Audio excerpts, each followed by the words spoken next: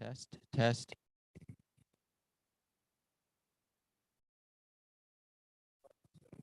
Test, test.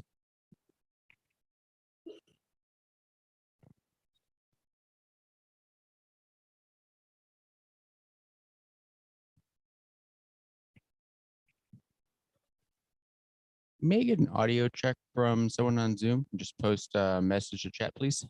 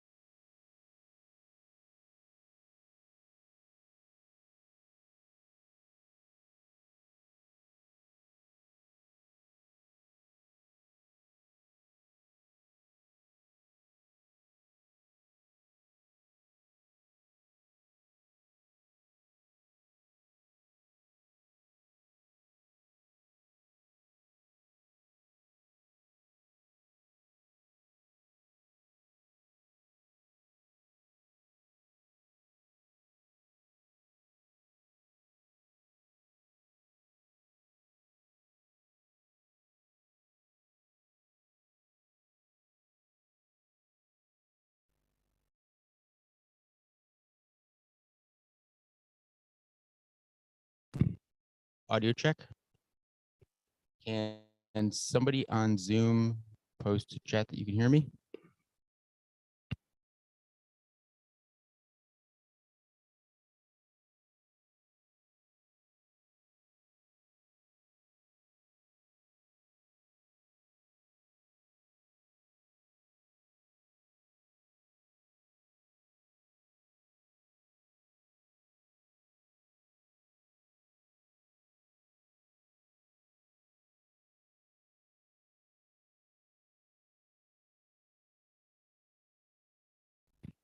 Check from Rockers. Can anybody hear me?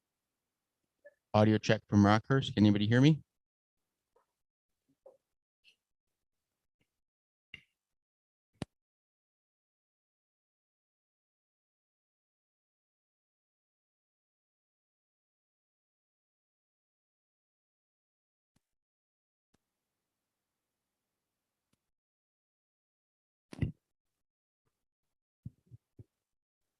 Thank you. We'll get started at 9.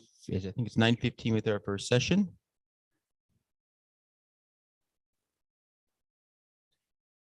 And if you are presenting this morning, we'll get you promoted to panel, so you'll be ready to go.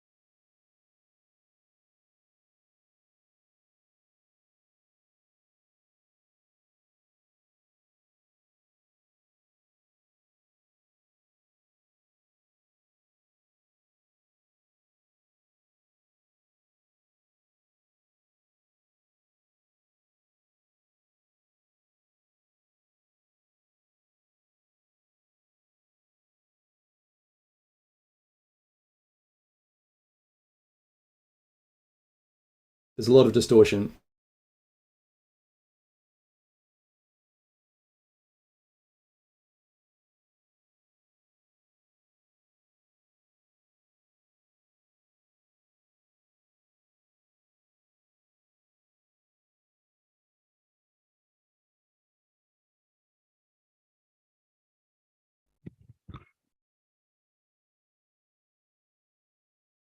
This is an audio check for Markhurst. I heard that video, Paul. Can you hear me? I can. I can, and now I have turned on my microphone too. That's a good idea. Fantastic. Thanks. I think our presenters are showing up under the attendee list, so I'll look for them. But Paul, I think you might have to promote them. Okay, great. Thanks. I will start doing that. Actually, if people could raise their hands if they should be promoting them, that will help.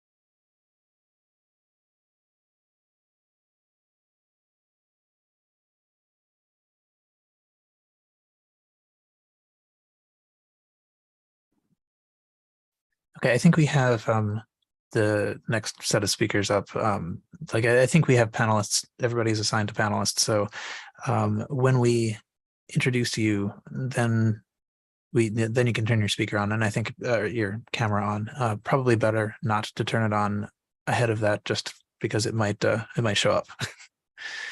Thanks.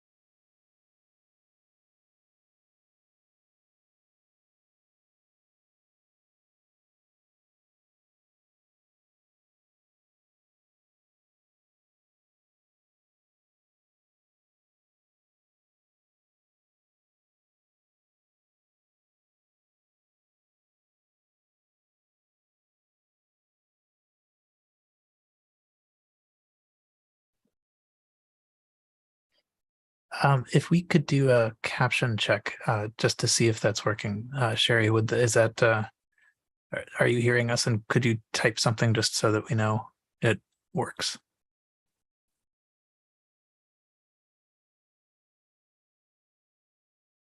Or let us know in the chat if you are typing something and it is not working.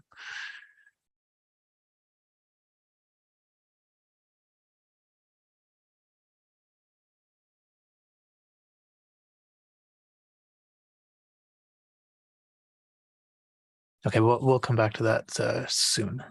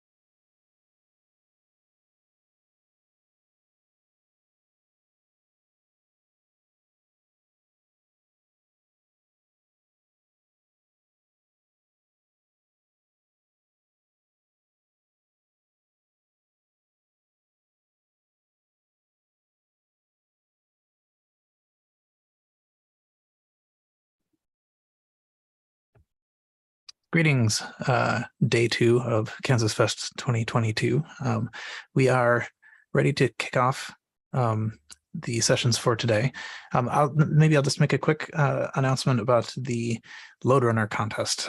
We are looking for people to play in the tournament. So if you are interested in doing that and can stream on a web page, an emulator, or point a webcam at a physical machine, let us know in the Discord, and we can try to work that out. Also would like to have someone do a commentary, like, sports type commentary, if anyone is up for doing that. Now, okay, so we're ready to begin. I don't think there's anything else that I need to say to lead us off. So the first talk of the day is creating vector games using accelerated Apple logo. This is Melody and April Ayers Griffiths. So if you could bring up your camera, we will turn to you. Oh, yes. Hello, KansasFest. Good morning, KansasFest. Welcome to Logo Breakfast Coffee Chat with us and Myrtle the Turtle. Yay, Myrtle. Yep. So today, this will be a quick one, but what we're going to be talking about specifically is doing accelerated vector graphics games on the Apple II using Apple logo, also in emulation. So obviously, like when we think about vector graphics and vector games, logo makes sense because it is vector based. But it's slow. It uses a lot of math, and also being an interpreted language. And of course, as much as we all love the 6502, it isn't the fastest thing to begin with. No, and it wasn't, but Apple logo, I mean, it wasn't really designed for speed. It was designed for creating fancy little drawings on the screen, which is fine, and it does a good job of that. But with acceleration through emulation or through hardware, it sort of increases its potential to be useful for games. So maybe let's have a look at the games.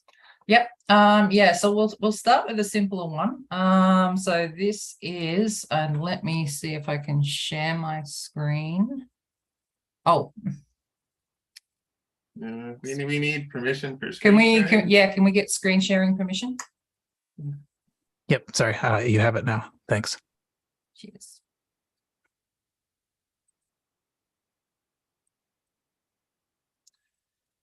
Alrighty, hopefully you can see a very boring looking terminal window. So the first one we'll look at, and this was something that I created for Paleotronic magazine. This is actually a clone of Lunar Lander. So I'm just going to boot up Micromate here.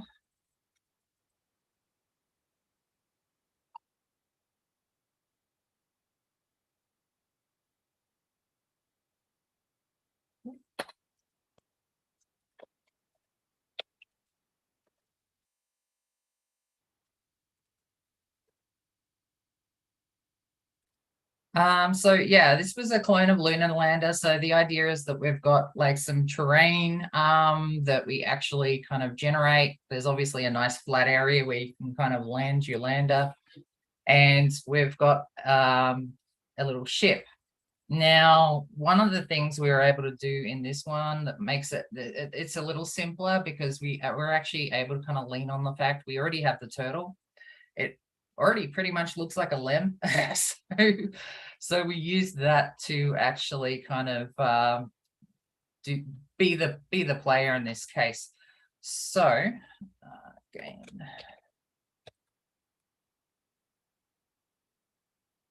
yeah, you must first generate the moon. So this is a very simple game. It basically uses paddle control, but basically you can kind of alter the amount of thrust you have. And you can see we're getting a reasonable frame rate for the Apple II, but in part that's also because the turtle itself is the ship, and we kind of use that video inversion trick where we kind of do an exclusive all with the pixels, at least Apple logo does for the turtle. That's why it kind of moves so smoothly. And so we were able to leverage that. And while I'm talking, I think I'm going to plunge to my doom. Yeah, I think you're gonna crash, but that's okay. Yeah, unsafe descent. So this one actually didn't need too much help. There was some general stuff because we're doing a lot of calculations and we're doing stuff like force calculations, that kind of stuff. We kind of calculate anything. Show Yep. code. Yep. Sure thing. Oh. Hang on. Hang on. Yeah. I'm not on my usual keyboard. I don't think I can bring up the whole workspace in this editor, actually. Okay. Yeah. Essentially, though, the key thing that we're doing is what can be calculated up front should be calculated up front. Also, we try to keep the run loop very tight. The main thing in this one that's moving is just the turtle, so we're able to kind of get a fairly high frame rate. But then that begs the question: what if you've got a 2-player game? Well, Yeah, so let's look at another project that I did, which was actually Space War.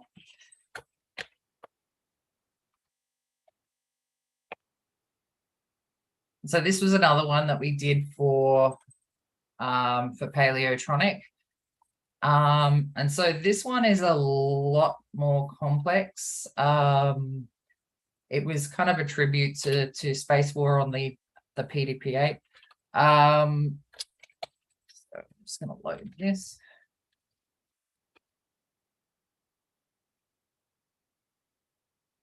And there is a lot more code. You'll actually see it with all the stuff being defined in here.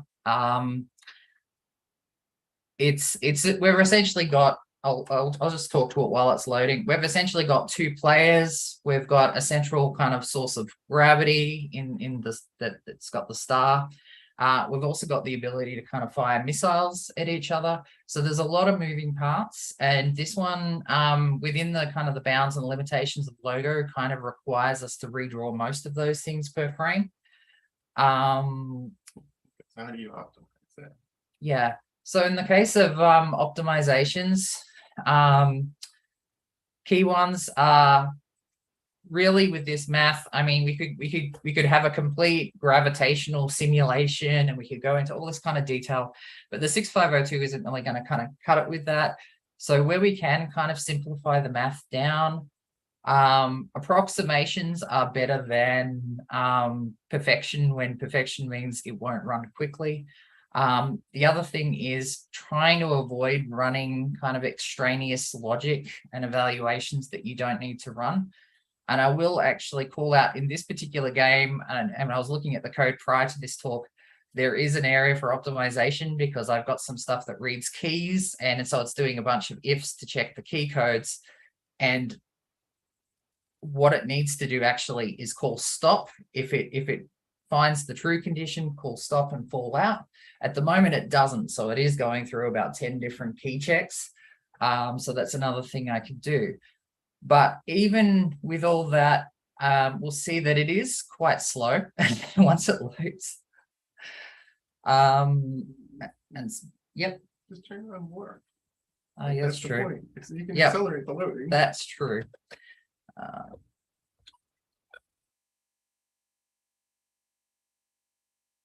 Well, it's accelerating it as much as it can with Zoom going as well. So. Yeah, unfortunately, Zoom's a bit of a. Oh. Okay. All right. So I'm actually going to kind of turn walk off for a second and just run it because I just want to kind of show. So this one was interesting because I think if I remember rightly, I set it so you could set a timer, or how many moves that it started with.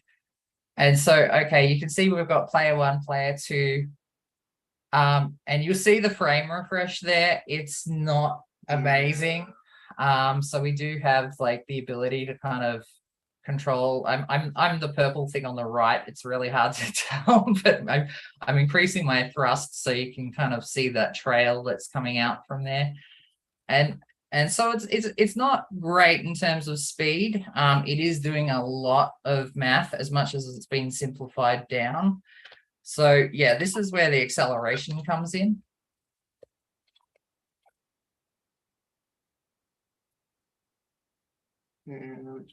Yeah, unfortunately, Zoom is kind of chew a lot of CPU on my system at the moment. So without Zoom running, this is actually a decently appreciable frame rate. But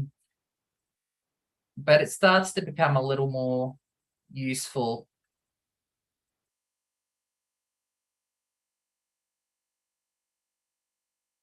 Yeah, because I think we're only getting maybe 2.5 to 3 times speed out of this with Zoom running, unfortunately, not the full 8 times. So in terms of acceleration, though, of course, this is not just applicable to Logo. This could be applied to AppleSoft as well. The other thing, of course, is if you're lucky enough to actually have a physical Apple IIe with a zip chip, then this is something you can quite happily do yourself as well, because I think that goes up to 16 megahertz if I recall. Yeah. So one of the things I would like to do is kind of do some kind of more optimizations on this, because this was written a couple of years ago and I'd kind of come to it almost from a place of naivety. I have kind of done a few passes of optimization. But yeah, like I said, there's some kind of quick wins we can have. The other thing I didn't think of at the time was we could actually use the turtle to represent the star, because that's one less thing that we could draw. Yeah. Yeah, so normally this would actually run at quite a appreciable clip. So I'm kind of a little bit disappointed it's not running as quickly with Zoom running. So yeah, that's okay. Yeah. We got a couple minutes left. We've got what time is it? It's 7:27. Okay, so just a couple of things we wanted to show too. So one of the things we've been working on recently is a web-based AppleSoft basic editor. So you might want to just shut down Micromain. Yeah.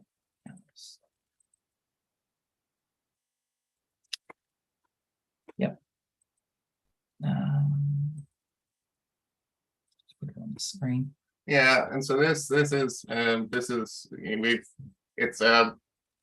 emulator that works with the editor to inject and synchronize the code that's in it. So can we open something maybe?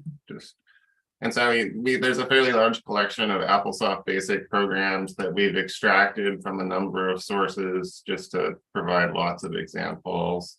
So you load it in, and then on the editor on the left-hand side, we've made it so that it separates out all of the colons on the can you scroll down? Thanks.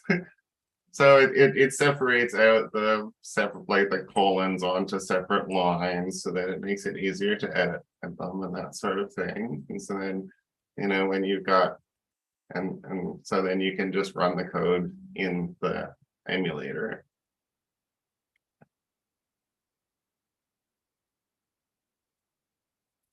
So, back to the previous point, we haven't quite gotten to the point of putting, accelerated speed into this yet, but it's sort of next up on the list. So, you can write stuff in AppleSoft Basic, and then if you need to accelerate it to speed it up to make it more playable, because AppleSoft isn't the fastest thing in the world, then one can do that too.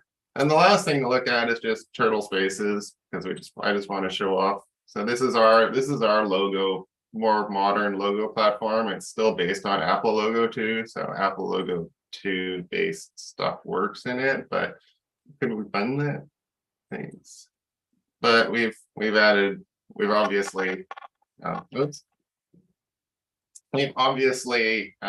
expanded upon Apple Logo 2 ad nauseum. So we're to the point where you can create a game that has 3D terrain in this particular case with a plane, and you fly around and you pop the balloons and the the turtle is a plane, and the feedback we've got from kids that are using the platform,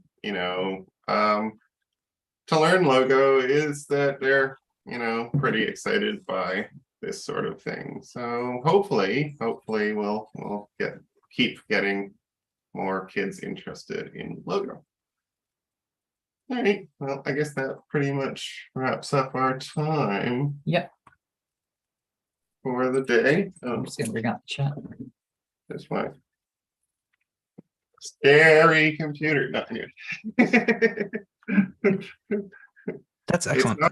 It's not an Apple, but I like it. It's very aesthetically pleasing. So Okay, thanks. I think we're out of time, but thank you for presenting that. There's a channel in the Discord that will that the conversation can continue in. Yes, there's a local channel. All right, yes. Thank you. Yeah, thank you very much. Okay, next up we have Becky Heineman talking about animation of Bard's Tale and Dragon Wars. Is your camera ready? Should be. Okay, here we go. Also, can you give me screen access too? I will do that. Thank you. Yes. All right, everybody. Welcome to KansasFest, second day. I am going to issue my apologies for not being there in person, but duty calls. I'm Rebecca Ann Heineman. I have written far too many games in my life. I think I may be the only person who rivals John Romero in the number of games I have my name on. I also have the dubious distinction of being the person who wrote the first and last commercial Apple II GS game. And, other than being a video game champion and so forth, I'm also a very, very fond aficionado of the Apple II line of computers. And especially when the II GS came out, I used it for far too long for video game development. I'm responsible for games such as like Borrowed Time, Bard's Tale, which is what we're going to be talking about here today, and some more, esoteric classics like the Tracer Sanction, and of course, my personal favorite, Bard's Tale 3, The Thief of Fate. And the other one, which we'll also talk about, Dragon Wars, because the code for Thief of Fate and Dragon, it's actually Bard's Tale in general, and Dragon Wars all was cut from the same cloth. When we were developing the Bard's Tale, we wanted to be able to do something better than what was done in Wizardry. And I'm going to be honest, we just wanted to do Wizardry better. That was the whole premise of Bard's Tale. So of course, one of the first things we did was write the entire game in assembly language. And secondly, is that instead of having just a static little picture for the monsters, we wanted something vibrant and it catches your eye. And since I'd already done games like Mind Shadow, Tracer Sanction, Borrowed Time, Task Times, and Tone Town, while they were just simply graphic adventure games in the same vein as Wizard and the Princess and Time Zone from Sierra, I spruced them up by having animations on some of the rooms. So like in Mind Shadow, there was water that was rushing in and out from the beach. There was a pier in which it was like, just for fun, we had a little shark fin going back and forth, back and forth. And it was just simply saying, this is nice, but how can we do it better? So with Bard's Tale, we did very much the same thing, in which we would take the static picture of a monster. And let me go ahead and find my art program here. Here we go. And I'm going to screen share and like this. Share. Whoop. Okay.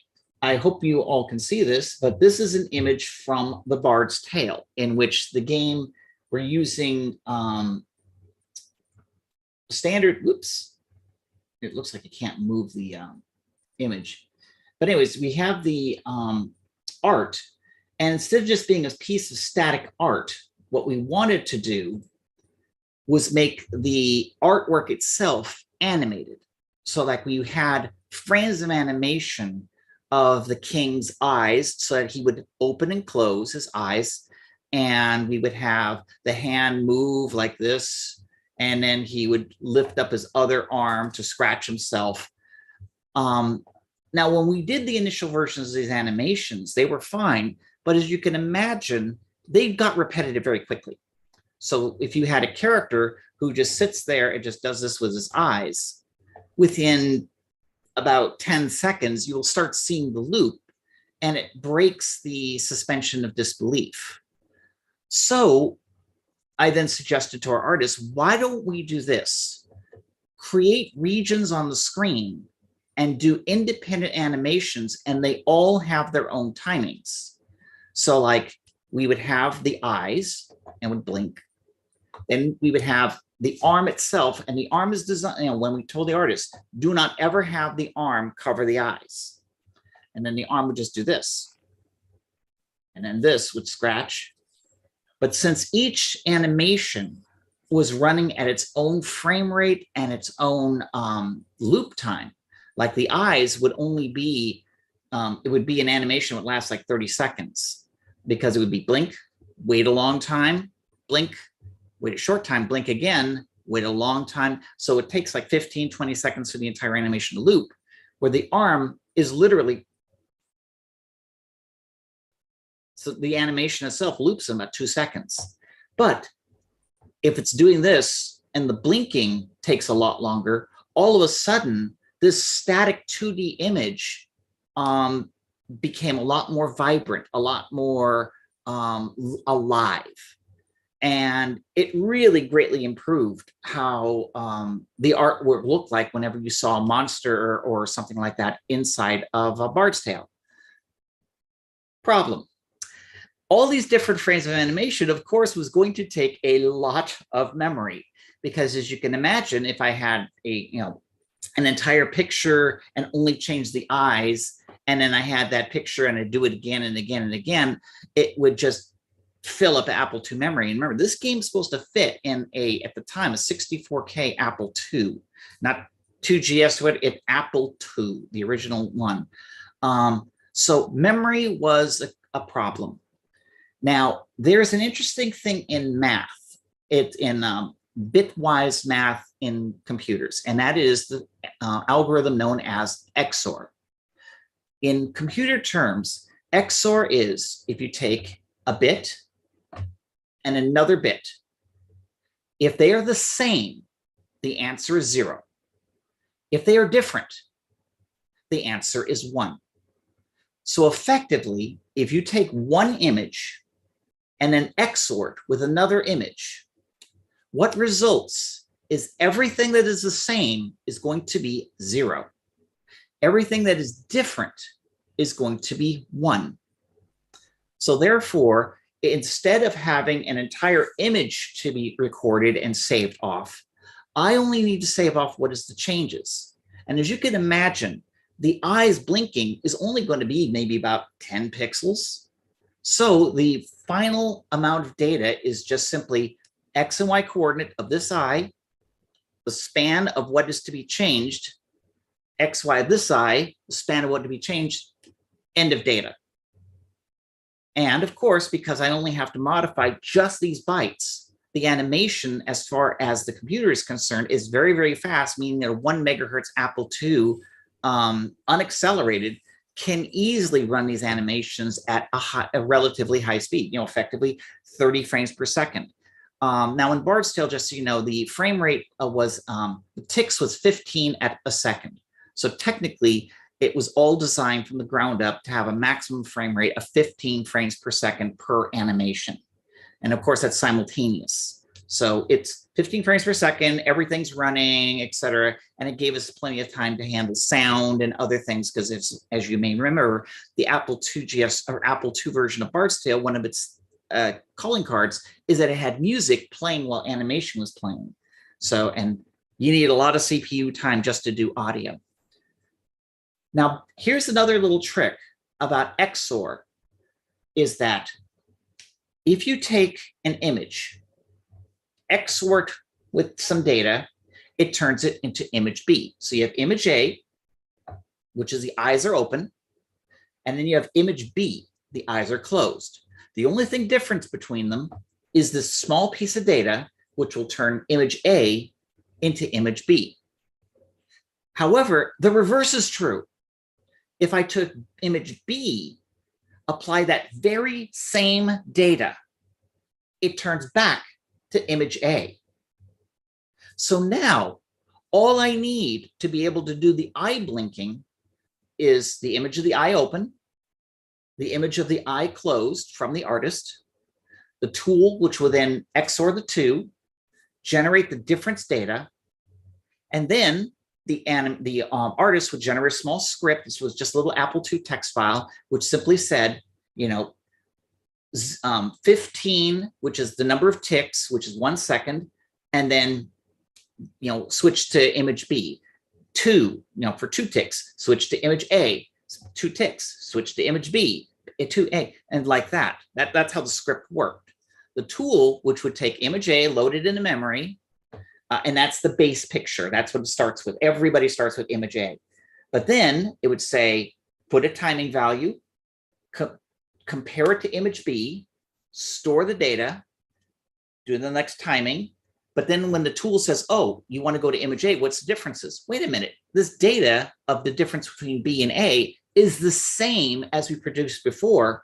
I'm just going to point that same old data and just toss out this extra extraneous duplicate data. So in the end result, all the animation file is timing, play this tiny bit of difference data, timing, same data, timing, same data, timing, same data. End result is that the character's sitting there, blink eye, open eye, blink eye, open eye. And that's why the animation can be as long as you want, because all you're really adding to it is another timing mark, play the same data, timing mark, play the same data. So it's like 1 byte for the timing, 2 bytes for the pointer to the data, which is always the same. And at that point, we now had this, in this case, a 30-second animation, which only to occupied, I think the grand total of that one was like about 50 bytes, which was one of the ways on how in the world I can actually fit all this animation and all this art on a couple of floppy disks. Because remember, the Apple II floppy disks are only 140 glorious K per side. And the original Bart's Tale, here's Bart's Tale 2. And let's take a look, shall we? Oh my goodness. 4 glorious sides. So I had to fit a game with 80 pieces of art in, what is it, 140 times 4? It's a 560K. And that also had to put in the sound, the code, the maps. Yeah, that's, there was many burgers and late nights coming up with how to fit all this in this box. So with this technique, I then instructed the artists to actually in this case, it's just really one guy, Todd Kamasta. He is an inhuman art machine. I mean, I will always give kudos to Todd Kamasta for his beautiful, beautiful work. But he had to be instructed that when he was doing the animations for Bart's Tale 1, 2, 3, and eventually Dragon Wars, was that when an animation is created, don't really do animations that would require an independent frame for the whole thing. Example, there was an image of a sorcerer. He had his arm up like this, holding a staff. He had his other arm doing this. But the staff, the tip of the staff, had this swirling magic ball. The problem was that the swirling magic ball had something like 20 frames of it, and they were non-repeating. So as you can imagine, that actually filled up memory like crazy. While his beard was another animation as it moved in the wind, his eyes would be blinking as another animation. And then to make it more dramatic, his arm would do this and then play back. So like each one of the eyes moving, the beard moving around, and this had a lot of duplicate data, so they compressed really, really well. But the swirling fireball was like, okay, this one beautiful piece of art, does not fit in the animation buffer. It's just too big. So we worked on a compromise in which the ball actually was symmetrical. So it looked like a four-sided fireball. And then he only drew about 3 or 4 frames to do it at a 90-degree angle. And then we could just repeat it and it looks like it's spinning around. So there were limitations to the system in which the artist didn't have complete freedom into how they generated the art for Bard's Tale and Dragon Wars. But by learning the tricks and how to maximize the trickery, the smoke and mirrors is really what this is. By maximizing the smoke and mirrors in this animation system, it allowed the game to fit all this data in there. But it wasn't done yet. No.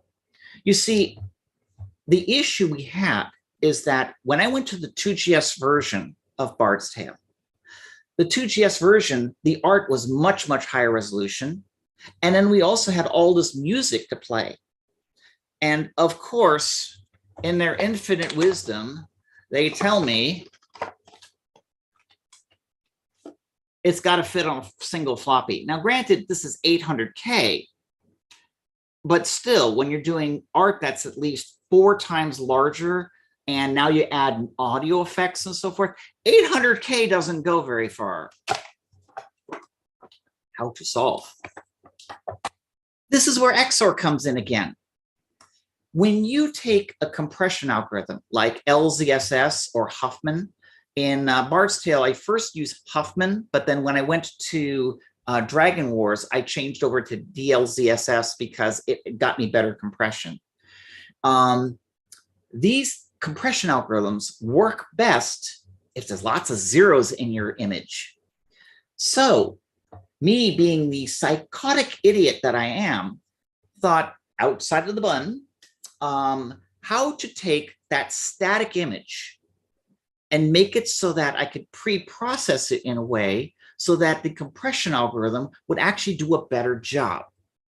Because like you can imagine an image with a nice, beautiful blue sky and the bottom is green grass, but the algorithm says, okay, I got a bunch of blue pixels, so I go ahead and compress those. Then I got a bunch of green pixels, I got to compress those, but since they're different data, it actually has to store them in the compression algorithm, like the Huffman tree or the DLZSS back tree as either blue pixels or green pixels. But what if you take the first scan line of the image, XOR it with the line directly below, and store the changes, do it again and again and again. So what you have left is a scan line of pure data that's untouched. But what's next is a scan line of the differences between that line and the one directly above it. So then when you reconstruct it, you do this again and again and again. So then what will happen is that you have this image of the blue sky, which the first line is blue, but then the next line is zeros, 0, because it's the same blue line. So 0, 0, 0, 0, 0. So when the compression algorithm looks at it, it says, oh, I got a line of blue. Oh, then I got this gigantic chunk of zeros. But then when it does the transition from the blue sky to the green, there's one line of data, which turns all the blue pixels to green. But then the subsequent ones are back to 0 again, because it's green, green, green, green, green. But since they're all the same, it turned it all to zeros. As a result, all of the data got turned into a huge number of zeros. And the artists were asked, try to emphasize vertical style art. Like when you draw a building, use vertical columns because it helped with the algorithm to compress it to a smaller size. So if you were to, let's say, take Bard's Tale GS or Bard's Tale for the Bard's Tale 3 or Dragon Wars, and you pull down the compressed data and then you decompress it and you look like, this is not a picture. It looks like it's like a black image almost because 0 is black. No, what you do is you take the first line, XOR it with the next one below, keep repeating and you reconstruct the image. With this, I was able to take all the art, the static art, including wall art, background art, every single piece of art in the game, and I reduced it by about half. And it was what enabled me to, both with Bard's Tale 3, instead of being 20 levels like Bard's Tale, let's see, Bard's Tale 1 was 16 levels, Bard's Tale 2 is 25, but Bard's Tale 3 had 70. And that was because I was able to take all the art of the game, pre-process it by using XOR, and then compress it. So there's double compression. You know, one's pre-processing, it doesn't compress anything actually, but the second one actually does the compression, but it just does a better job at it. I was able to fit everything. But that's not all. Did you know you could do this with audio data too? Now with audio data, you don't use XOR. You use subtraction, because audio waveforms go like this and down so that you have an upward slope. So basically you start with 1, 2, 3, 4, 5, 6, 7, you know, they vary a little bit. And then they start going down in negative numbers, they go back up. But if you took the first byte of your audio file, leave it alone, then just subtract it from the next one, store the difference. What will happen is you get an audio file that are mostly zeros, ones, twos, and threes, where only the large numbers are when the the music's really vibrant or moving around. But when you're doing, let's say, waveforms for a musical instrument, which has to be clean and smooth, it really does emphasize the sliding slope. And then therefore, once I get this audio file that has been converted into this weird format, I then apply LZSS on it and then store that on the disk, and which is why the waveforms on Bard's Tale were also very, very small. I think I even use this trick on Wolfenstein 3D for the Mac, which is why if you pull down the audio files in some versions of the game, they sound like static. Because what I did is I loaded in the audio file, decompress it, then did that. In this case, instead of subtracting, you add. Take the first number, you add the second number, that's the new number. Do it again, add, go all the way in, and I've reconstructed the audio waveform. And at that point, I saved a lot of space, because you got to think outside the bun. I don't know if there's any, I have time for any QA here. Let's see here. I have a question. Let's see, Eric's Edge writes, nice creative solution to XOR it. Equant writes, no kidding. I'm looking at the YouTube channel. Let's see here. I'm going over to, yeah, I don't see anything for me on KansasFest. But essentially, I'll just go back to my talk, little things. But essentially, by using a pre-processing pass on some of my data, such as like the mazes, the mazes were done with XOR, the static images were done with XOR, the audio was done with subtraction.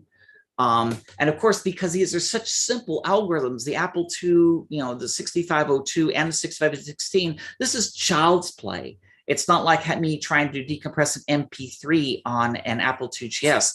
Can be done, but holy hell. I heard a voice. Did someone, Paul, are you saying something? Okay. Yeah, I'm not, but there are, Zoom has a Q&A, and okay, there's one question in it. All right, now the question here is from Ian Brumby, and he asks, what platform tools did Todd use to produce this amazing 8-bit Apple II and 2GS art? Good question. When I was first working at a company called Boom Corporation, I needed an art program to be able to do the art for the games I was working on, which is Chuck Norris, Super Kicks, and so forth. So I threw together an art program that was basically a simple little Apple II-based art program. And it had modifications so it can then generate art similar to the Commodore 64, et cetera. But it was then, when we went to do Mind Shadow, I then modified it to store all the movements and stuff. And that was the art tool, which I created, which was used for pretty much every single Apple II game written at Interplay. I mean, bar none. I mean, Wasteland used it, Bard's Tale used it, Task Time, Stone Town, et cetera. And then later on, for the 2GS, that was done using Deluxe Paint, because I never did a 2GS version. Now, the art program actually was commercialized and sold. It was sold in 1984 by, I think, Mediatronic or something. But the game was the art tool was called Quick Draw. And we actually had the name before Apple came up with it, because I created this art tool in 1981, and it was always called Quick Draw. And when Apple came around and trademarked it and so forth, we said, well, we already use it. And Apple's like, But so if you Google Quick Draw Apple II, and you see this box for an art tool and so forth, that is the commercial version of the art tool that was used to generate all the art you see from Mind Shadow, Task Times, to Bard's Tale, all Apple II versions, as well as the Apple II version of Dragon Wars and Wasteland, so forth. Any other questions? Let's see, answer live. I did this. Done. So any other questions? Because I only have about 4 minutes left before they unceremoniously boot me off this screen.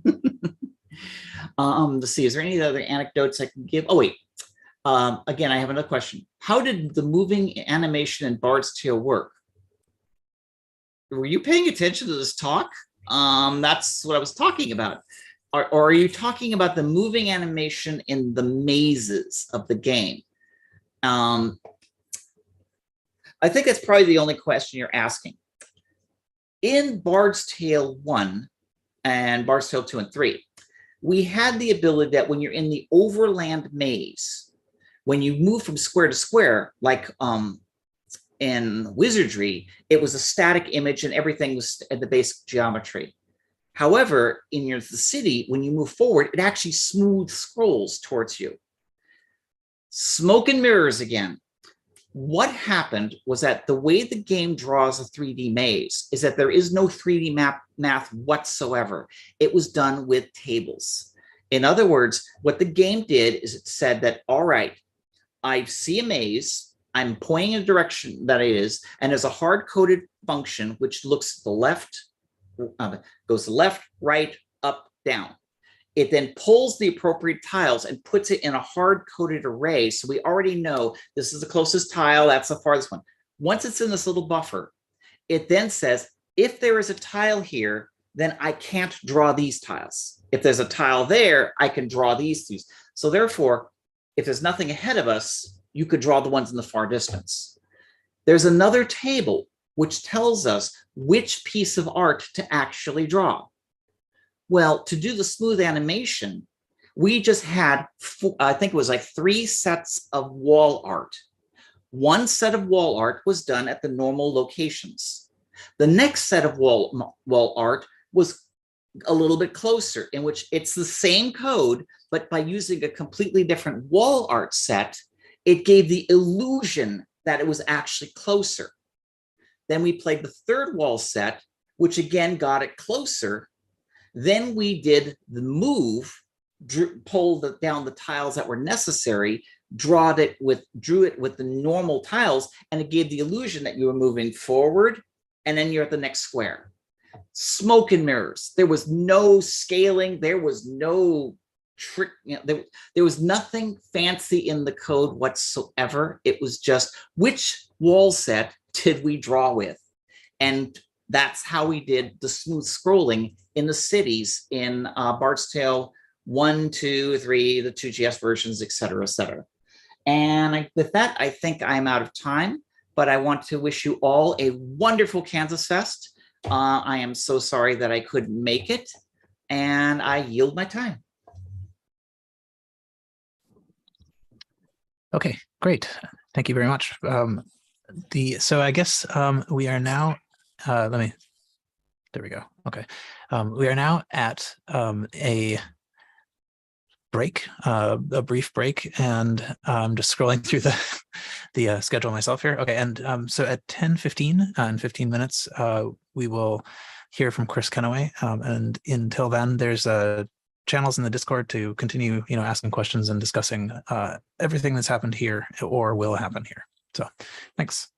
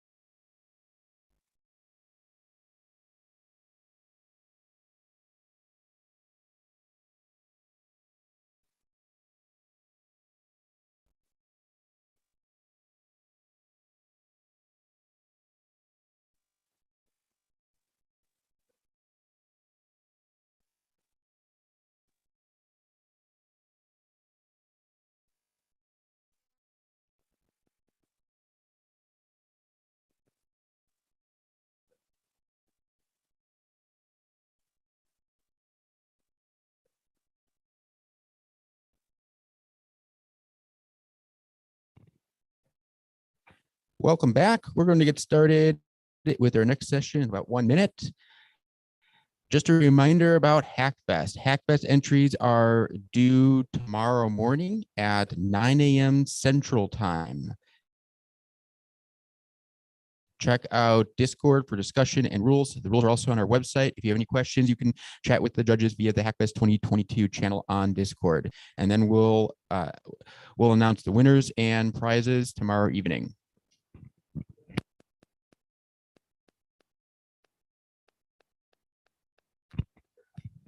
All right, our next talk is by Chris Kenaway. And for those of you who've been coming to KansasFest for a few years, you know that Chris has been doing some amazing things with II Audio.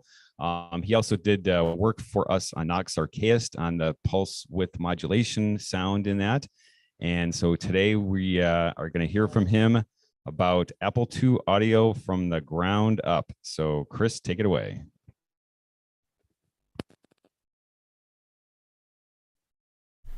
Hi folks, thanks for coming to my talk on II Audio from the ground up. I've been an Apple II user since the 1980s when I was a kid, but it's only been in the past couple of years that I've decided to dig in and try and understand how things really worked in a way that I never could when I was younger. And I became interested in how audio and video worked on the Apple II because it seemed to me there was some untapped potential there.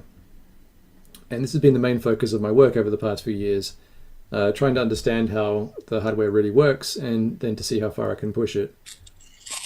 So over the past few years, I've done a number of projects relating to II Audio, but throughout it all, I felt I never really understood how audio worked at a fundamental level. And eventually I came to understand that there was a lot I'd misunderstood, even until quite recently. And so the purpose of my talk today is to try and explain some of the things I've learned along the way, and then to present some new developments in audio on the Apple II.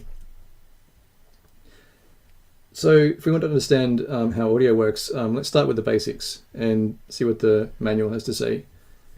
So we look at the Apple II reference manual from 1979. Then it explains that the Apple II speaker is wired up to a special memory address, C030 in hex, which is a so-called soft switch. And every time we access this memory address, then the speaker is going to toggle position from in to out and vice versa. And then the movement of the speaker cone causes it to emit a click. So if we do this rapidly enough, then we can generate tones. And that's pretty much all there is. So great, thanks for coming to my talk. Does anyone have any questions? Well, all right, there's more to it, so let's dig in deeper. Before we go on, the next paragraph in the manual caught my eye when I was writing up this talk. Because it claims that we're only allowed to read from the speaker address, not write to it, because 6502 write operations first perform a read, and that means it will flip the switch twice, which means it doesn't have any net effect. But it turns out this isn't true. In fact, only some 6502 operations have this behavior, and the simplest ones don't. I mean, we can't fault an early manual too much, but this was actually part of the received wisdom that I had heard, and it confused me for quite a while when I first started working on audio. And what this is actually trying to say is that from BASIC, the poke command does trigger this double flip behavior. And so you can't toggle the speaker with a poke command, you have to use a peak command. Except this is actually only true on a 6502 based machine, so the Apple II, II Plus, and enhanced IIe. And later machines with a 65CO2 don't actually have this behavior. That's because the internal implementation details of some of the opcodes changed. But so with that aside, let's look in more detail about what happens when we access this special memory location, C030, which is wired up to the speaker.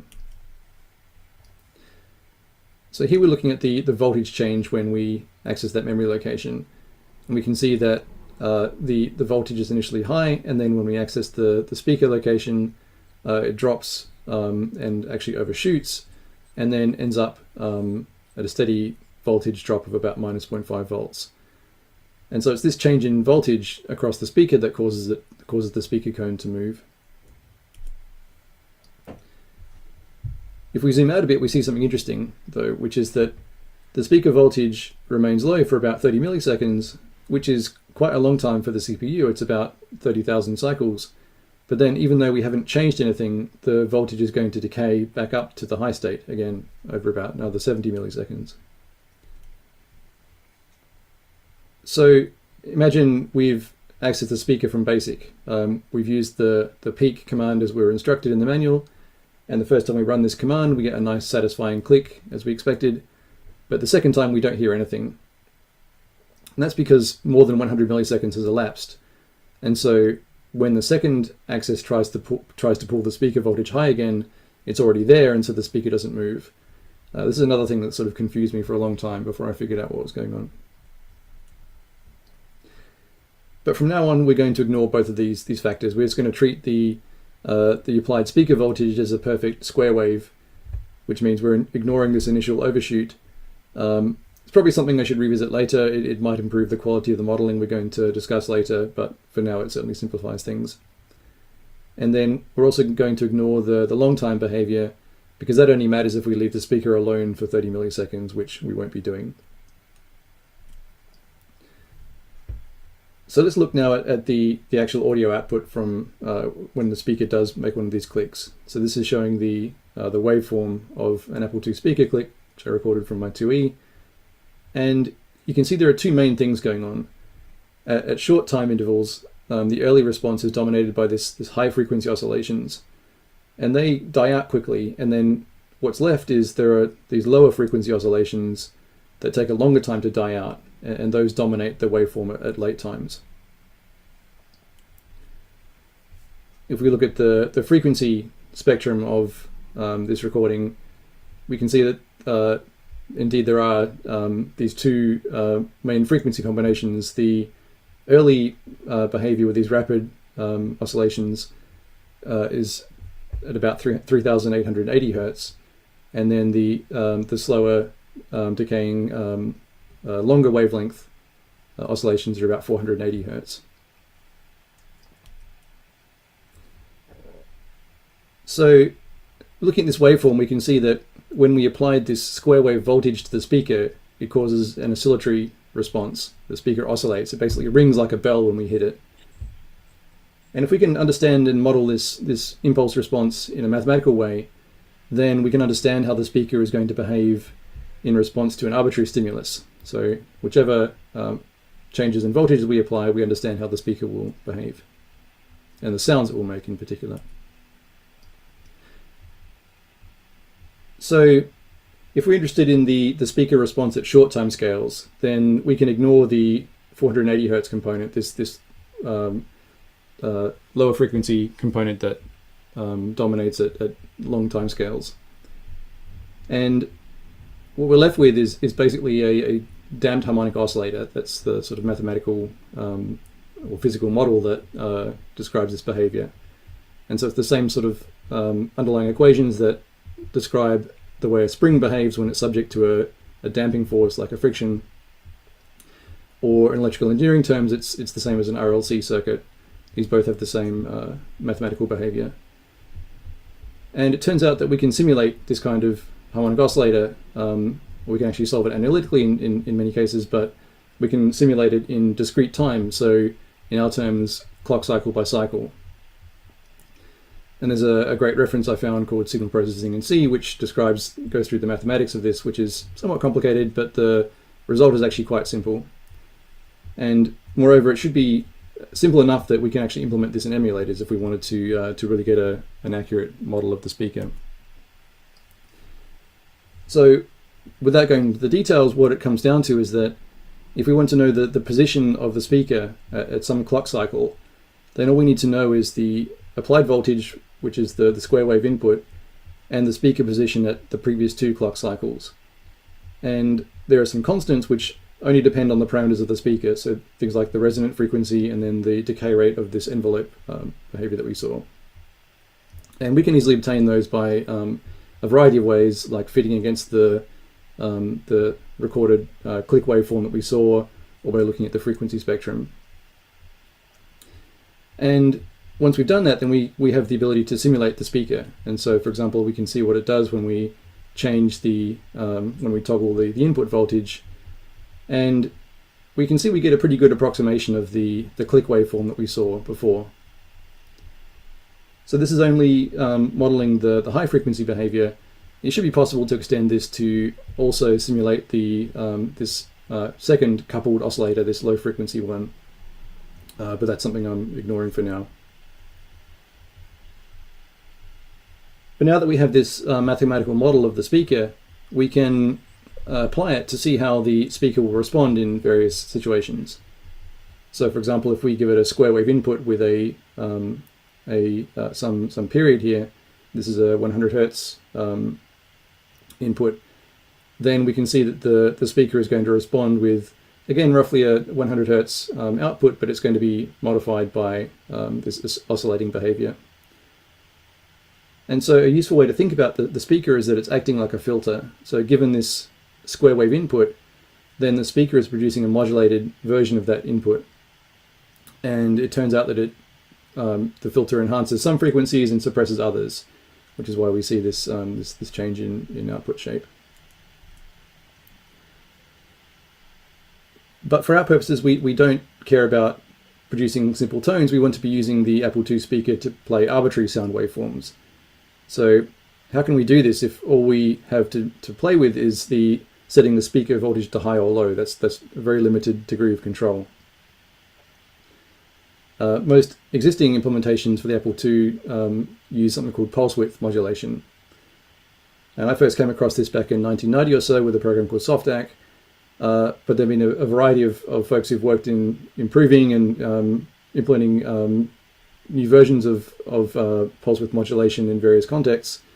I've probably omitted some here, and I apologize if there's folks I've forgotten, but most recently we've seen the fantastic A2 Stream product by Oliver Schmidt that he presented earlier in the conference. So the basic idea with pulse width modulation is that while we can only generate two constant voltages, either high or low, we have a lot more control over the average voltage over some time interval. So the idea is that if we hold the voltage high for some fraction of a time interval and then low for the remainder, well, we've seen that the speaker is going to oscillate up and down, but on average its position will be given by the ratio of those two intervals, which is called the duty cycle of the pulse width modulation. So here's a diagram showing the basic idea. For example, if we want to produce an average voltage of 75% over some interval, we turn the voltage high for 75% of the time and then low for 25%. So here's what this looks like in practice. At the top is the input audio waveform we're trying to reproduce. And ideally, we want the Apple II speaker to respond something like the middle waveform, which is showing the average value during each duty cycle. And this is more or less how standard pulse width modulation will assume the speaker does behave. On the right-hand side, for this middle waveform, we can see that it does track the input, the original waveform pretty well. You can see there's some approximation happening because we only have a few positions we can work with from the duty cycles. But in general, it's pretty good. It's pretty close approximation. On the left, though, we can see it's already starting to struggle when the waveform is close to zero. And that's just because with only 40 audio levels, there's just not enough precision to do much better.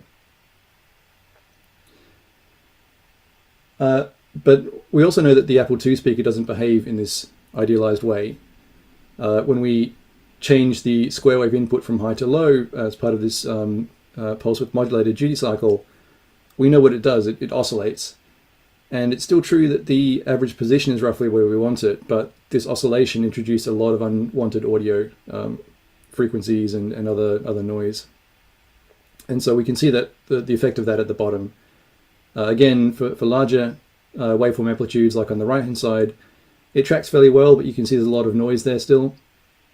But for smaller amplitudes on the left, that noise completely dominates the signal, and so it's really not very high fidelity. So in practice, using this pulse width modulation technique, we can effectively trade having a 1-bit control of the speaker at the full 1 megahertz of CPU clock speed for the ability to approximate about 40 positions, so slightly more than 5 bits of control, but at a much lower sample rate of about 22 kilohertz. It turns out that's just barely good enough for decent quality audio, and it can actually produce some quite good results. But there are some limitations that we've seen already. So, for example, the oscillation of the speaker around the desired average position leads to a lot of audio distortion, and we also have we have limited fidelity from the small number of speaker positions we can control, so around 40 different levels of the waveform. In practice, this means that the loud audio is not too bad usually because the signal-to-noise ratio is quite high. But those limitations can be quite noticeable for quiet audio, where the signal is really lost in the noise. But let's hear this in action. So, given an input audio track, we can use our model of the speaker to simulate the sound of pulse width modulated audio. So here I've picked a fairly quiet track that shows the limitations I mentioned. So keep in mind this is pretty much the worst case behavior for pulse width modulation. The other thing to note is this is the audio file that we'll hear is louder than the sound the Apple II speaker will produce. So we're going to hear the distortion a lot more audibly. But on a real speaker, you do hear similar results there. So first I'll play the original.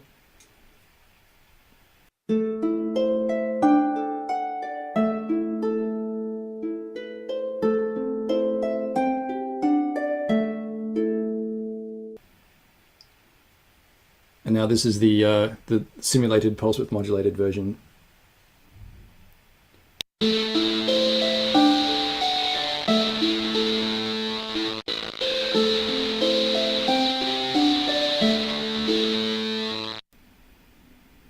So in the pulse width modulated version, the melody is still clearly audible, but there's a lot of distortion for the reasons I explained. It basically sounds like it's being accompanied by an electric guitar or something, which is kind of a cool effect, but it's not really the thing we're going for. So this is the approach that's been used by state-of-the-art Apple II audio players. But given what we've learned about how the Apple II speaker works, can we do better? So looking back at our simulated speaker, what we figured out is that we can predict how it will respond when we kick it, when we change the voltage.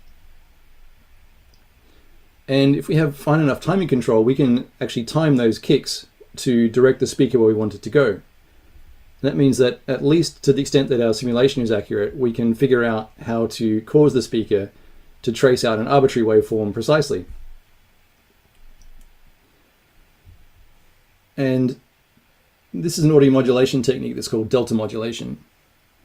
So basically what we do is we monitor the audio signal produced by the output of the filter, the speaker, and whenever that drifts too far from the desired value, we kick it in the other direction again.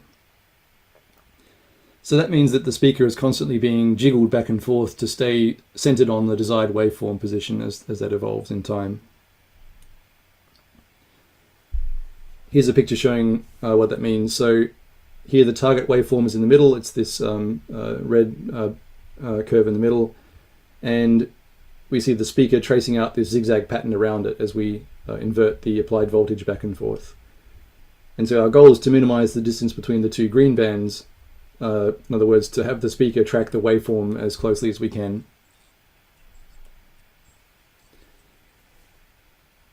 So compared to the previous approach, this is still a form of pulse width modulation because really the only control we have to play with is the pulse width of the applied voltage to the speaker. But there are some important differences. Firstly, we're not using a fixed modulation frequency. We can independently choose the timings of when we want to kick the speaker on a case-by-case basis.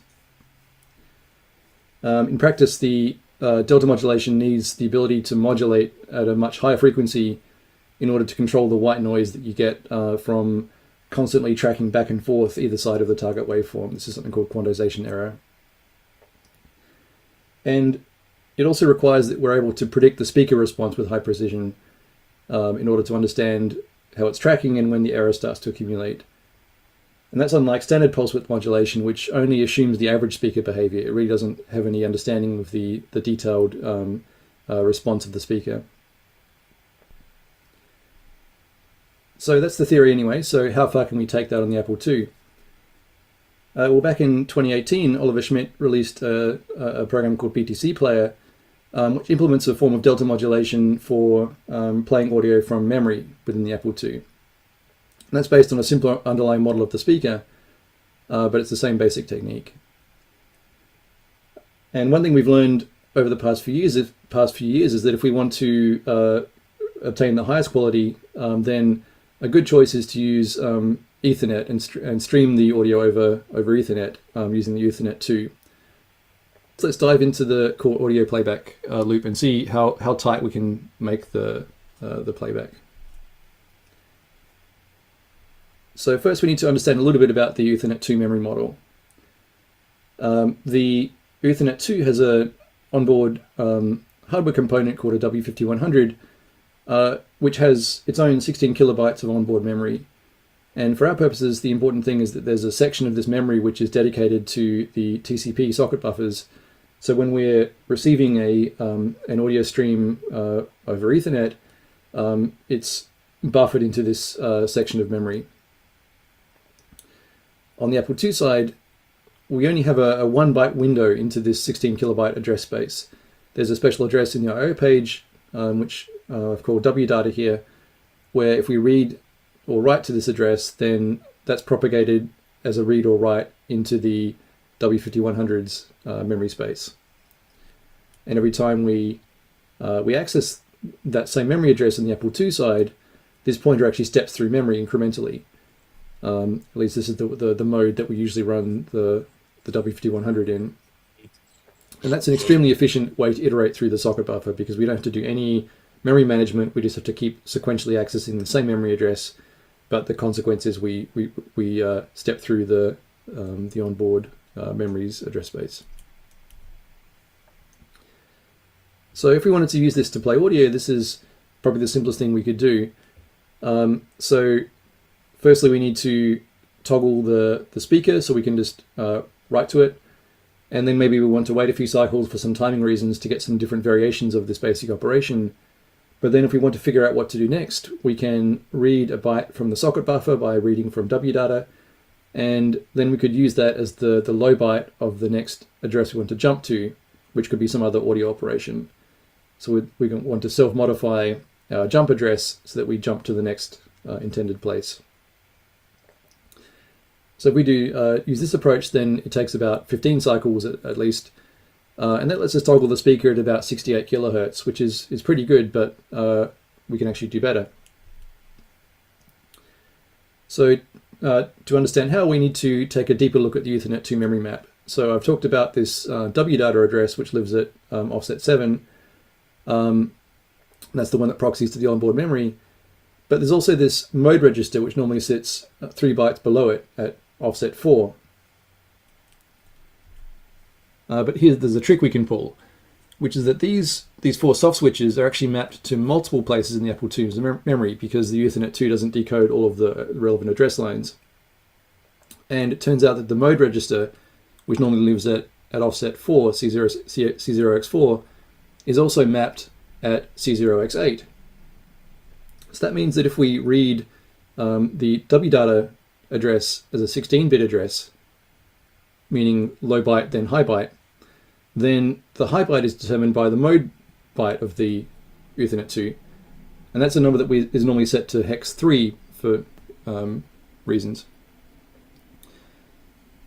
So that means if we do an indirect jump to the wdata location, which is in this I/O page, which is a kind of a strange thing to do, then it's actually going to jump to an address in page 3 with the low byte coming from the next byte in our socket buffer.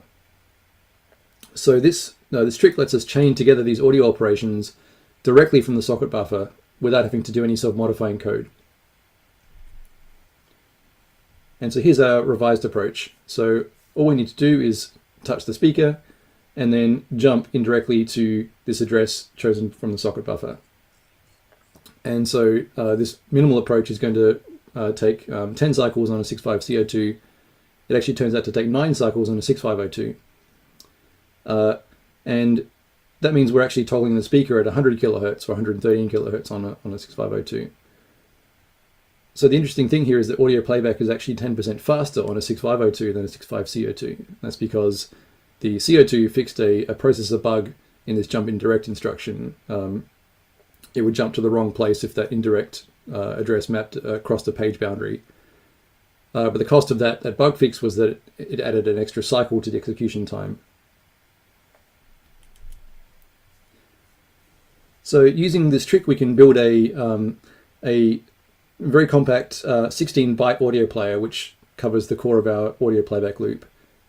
So here on the left, we've got a set of 4 entry points, which will allow us to generate speaker accesses at any pair of even cycle intervals.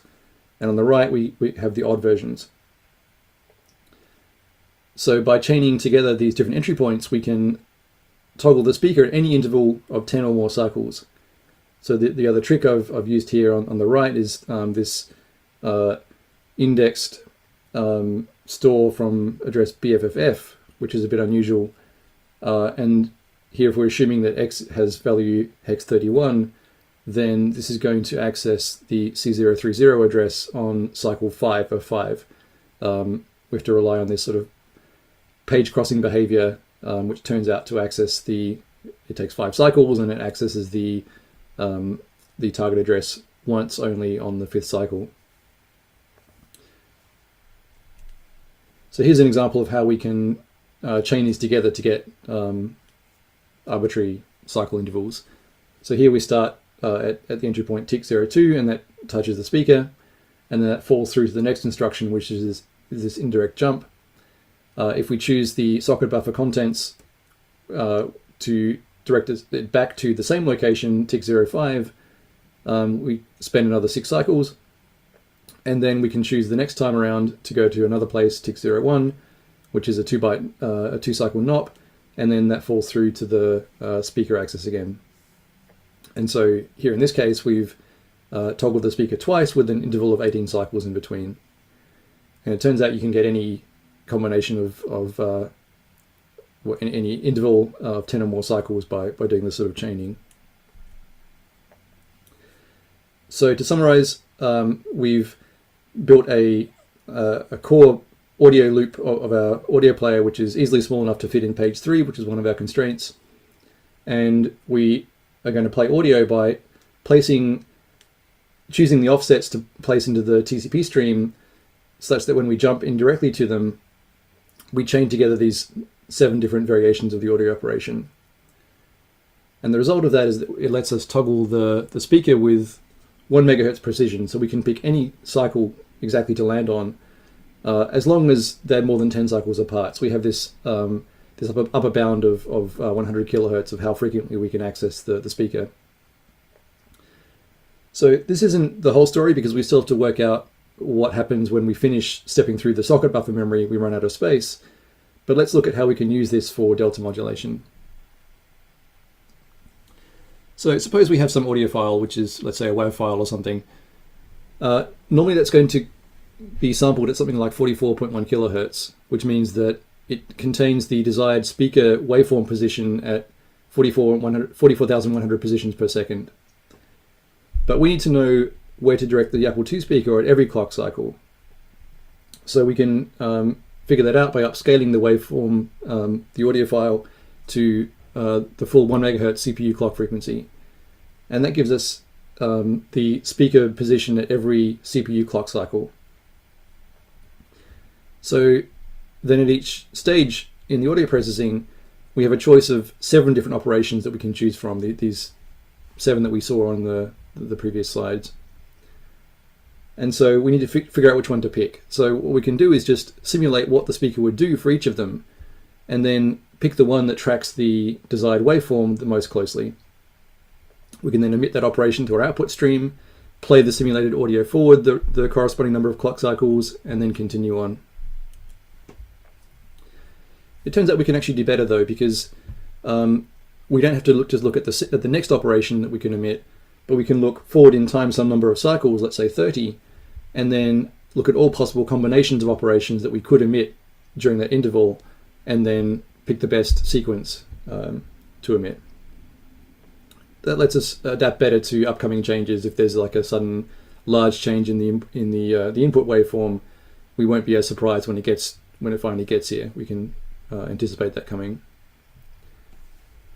So that's enough theory for now. Let's hear what this sounds like. So here's the simulated audio that results from applying this delta modulation, given the constraints of this Apple II audio player that we built.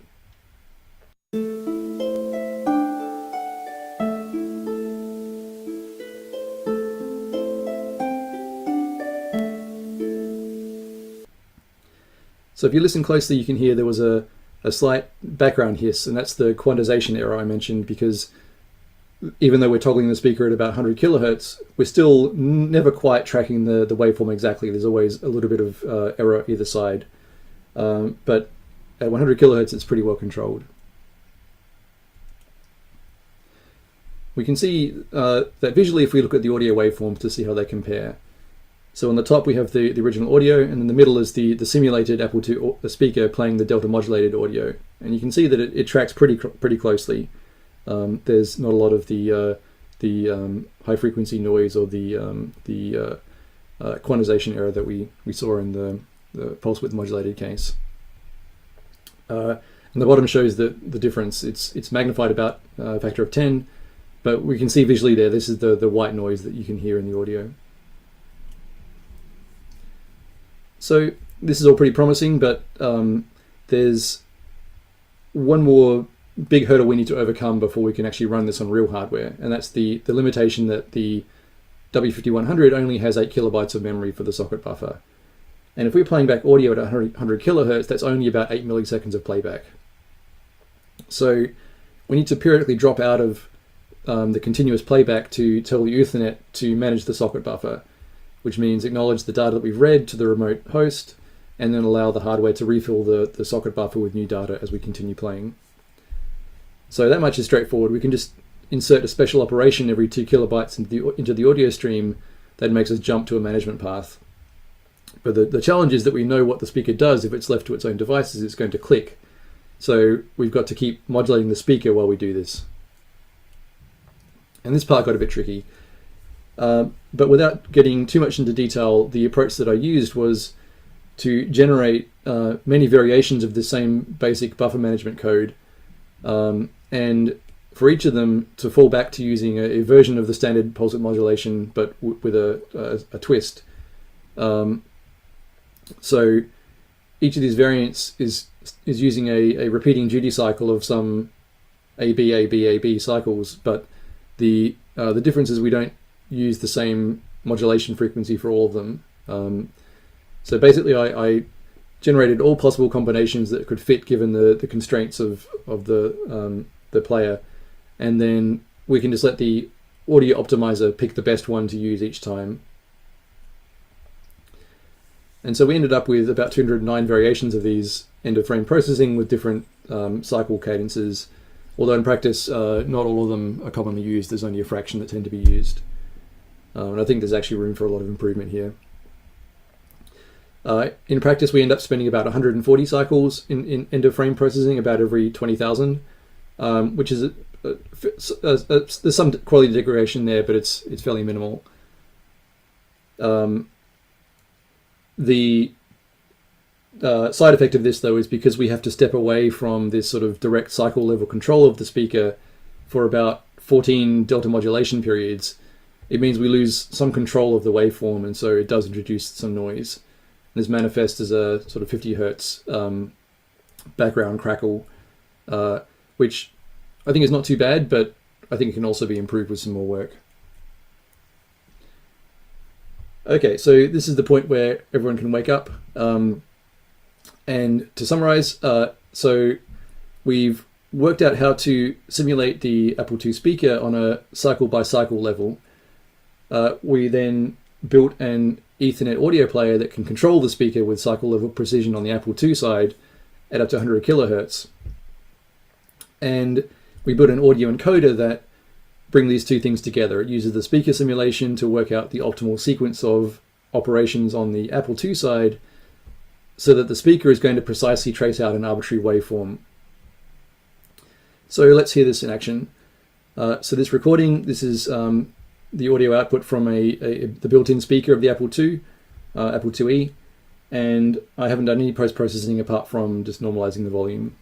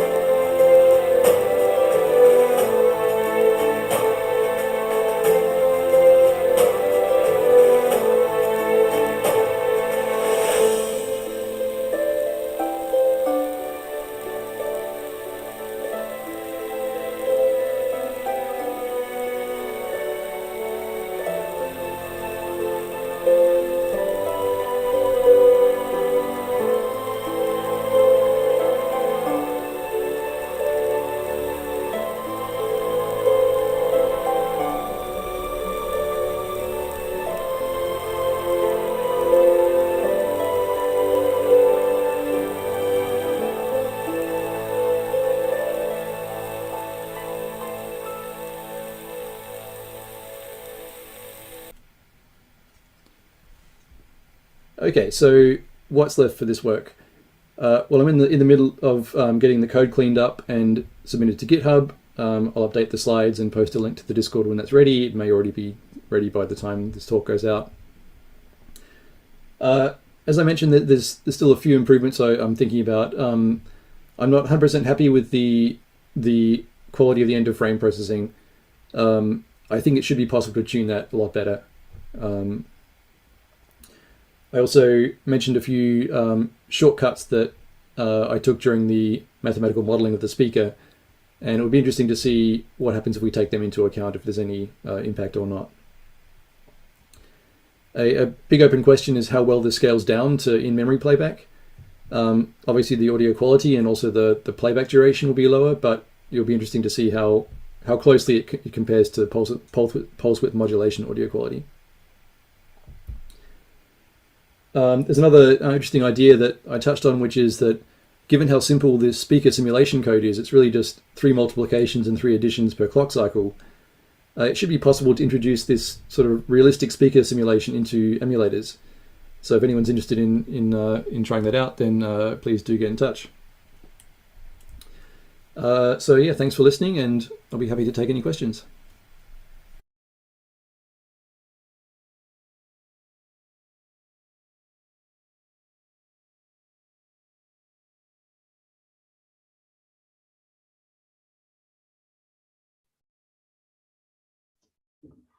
Okay, thanks. So if there are questions, can you see the Zoom Q&As? Oh yes, sorry, I did see this too. Yeah, Charles Mangan asked one earlier about do I have any other samples I can share? I can share some later in the Discord, and if there's any requests people have, I can encode that. Although the encoder is about 20 times slower than real time, so unfortunately I didn't have Oliver's demo. I couldn't do that. I have to get something 20 times better before I can do it live. But yeah, happy to do any requests. Charles also asks, how much variation have I found between different speakers? That's a really good question. I haven't really looked into it. I sort of focused on the machine I've got sitting next to me here and got that working. I expect there will be some differences because these speakers are commodity parts, and I'm sure they change supplier over time and so on. So I would expect some differences. How much difference, I don't know, but it's an interesting thing to dig into. It's fairly easy to test at least the basic audio parameters of the speaker. So maybe I'll, if folks are interested in comparing theirs, what we need to do is just get an audio recording of a click, and then you just look at the frequency spectrum and see what it looks like. Let's see, there's a question about the final audio size. It's about 5.5 megabytes per minute, I think. So roughly, typical modern audio file sizes, something like 95 kilobytes per second of audio playback.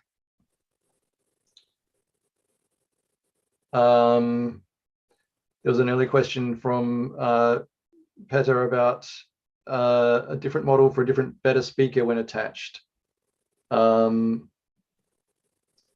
probably made sense at the moment the question was passed, but I think I've missed some context there. Maybe we can follow up on Discord.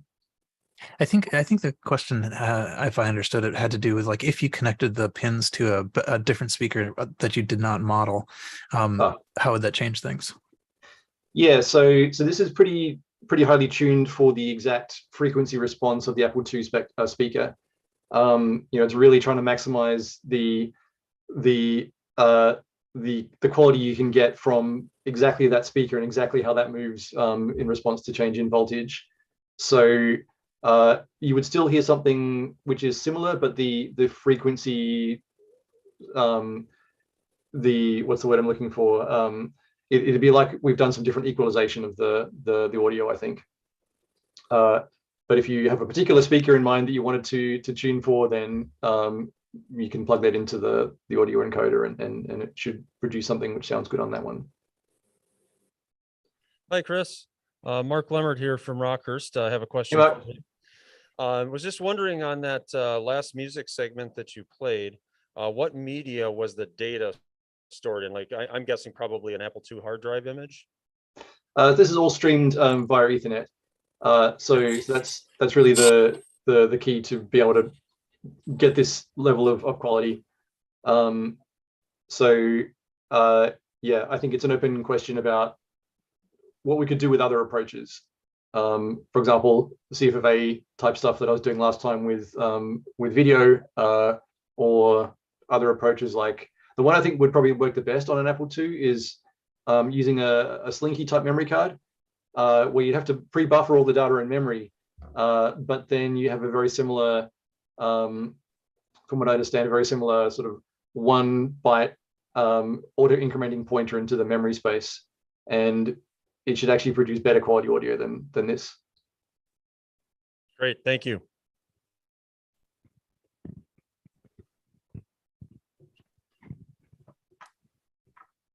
Hey, Chris. Martin Doherty at Rockhurst. Hi. So I was just wondering, like, for anyone who's just seen this presentation, can you summarize or can you give an overview of the process that Billy off the street like us could get to the point where we're able to select a favorite piece of music and do the encoding and put it somewhere where the Ethernet 2 can get at it and be able to achieve a playback? If you could just sort of pull all the threads together for us. Sure. Yeah, so I'll post a link in the Discord afterwards to the GitHub source. I uploaded that sort of half an hour ago.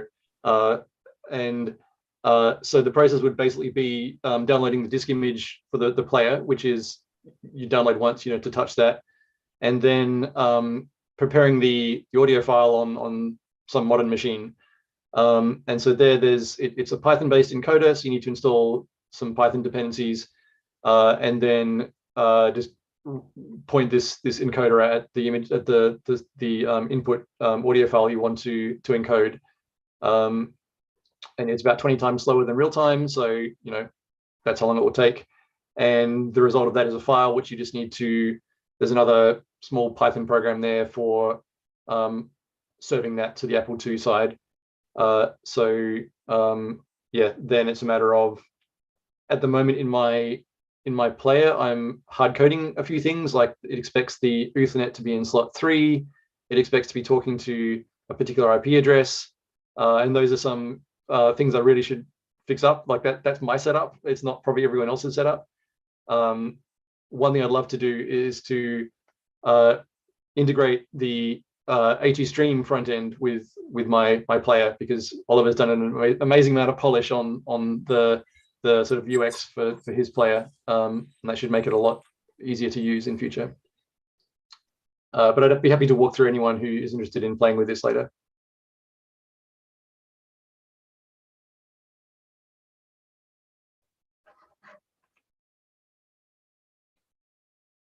There's another question on the chat about also about converting into the desired audio format. And yeah, there's a custom program that I wrote to do that encoding. So this is all, it's very, very specialized to the details of what needs to happen on the Apple II side.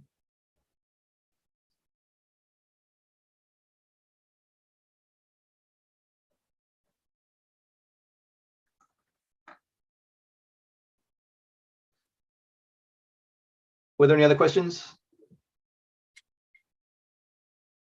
Any other questions from Rockhurst?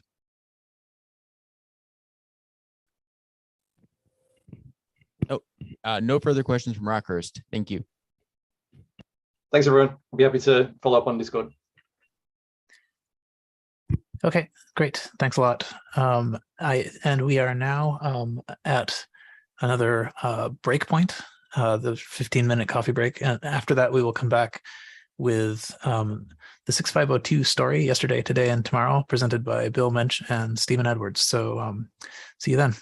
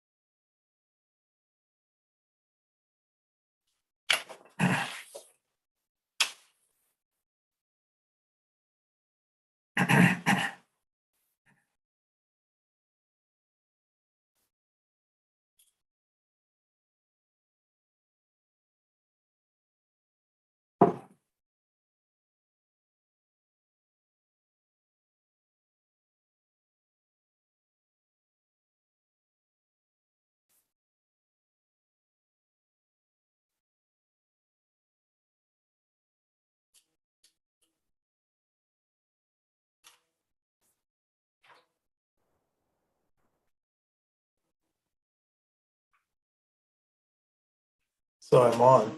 The mic's on. I'm not. Join as panel.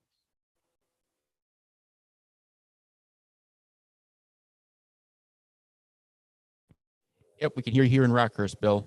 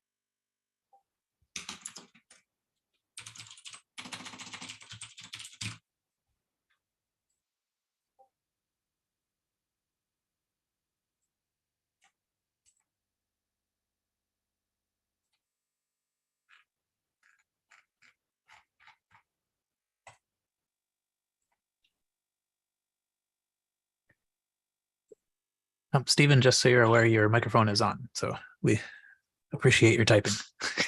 But just so you know.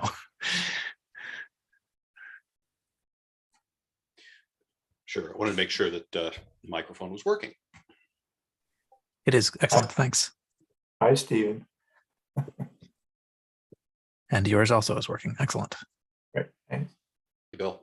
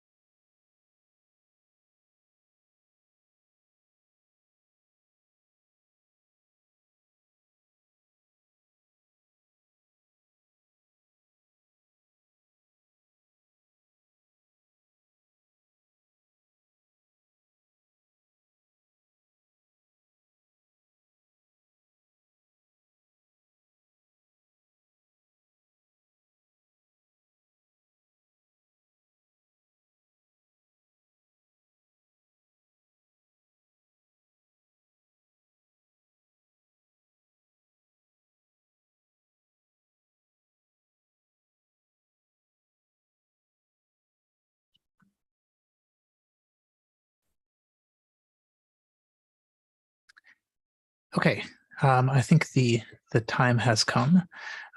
So let me see if I can put. Well, I'm not sure I'm visible, but I do not need to be visible. The next talk is Bill mentioned Stephen Edwards talking about the 6502 story yesterday, today, and tomorrow. And I think they are here. So we will go ahead. Thanks. Well, all right. I guess I'll start it off. I'm Bill Mensch. I guess you can see that on the screen. And then Stephen Edwards. Hi, Stephen. Hello. What I was thinking we would do here, Stephen and I have talked and have recorded various sessions over the last few years. Stephen is a tenured professor of computer science at Columbia University. And he and I have spent many hours talking about things. Recently, I saw a Facebook posting where he claims I called him the geekiest professor I know, which is factually correct. So anyhow, Stephen put together some slides to guide our conversation. So we're used to having conversations like this because Stephen kind of inspires interesting information from the past, some of the future. And so I thought, well, Stephen and I, let's do another one of these at KansasFest. I should make a note here that, are we going to have a moderated questions? Because I'm kind of a klutz at finding the questions and reading the questions while I'm trying to talk. But in any event, I did identify this or describe this as for the 6502 yesterday, today, and tomorrow.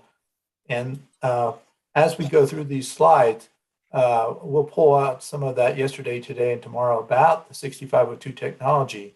But I also would like to tie it into yesterday, today, and tomorrow about the Apple II. And I think we have some slides that Stephen will present some of the discussion on those points. Okay, Stephen, do we want to try another slide? Yep, absolutely. Oh, and I think I managed to find the right Discord servers. So maybe I'll pass questions along as I see them. At the moment, it just seems to be accolades and appreciation, so forth. Although people apparently like the 6502 tomorrow. It ain't going anywhere. It's sticking around. Exactly, it's not going anywhere. It's been around. Yep. And I want to. Well, let's talk about how it started. So okay. 1974 is a reasonably good starting year, and this I understand is the team that put the 6502 together. Yeah, that's correct, Stephen. And you can see the various positions, responsibilities under each of those people, and so then you can see where I'm actually a semiconductor design engineer, and Rod Orgel is as well. he's to my left in the picture to my right. But yeah, that was a great group, fun team.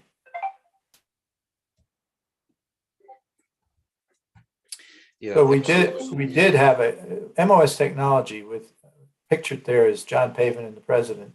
He was a friend of Chuck Peddles from his GE computer days, and Walt Eisenhower, he was the process engineering manager. Both of them were highly skilled at process development, and then John Pavin, and he was involved actually in process development as well. And then Terry Holt was involved with process development, coming from Motorola.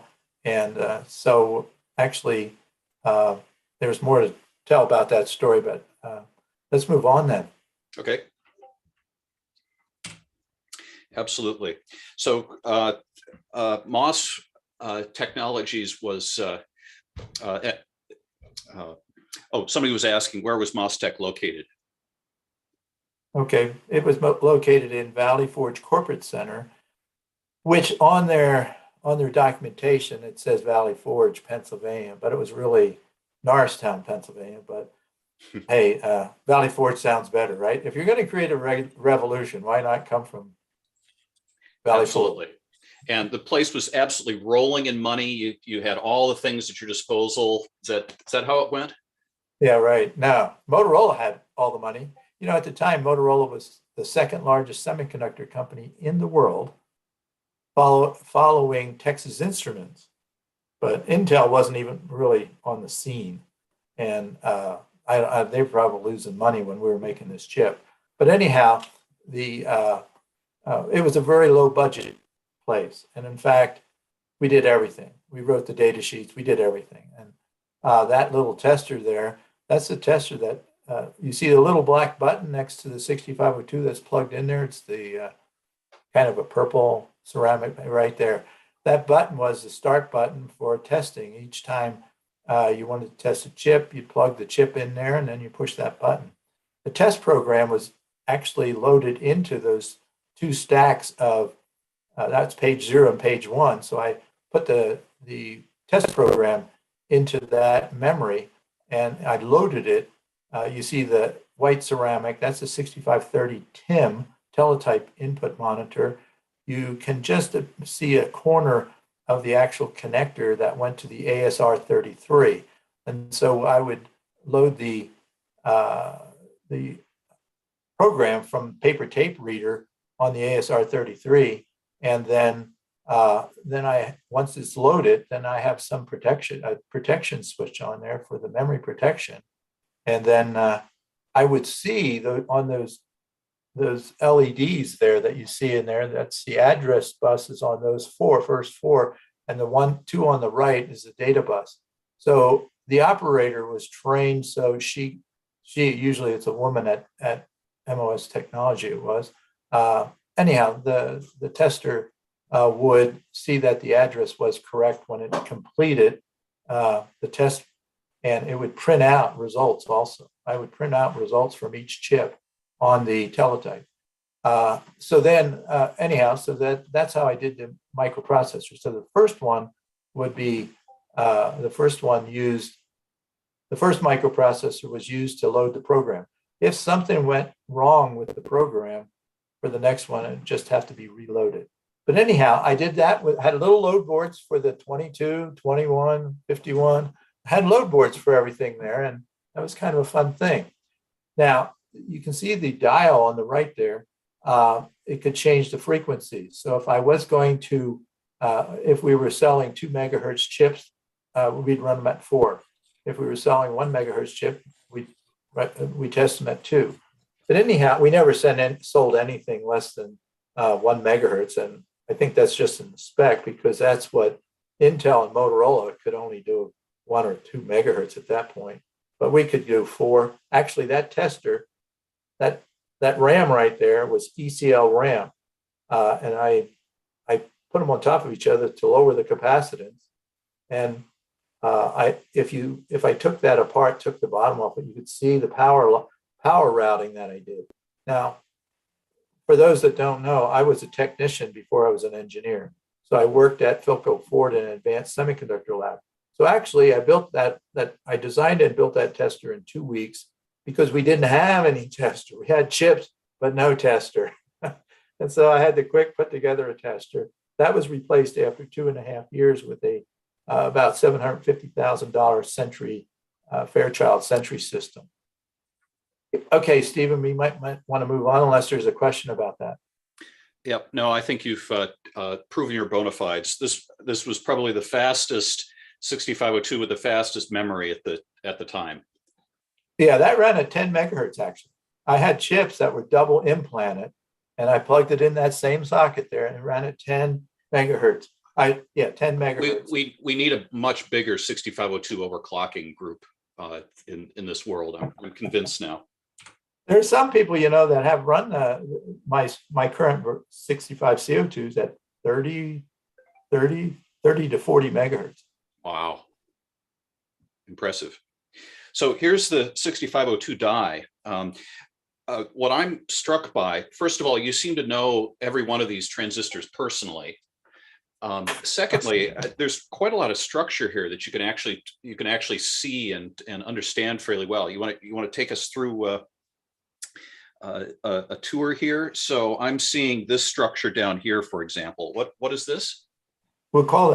I called that the register section, but for some, you would think of it as the data path. On the right side, there is the address of the data bus.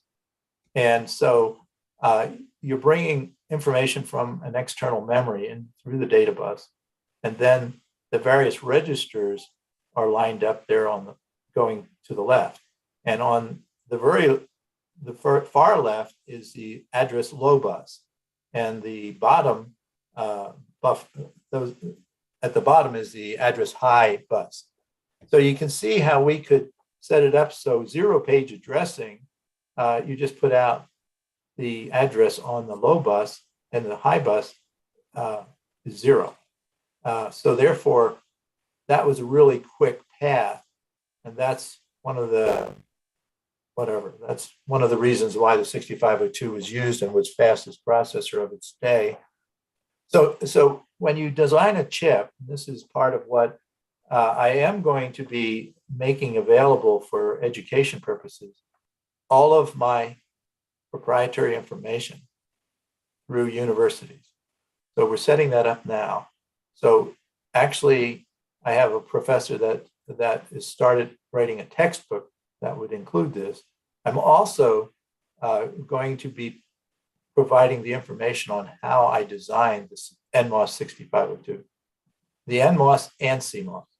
So when you don't have a chip, you're just talking about it, and then Chuck and Will and Rod are trying to figure out what addressing modes and what opcodes we're going to have, what instructions we're going to have, and the different addressing modes. So we don't have a chip.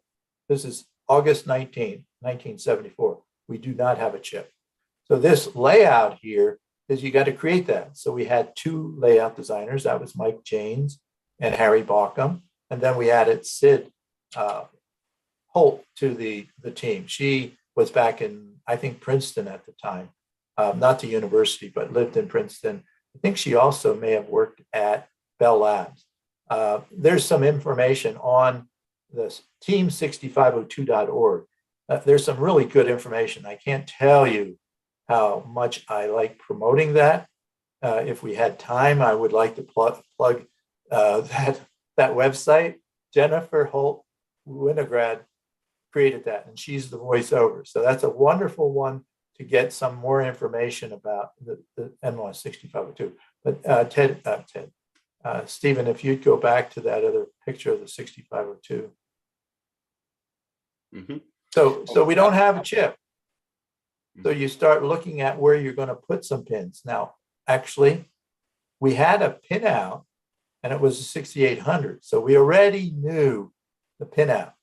And the 6501 was totally loyal to not only the pin out, but the voltages, it was TTL, and all of that. So we have to build a 6502 that pins out, that has the pin out and package type of the 6800. So you can see where the actual locations of some of these came from. It would be the 6800. So then we started putting this together. So then I'm off getting this data path figured out because we already knew what registers we wanted.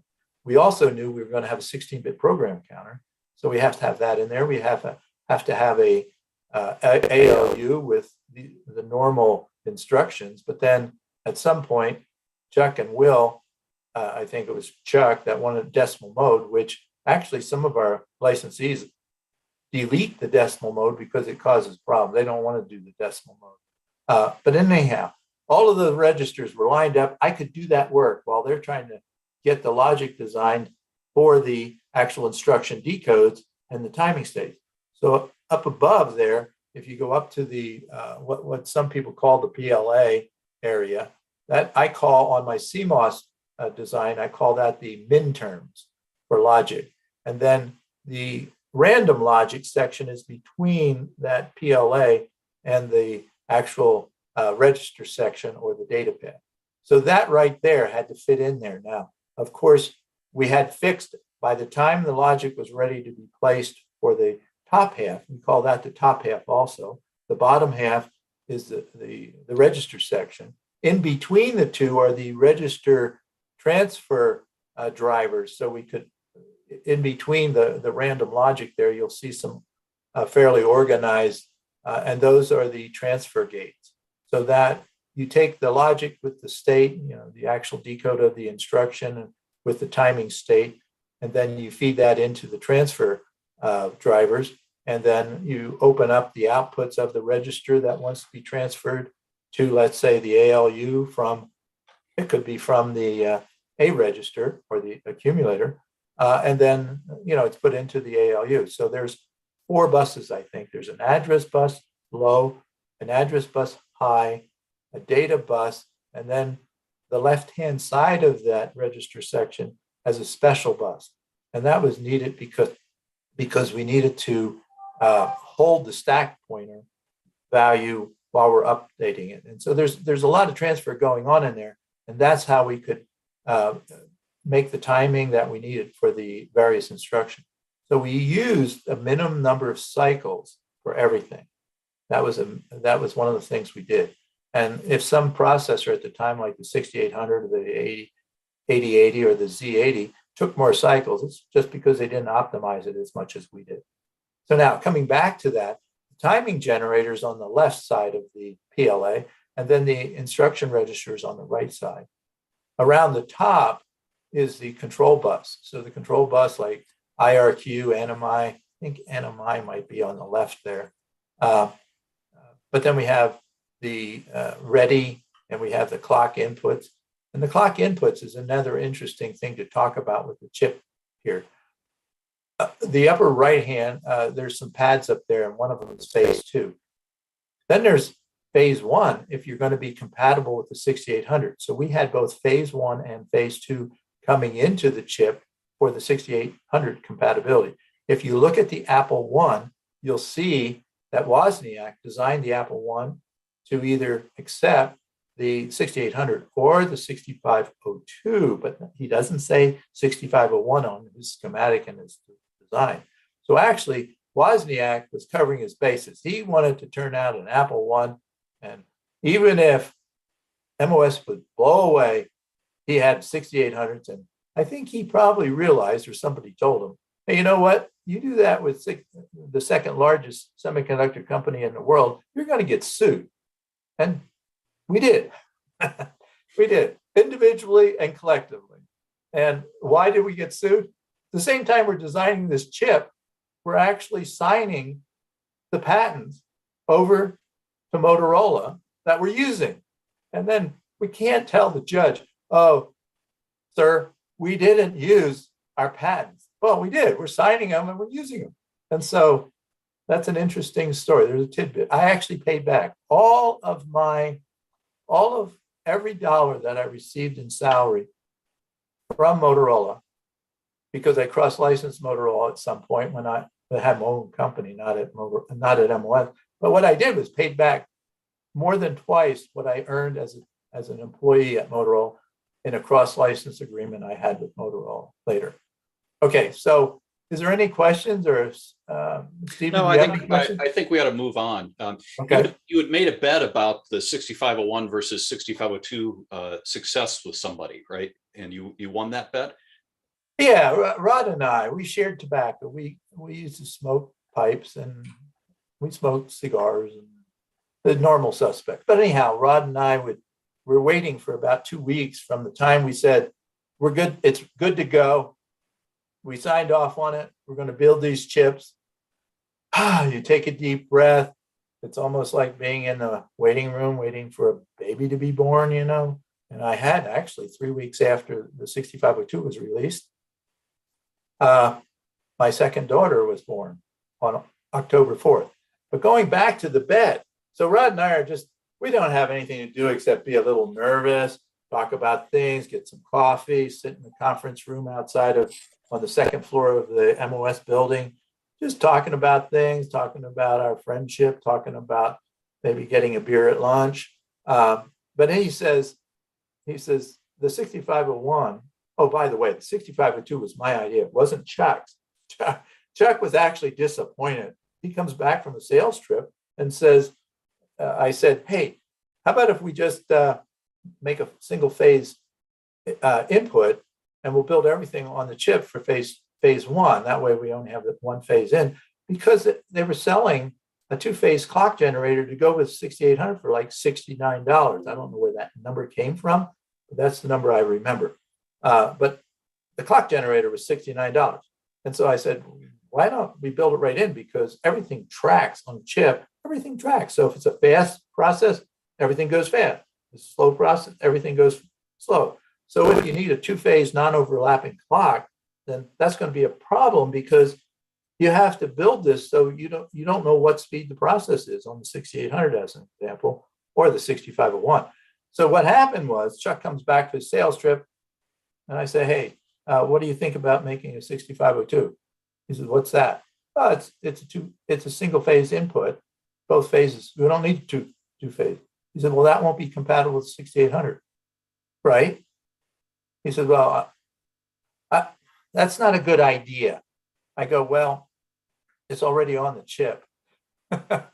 And so he says, okay, as long as it doesn't cost any yield. He was all about yield and die size. I said, no, it's already on the chip. I think I had Mike Janes actually design it right in. It was about 12 transistors I hid under the metal. So then Rod's telling me, while we're waiting around for the chips actually coming off the line and test them, he's saying, 6501, I'll sell you 6502. And I go, want to make a bet on that? I don't think that's the case.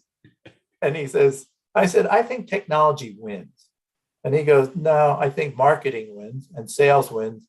And we're following the second largest company in the world with their pride 6800.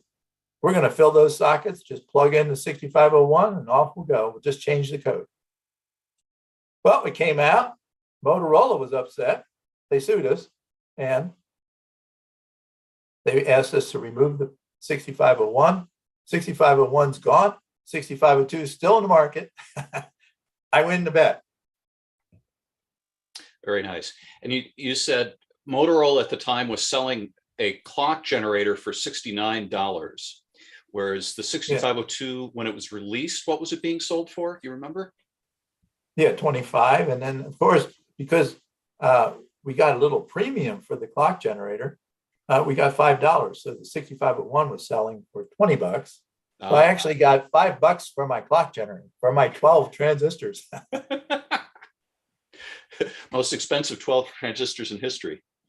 Oh, okay, yeah. so I think most of us know that the story at least a little bit from there, right? The 6502 ended up in the Apple II and a few other minor computers along the way and so forth. Took over the world, wonderful stuff and so forth. But the next thing I understand is in the story, we're skipping ahead quite a bit here to 1982. A fairly nice table you had at your home starts factoring into the story pretty well. What's with that? Right. That's not the actual table, but it was one we couldn't find. That actually was the real table, but it was a game table that I didn't want to have the 816 disturbing my office because we had projects that we needed and deadlines because of the licensees that we were working with, like GTE, Rockwell, NCR, etc. So what happens is I decide I'm going to do an 816. And so that's the table that I started to design on. And then to go along with that, do you have a picture? Do we have another picture? But so what I did was the 816 was designed on a card table at my home, so I wouldn't disturb the office. And then I pulled one mass designer off the team. We had at the time probably about 8, 10 mass designers. We trained all of our mass designers. Actually, I trained my wife, Diane. I trained 3 people at the same time. One was the mother of my children, and the other one was my current wife. Interesting. And then there was a friend of my wife who she met at the Leche League. That's a breastfeeding, and she was breastfeeding all of our children. But anyhow, the point is that her name is Marty Lozano.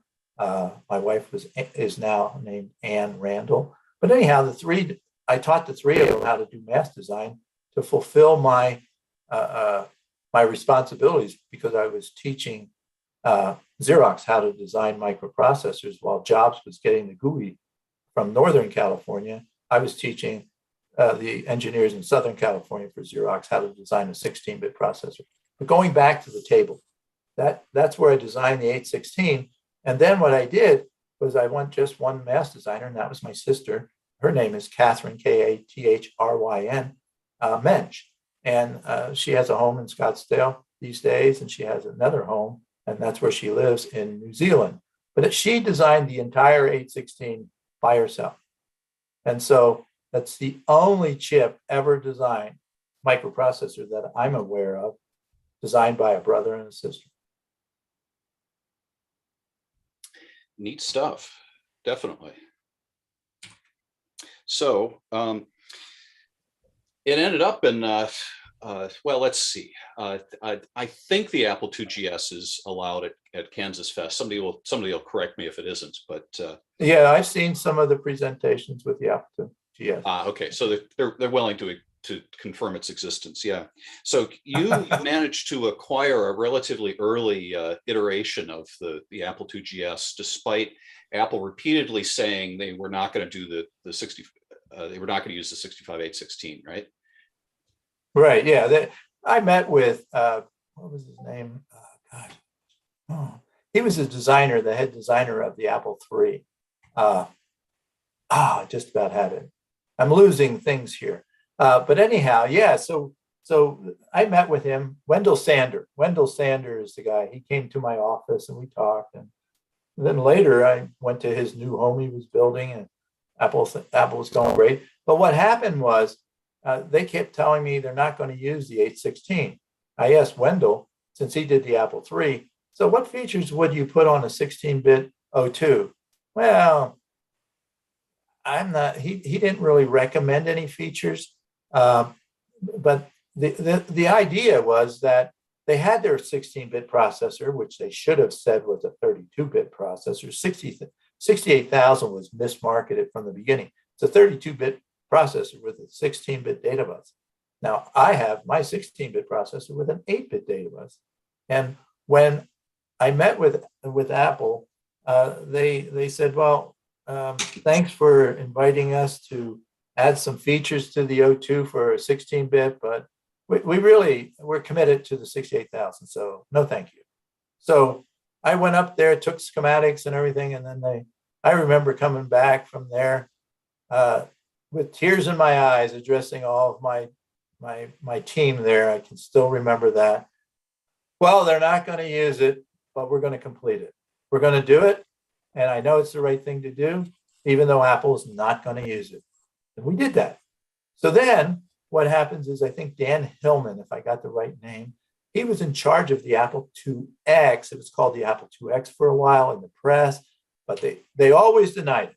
And so then that Cortland there, I actually got through from Steve Jobs through somebody on the Mac team, because they said, hey, we're using 68,000 on the original Mac, and we want you to change some features on the 65C22, CMOS version of the 22, because we have some asynchronous bus problems with the 68,000, but we want to use CMOS 6522 VIA. So what I did, I said, oh, okay, no problem. So you have the mouse interfaces at 22, and the mouse is conflicting with the 22 serial port. So you're just saying you want to be able to have the bus fight, but resolve it without any damage to the 22. Yeah, okay, I can do that.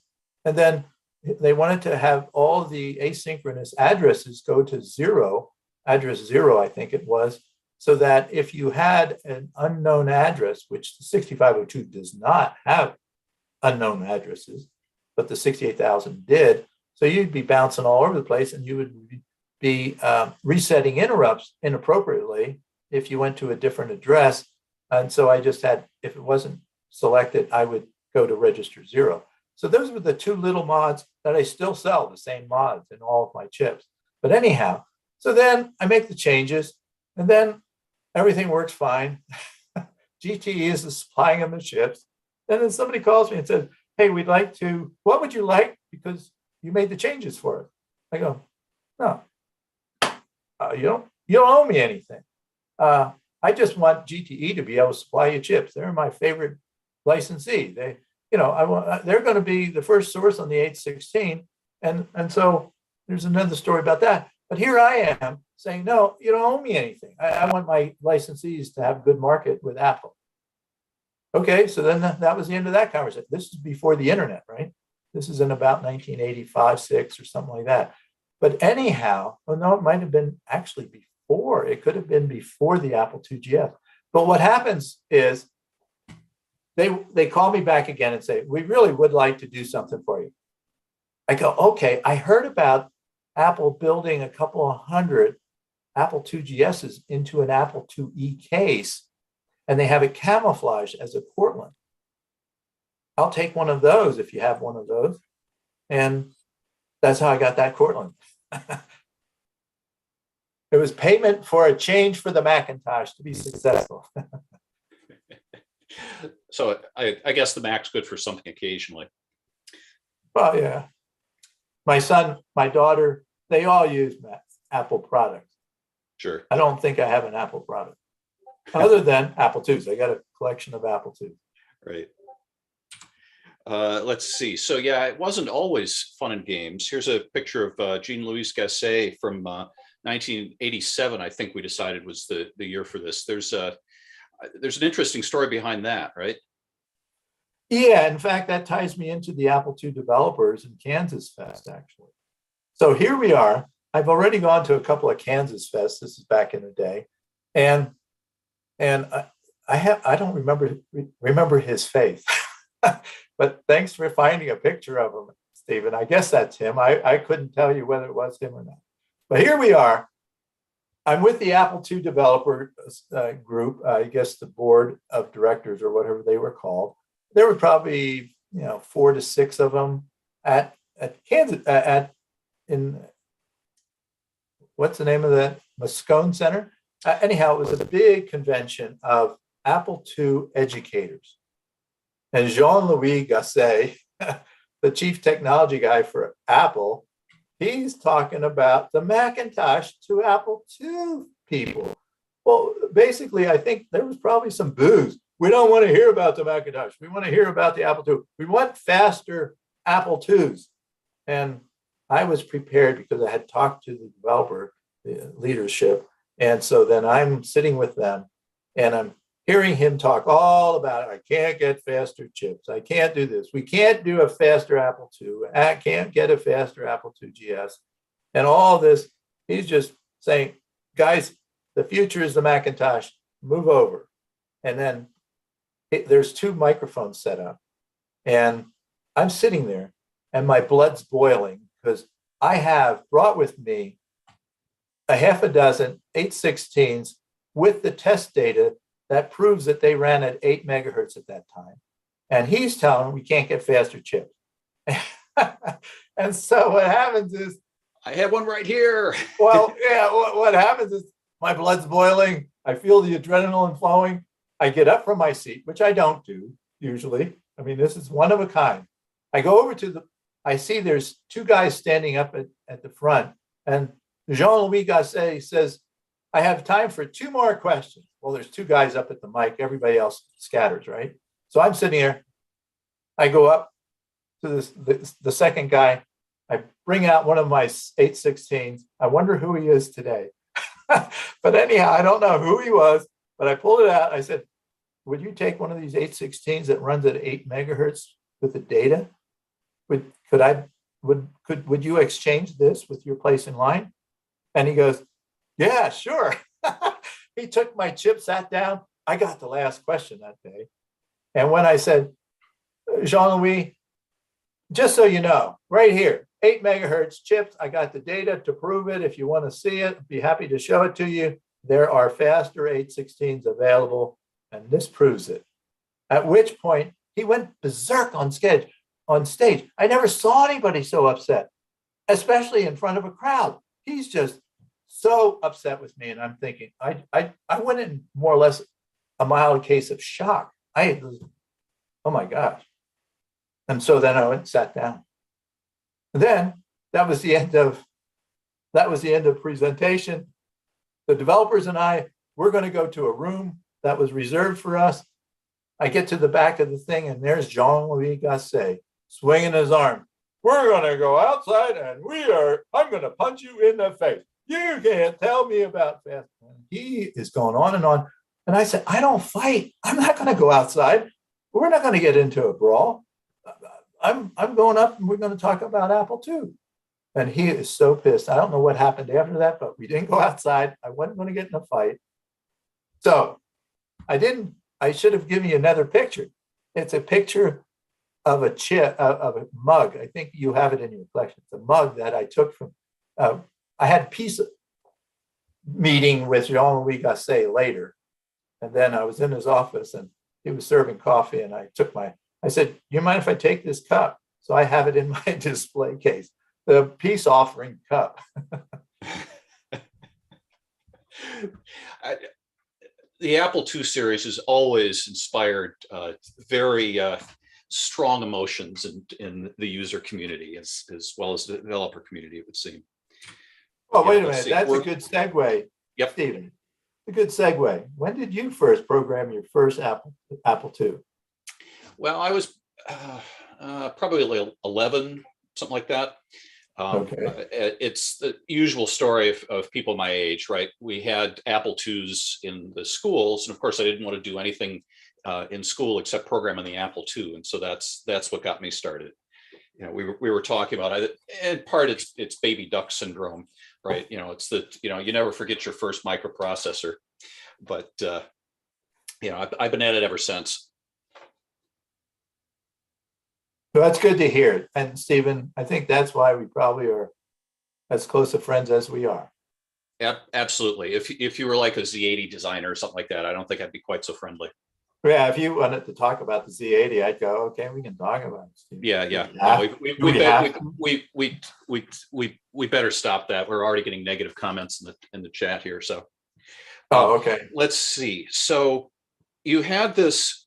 So one of the things I want to point out is you're still designing chips and 6502, 65816 compatibles. Let's see, we've got, what is this, 65C265S, whatever. S8QG-8. Right, yes, it's an I test here. Right. This is the latest one you designed, is that right? It's the last chip as a semiconductor design engineer I designed. Okay. That is a 16-bit, that's got an 816 core, and we sell it for $18.16. It's 1/816 is what it is. So that's the price. It's 1/816. Anyhow, but that chip was designed in about 1987. Now, 87. Ah, okay. What time, where are we now? How many years later is that? Hmm. That's a lot of years later. That But is a that bit is late. my last official full chip design. And so we sell them. You could think of those as collector items, but those wires on the right plug into a USB cable, and I actually have it here. Oh, hey, look at this. This is what, this is the cable. Mhm. This is the cabling. And so you can buy these cables at Mauser or someplace, but this is one of the chips. And then this is what I use to teach, actually support my 8-year-old granddaughter's computer science fair project at Naperville, at Prairie Elementary School when she was 8. But anyhow, this has 8 LEDs, so you can play around with it. It has a total of 500 bytes of SRAM. Many of the bytes are used. There's about 100 bytes available for programming. So I taught her about ASCII code, and she, on her science fair project, she had some things on her poster display about ASCII codes, and so she had to set up, but nobody was really wanting to ask her questions because she knew more than any of the people showing up at the science fair project about how a little microprocessor works. Yeah. Oh, so this is a nice segue to address one of the questions we're getting in the chat here. Mike here asks whether there's any plans to release the 65802 back in a DIP 40 package, and he's pointing out that he desperately wants to upgrade his II or II-C or something like that. So, Bill, can you ask one of your licensees to start up run some wafers for us? Yeah, you gave me a great idea. Thanks for the question. Thanks for the question. I just mentioned that I'm going to actually teach the world how I design the NMOS O2 and the CMOS O2 and the 816, all of my chips. You could say that's my exit strategy, so everybody will know. There's a thing in about 5 years ago. No, it was probably 10 years ago in the archaeology magazine. You can go Archaeology Magazine 6502, and you'll find an article about their using that as a chip archaeology project. And so it's Visual 6502, and Visual 6502 went away. I don't know what happened there. But what I was going to say is that the 802, question for the 802, I will talk with a professor here in Durango, Colorado, about taping out 65 802s, but it has to be for education. It can't be for profit. And so this education project, we can get you some 802s. But that means that if you have a professor, hey, Stephen, you're a professor. I was going to talk to you about a tape out project, but I would like to work with somebody at Columbia to tape out a chip. And if it's the 802, you as a professor then can give them 802. Now, what's interesting about the 802 is you would want to follow the way that we do our design. So all of my designs are manufactured by TSMC. So if you want 40 802s, you can't sell them, but you can play with them.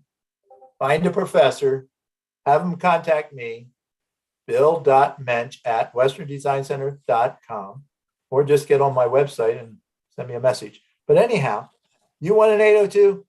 I just figured it out.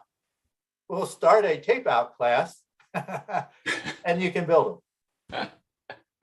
There you go. So a little bit of request from the community here differently. Let's see. There are a bunch of questions on the chat also about people love the die photo and wanted to know more about the details and so forth. You mentioned Visual 6502. It looks like that website is still extant. I'm not sure. In any case, they have very high resolution die photos. They used really high power, just optical microscopes. It isn't that small, where they've been able to extract the masks basically and so forth. So I heavily recommend people who are interested in seeing more detail go and take a look there. Let's see.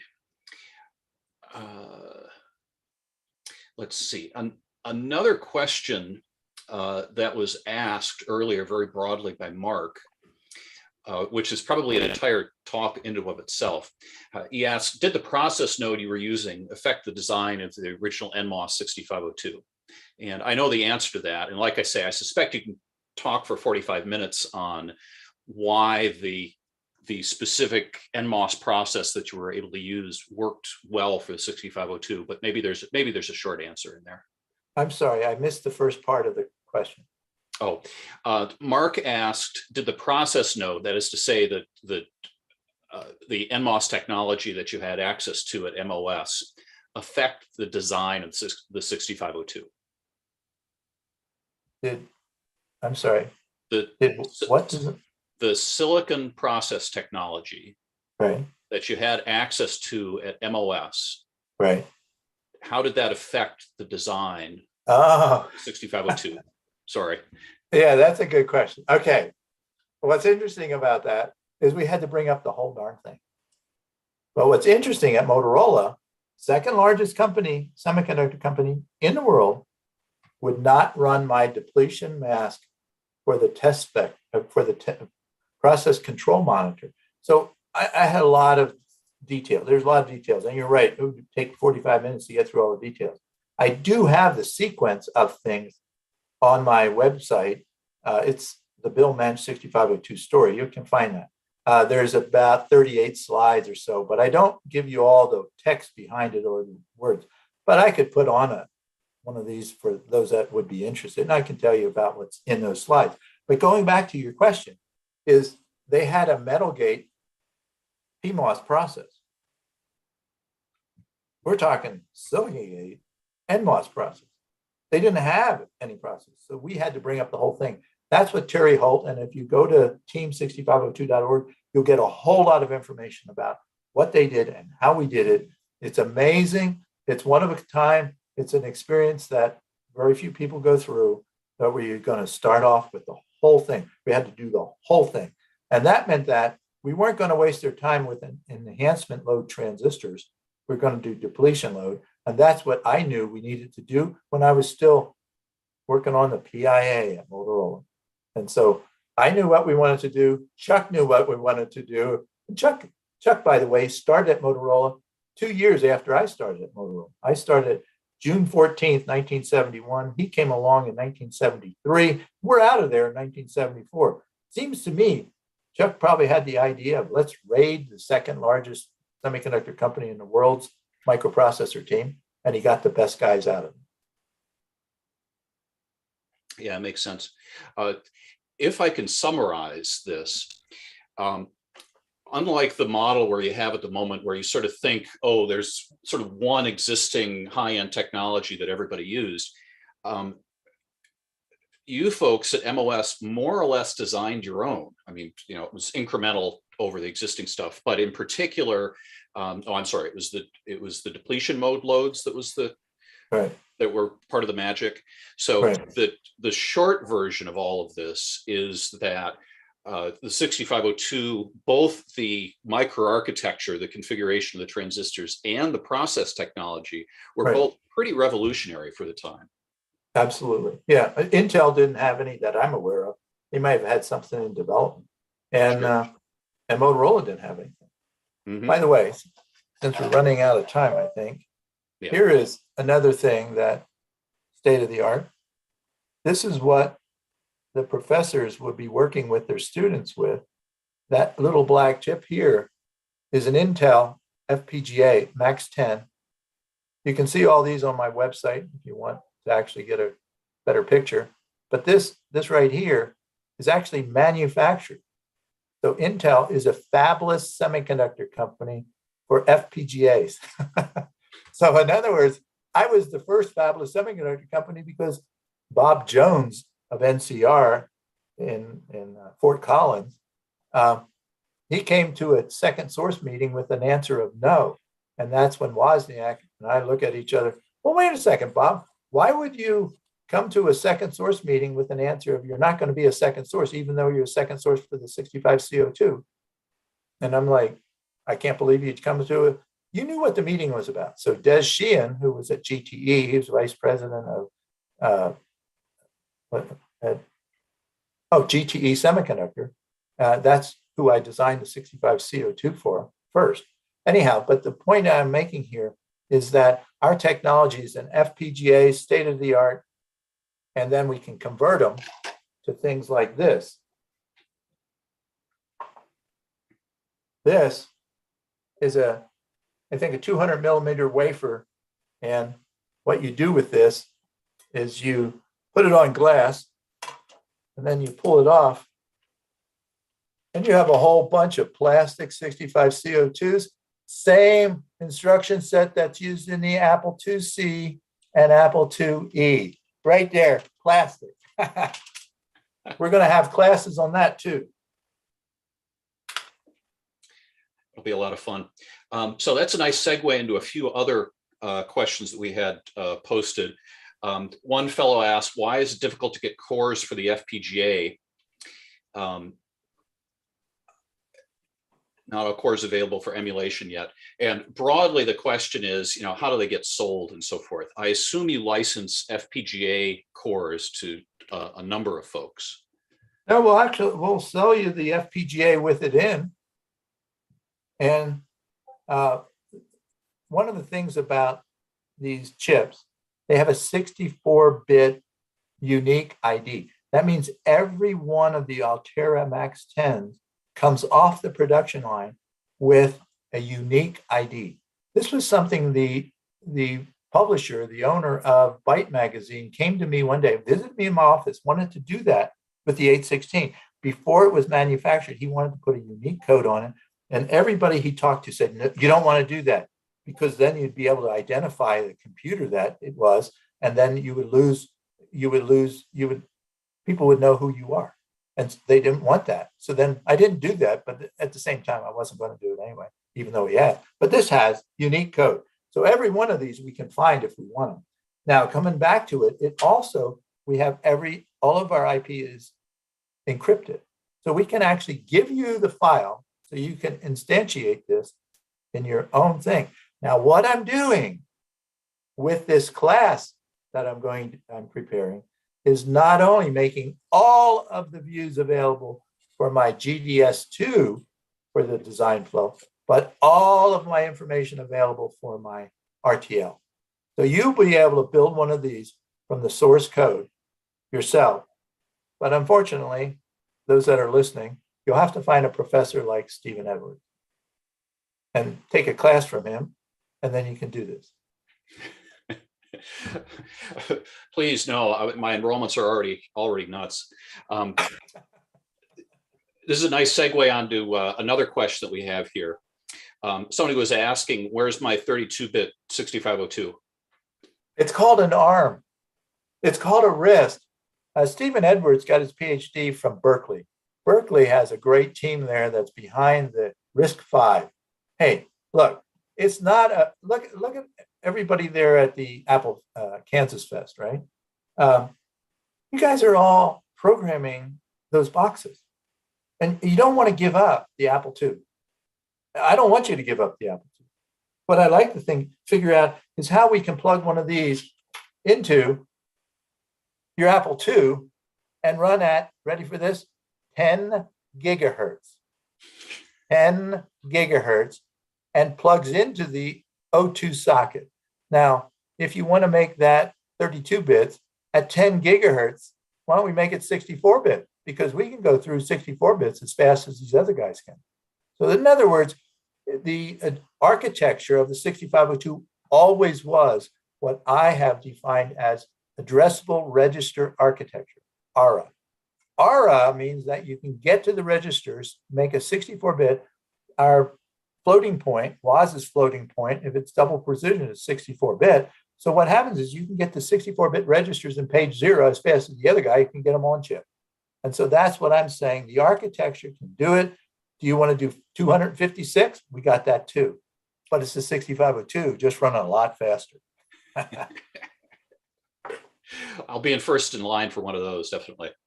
Hey, that's the project we're going to work on. Yep. Stephen. Must be, definitely.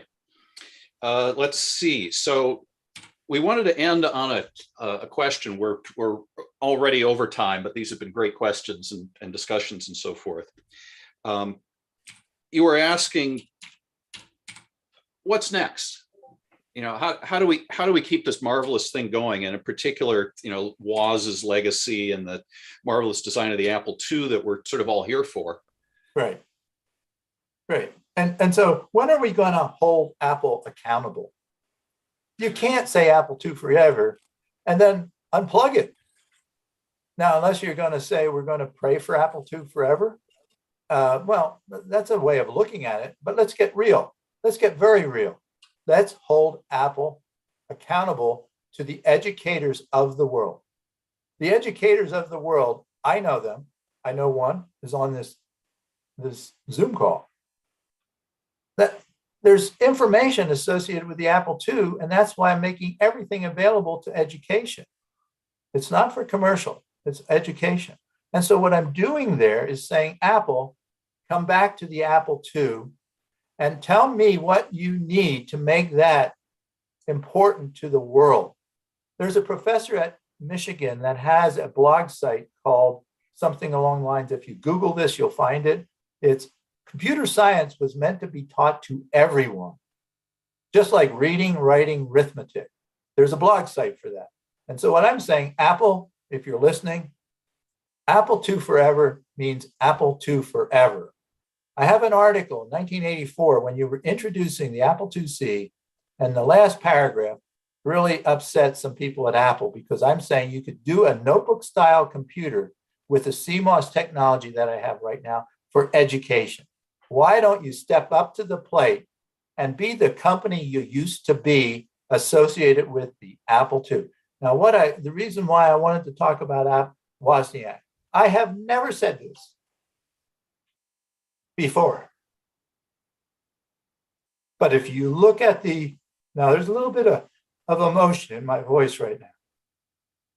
If you look at the Team 6502.org, you'll see that celebrates Steve Wozniak. If we played that video, it would be just absolutely awesome. But what happens here is Wozniak is the one that changed the freaking world, and watch that video. And if you don't agree, then tell me who it is. And so Wozniak came back to Apple. He was doing something, but I think he always was an employee. He was getting paid the whole time. I think he still gets paid. But the point is, he doesn't need to work. But when he came back to Apple to do the Apple II GS, that's why he was in the second source meeting. Why was he in the? That's the only meeting I've ever had with Wozniak. And I wanted to tell you, thank you, Woz. And the thank you comes in the form of the team6502.org video. Jennifer did that. Jennifer is the voiceover. We know what we're talking about, Woz. You know what we're talking about. You get fees for talking to people, and I think your wife wants to make sure she sees you or whatever. So you could probably travel all over the world talking because you're famous. And I'm saying thank you. Sounds good. Good. Burger Becky writes, and I agree, Apple Computer should open source all the Apple II source schematics, ROMs, things like that. Everything's available, but of course it's still questionable copyright stuff. I don't think you'll find much disagreement there. Well, but the point is, here's the point. We got the most valuable company in the world. They went through $3 trillion. Mm-hmm. Just find out how many people from the past that actually knows the Apple II and why they love it. Those slots that Wozniak designed, they're important. So what I'm saying, unless Apple, now ask Commodore to do a Commodore 64. Commodore's not around. Ask Atari. I don't think Atari's around. Ask all of these people that, BBC, the Beeb, they're not around. Acorn, I don't think they're around. So who's left holding the bag? Apple. Unless Apple sells it, It's just called another home project. I got a lot of home projects. Here's one. Here's one. Here's one. This is going to be used by people. And then we plug in this education board into it. I can do that. Hey, I can do a lot of boards. I got a lot of boards. I got all kinds of boards. Here's the one with this one. You can buy this one for $65 anyhow, but that isn't Apple. Apple has to do it. And I think Woz needs to do it. And I think the reason why you do it, because every person on the planet should know something about computer science. And I would add something about the 6502. But if it isn't sold by Apple, it ain't going to happen. It's just a bunch of projects, sell a few thousand. I'm happy. There's a lot. You can find them, a lot of them. 6502.org collects how many people have done them. They got a lot of projects. And it's wonderful that people do that. But the education of humanity has to happen by Apple. They started the project, let's finish it. So that what I'm saying is, what I said yesterday, Stephen, to you is, I don't think it's going to happen unless Stephen's involved with it. But I'm going to find a way of doing it. I'm going to find a way of doing it. I'm going to find a way, because Apple is actually funding indigenous education for STEM. Check out Alabama A&M. We're looking at a tape out class with them. But Apple has their own ways of doing things. And I think they're blocking me from Alabama A&M. They don't have to. We're on the same path. But I'm saying, unless Apple comes back with an Apple II that's updated to 21st century for the masses, it's because they learned about how their most advanced 2 gigahertz processors work at 64-bit, whatever it is in the iOS and the new Macintosh and all of these things. Hey, that's ARM. That's my friend. They're using my friend. They're using the same model. But let's go back to the Apple II. Let's just do it right. Let's finish the game. Apple II forever. Yep, absolutely. Somebody ought to point out how much money Nintendo and a few other companies have made by selling, retro consoles and so forth. So absolutely. Yeah. Let's see. I think we're wickedly out of time here, but I think the plan is to continue the discussion on Discord. Bill, did you ever manage to? It's fussy to get there, but you can get there. Oh, we want to continue this on Discord. Sure, if I can figure out how to do it. Yeah. Yeah. So, all right. Well, it's been fun. I didn't check any of the questions, and so I was responding. Yeah, there are a few other highly technical ones that we just haven't gotten a chance to get to, unfortunately. But does everybody, do they have my email? Because send me an email. I'm happy to respond to an email. Just happy. So any of the questions, just take the whole thing and throw it in an email and send it to me. Yep, that sounds good. Good to me. He's pretty easy to Google. So. Yeah. Okay. All right. So we're going to leave this and join up on Discord. Yep. That sounds good. Okay. All righty. Well, it's been fun. I hope it's been fun for the listeners. Mm-hmm. Yeah. All right. Okay. Bye-bye. Right. Thanks. Okay. So I guess now we're about to throw to lunch, but there is, let me see if I can get myself up here. Okay. So there's an announcement that I wanted to play for you. This was sent to us. Let me see if I can get this ready. It is about BBS. So we'll play this first, and then I'll follow up with a little bit of discussion, but or quick notes. This is Nick Baggerly's video. Hello, Kansas Festers. This is Nick Baggerly from Marina Del Rey, California, and I'm touching base. I hope you all are having a great event so far, and I'd like to show you what we've got going on here in this 1973 Bellamy 108 passenger ship. Something that we wanted to do for the Apple II community. So I'm just going to take you inside and show you. I started with an Apple II in 1982, the day I started high school. And that's why I got a semester F in algebra. But I love that computer and I love the community. And so we created something here in the bow of this boat. Something a little strange. People are already beginning to ask me why. But we're running a bulletin board. And not just any bulletin board. We're running the Safehouse BBS. That's right, we ordered a market expansion line, secured the number. It's running on all the original hardware, Apple IIe with an Apple Cat 2 modem, a 212 card, which doesn't work at the moment, and 2 drives. Pretty soon we'll get it working with the CFFA for unlimited storage. And this is where it's going to run. And what's neat is we have a wireless connection here, so even when the ship's out and about, we can still run the bulletin board from here. We are giving away a free Steve Wozniak signed iPhone case. You can choose any one of these designs to the first caller. And the board is going to go live tomorrow. That's Friday, July 22nd at 5 p.m. Also, the first caller to answer the login trivia question will get an iPhone case as well.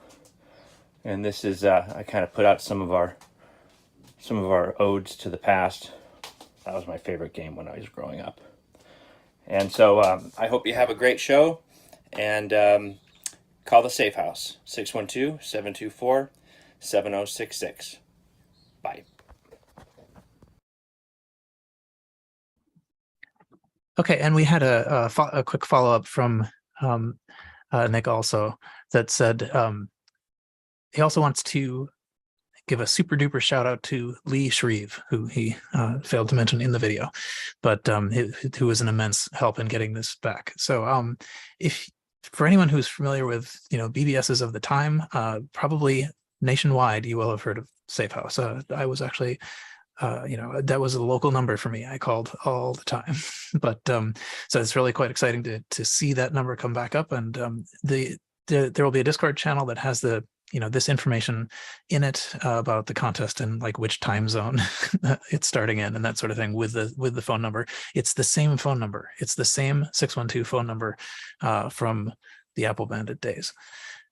Okay, and with that, I think we're at time to go to lunch. I will throw to Rockhurst in a minute for another couple of announcements, but tonight the Loadrunner level contest will be concluding. So if you have a level to give us, do it by then, and then we're recruiting tournament players, and so check out the Discord channel for that. Also, the low res art contest will be finishing, and then later in the evening at 6:45 CST, the low res art judging will happen. So okay, that's it from me. I can send it over to Rockhurst. Thank you, Paul. Thank you for accommodating us as we ran about 20 minutes over, but we'll be back on schedule following lunch. For folks in Rockhurst, don't forget the door sign contest. We will come around and photograph doors at 3 o'clock local time today. And for everybody, don't forget Hackfest. Hackfest entries are due at 9 a.m. Central tomorrow. Head over to the Discord channel for rules and details. We'll come back at 1:30 in a little more than an hour, hear from Jesse Blue about music on the GS with Ninja Tracker, and then we'll hear from Tabor about Apple II programming languages. Thank you.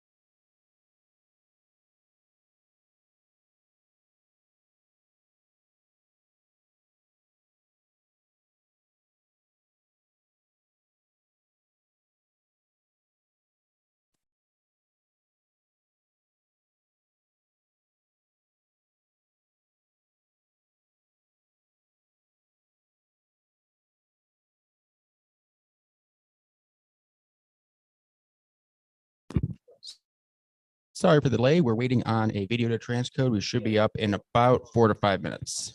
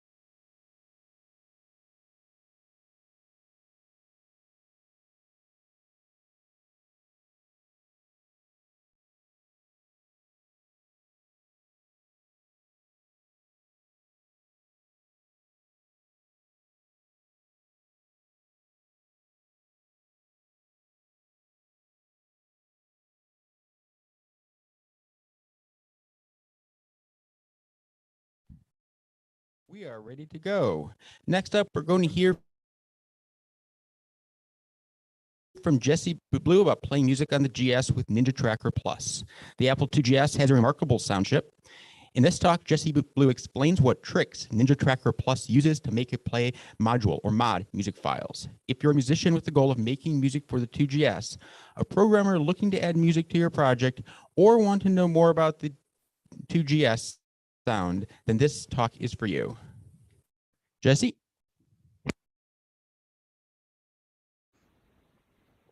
Hello, I hope you're doing well. We are talking about music on the Apple IIgs with Ninja Tracker Plus, or NTP for short. I'm Jesse Blue from Ninja Force. If you have a GS, you might have already seen the stuff we released in the past. We mostly created demos, but also made a Bomberman game called Kaboom. Music is important to all of these, so let's talk about music on the GS. I'll be focusing on stuff for musicians and programmers, but if you're just interested in 2GS sound in general, you should be fine here too. We're going to take a look at all the specifics of the 2GS and what to keep in mind when making music. NTP is about playing tracked music. This screenshot is from the Amiga Classic Pro Tracker. Music is written in spreadsheet style in columns or tracks. It's played line by line. Each cell of the spreadsheet can hold a note, an instrument number, and effect data. Those effects can be fade the volume, or slide to a different note, or jump to a position in the spreadsheet, and so on. There are more than 30 different effects available. The music is saved as a module or mod file. It was, and still is, a common way to make music. Now, in the old days, because of the Amiga, only 4 tracks were allowed. Nowadays, programs like OpenMPT support many more tracks, which is perfect for us on a GS. Now, NTP is 2 things. It's a converter for mod files into its own custom NTP format and a library to play the music back on the GS. The converter is also available online, and more on that later. It's all open source, so you programmers out there can use the converter in your build pipeline or enhance the player itself or whatever. Now let's talk about the 2GS sound hardware. Unlike the graphics chip in the 2GS, the sound hardware is not a total disaster. The sound chip is the Ensoniq dock, and it's the successor to the famous Commodore 64 SID chip. It has 32 voices, which is fantastic, but only 64 kilobyte of wavetable sound RAM from which to play. Not great, but still okay. That's my debugging tool on a GS. It's a live view of all the 32 oscillators. Each oscillator can be set to a certain frequency with a certain volume and play from a certain point in the sound RAM and with a certain length. The control register for each is a bit field. The rightmost bit is 0 if the oscillator is playing and 1 if it is stopped. We can change this bit to turn the oscillator on or off. Next 2 bits are the mode that the oscillator is playing in. There is free run, where the oscillator plays its wave repeatedly, one shot, where the wave is played only once, and swap mode. With swap mode, an oscillator plays its wave and at the end stops and enables the oscillator next to it. And this works in both directions. There's also sync mode, but we don't need it. Also in the control register is a bit to trigger an interrupt when the oscillator has reached the end of the wave it is playing. That's very useful. The rest of the bits are the output channel. We can send the oscillator sound to one of 8 channels here. Yes, I know it's 4 bits, so it could hold 16 different numbers, but the highest bit is not supported. On a mono system, all output goes out to the single speaker, never mind the channel. And for stereo, all left channels are mixed together and sent to the left speakers, and all right channels go out to the right speaker. And if you own 1 or 2 for Sonic cards, 4 or up to the final 8 speakers are supported. That's pretty nice. When oscillators play a wave, they in fact read bytes from the sound RAM. Instrument data and mod files use signed byte values, while on the GS we use unsigned values. 0 bytes have a special meaning on the GS. Whenever an oscillator encounters a 0 byte, it'll stop playing no matter what the mode it is running in is. Now there's a problem. Oscillators can only play waves of certain lengths. Only 8 values are allowed. 256 bytes, 512 bytes, 1024 bytes, and so on. In fact, the largest wave that can be played is only half the size of the sound RAM. That's crazy. To take an example, if our instrument is 6000 bytes long, we have to set up the oscillator to play a wave of 8192 bytes. And to force the oscillator to stop after 6000 bytes, we add stopper 0 bytes at the end. Okay, but what about looped instruments? In a module, you can set a repeat pointer for each instrument. If it points to the beginning of the wave, the whole instrument is looped. If the repeat pointer is somewhere in the wave, you end up with a header and a loop like here. Now, how can we play this instrument with our oscillators? We split up the instrument into two separate waves, the header and the loop itself. We use an oscillator pair, an even-numbered A and an odd-numbered B. A plays the header in swap mode and B only the loop, also in swap mode. Now A is done, starts B and fires an interrupt. We use the interrupt to set up A to play the loop next. During this time, B is playing. Now B is finished and swaps to A, and A is finished and swaps to B, and this keeps on going and the loop is played endlessly.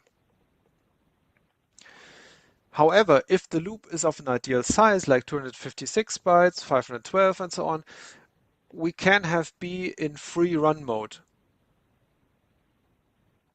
So A swaps to B and B plays the loop on its own endlessly.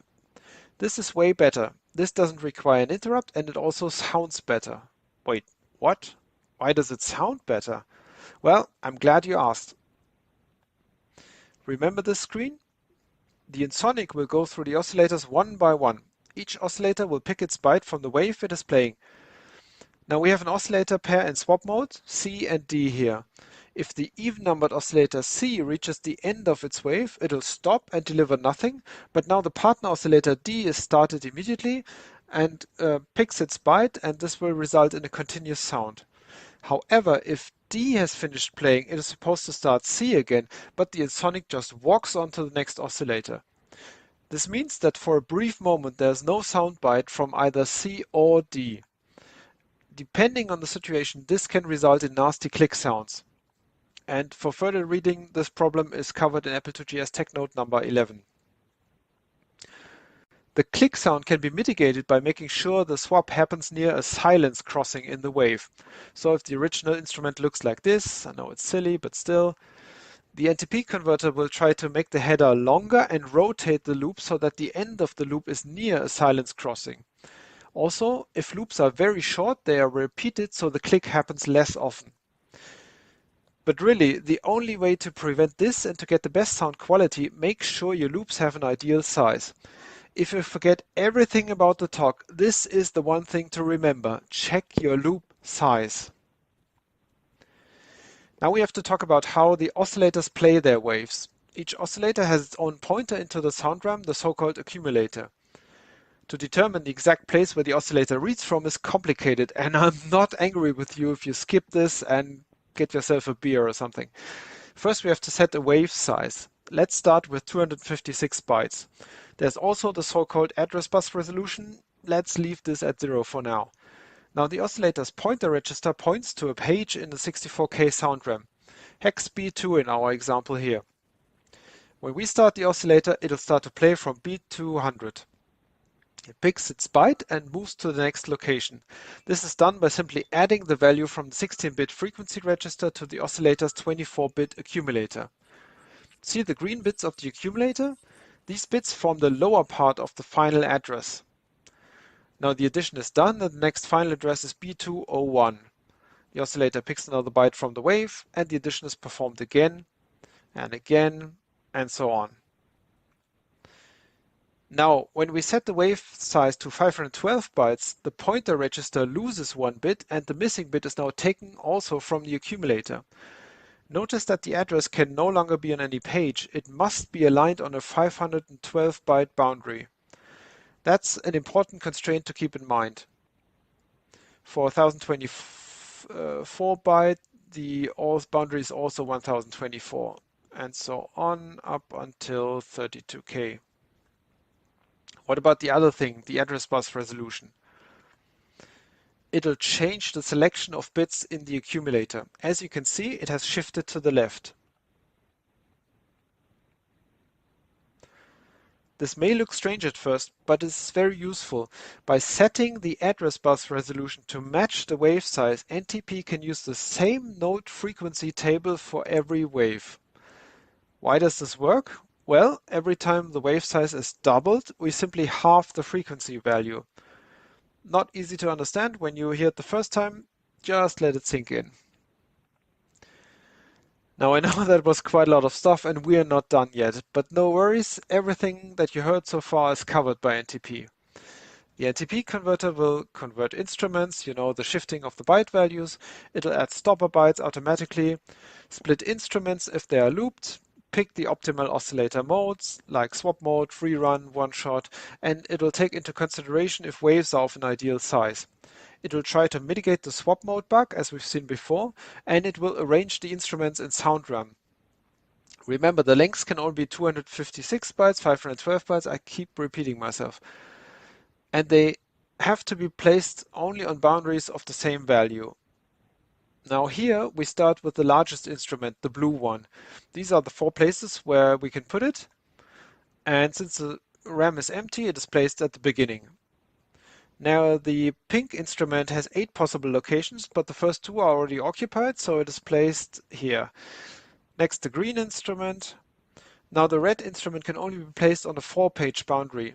Since the other instruments leave some extra space at the end, we can fit the red one in between like this. Nice. Reminds me of a game I used to play. Forgot the name. Well, anyway, as you can see, some space is wasted and there is a lot of interdependency of the instruments and their lengths. So it may well be that your mod has less than 64K of instrument data, but it doesn't fit in 2GS sound RAM. If it just doesn't fit, NTP offers streaming. Streaming means that pieces of the instruments are copied into sound RAM while they are being played. For each track of a module, a stream buffer is allocated, 512 bytes each. And for each streaming buffer, 2 oscillators are needed, A and B.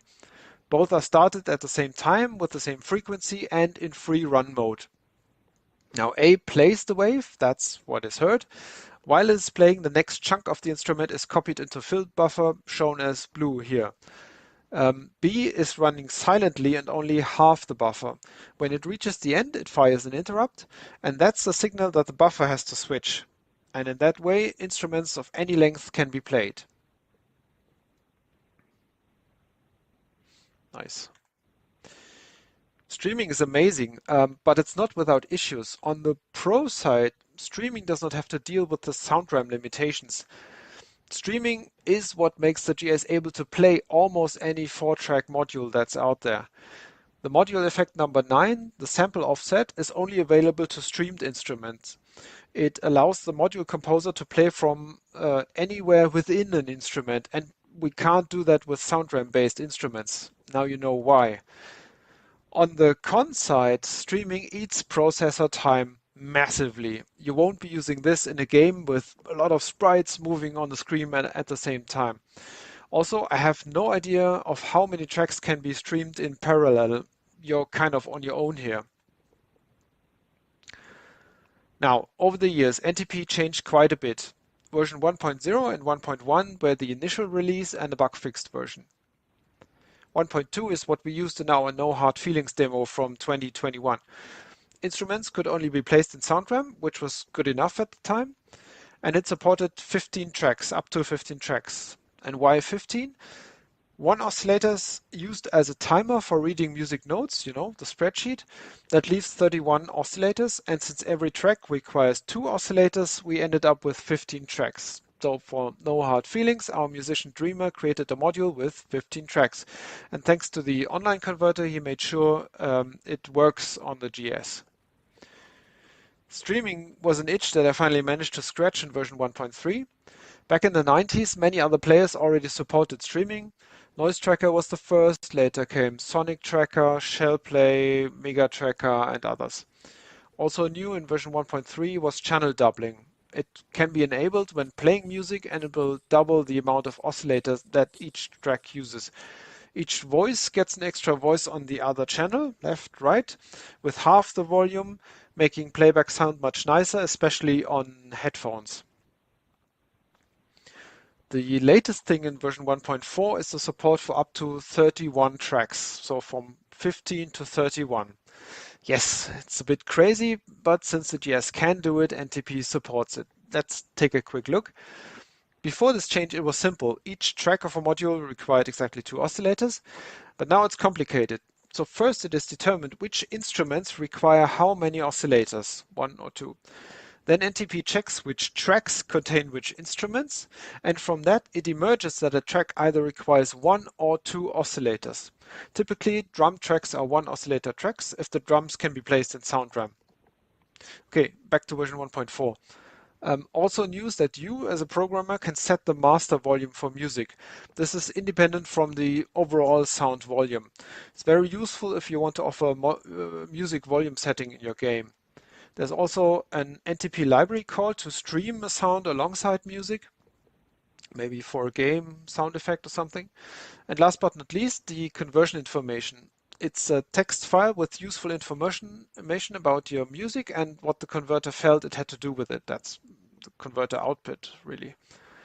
Let's try out the converter and see what happens. Now, if you go to ninjaforce.com/ntp, you're taken to the NinjaTracker Plus homepage where you can choose a module file from your hard drive to be converted. Now, the next thing to think about is whether you want to have all the instruments into the 2GS SoundRAM. If that's the case, then you want to forbid streaming. If I press convert with this module, this will result in errors because the instruments are too large for the 2GS SoundRAM. You get some information of how to reduce instrument sizes, but for this module, I don't want to touch it. I'm going to allow streaming, pick up the module file again, press convert, and now I get a zip file with the NTP file inside and the conversion information. The conversion information can be displayed by ticking this box, press convert again, and now you get a list of the instruments and how many oscillators they require. There's information which instruments have to be streamed. Usually the larger instruments have to be streamed. And for the non-streamed instruments, you can find a pointer into the SoundRAM where the instrument is placed. Down here, you have the memory map of which areas are used for what in the 2GS SoundRAM, and you can see some space is still free. Down here, there's the oscillator usage, which track is played by which oscillator. And as you can see, this is a standard classic Amiga ProTracker module, so we have lots of oscillators free on the 2GS. And notice that oscillator 31 is always required for the music timer. Now, if I have a more specific tune to the Apple IIgs module, like this one, it's made by Dreamer, 15 tracks. If I save this as a ProTracker module, go to the web page again, pick this module. I can forbid streaming because I know everything fits into SoundRAM. If I press convert, you see no errors. The instruments all fit into SoundRAM, nothing is streamed. The SoundRAM is packed, as you can see here. We are using many more oscillators, but still some are free. So now let's go over to 2GS and listen to how this sounds. Okay, so here we are on the Apple IIgs, and I just launched the newly released Sensei Play, which I can use to play the module I just converted, and it sounds a bit like this.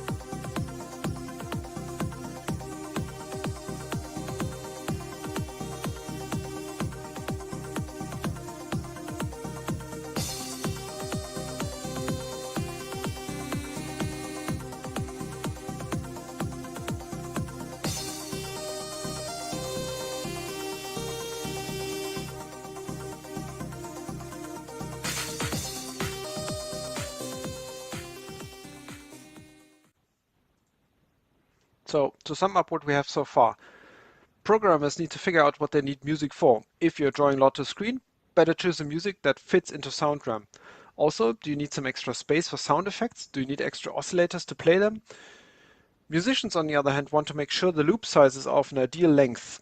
Always.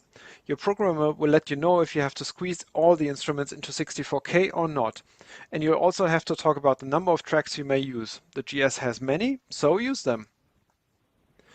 All right. Now, whenever somebody gives a talk about how things work, you can be sure they're skipping over the nasty bits they had to deal with on the way.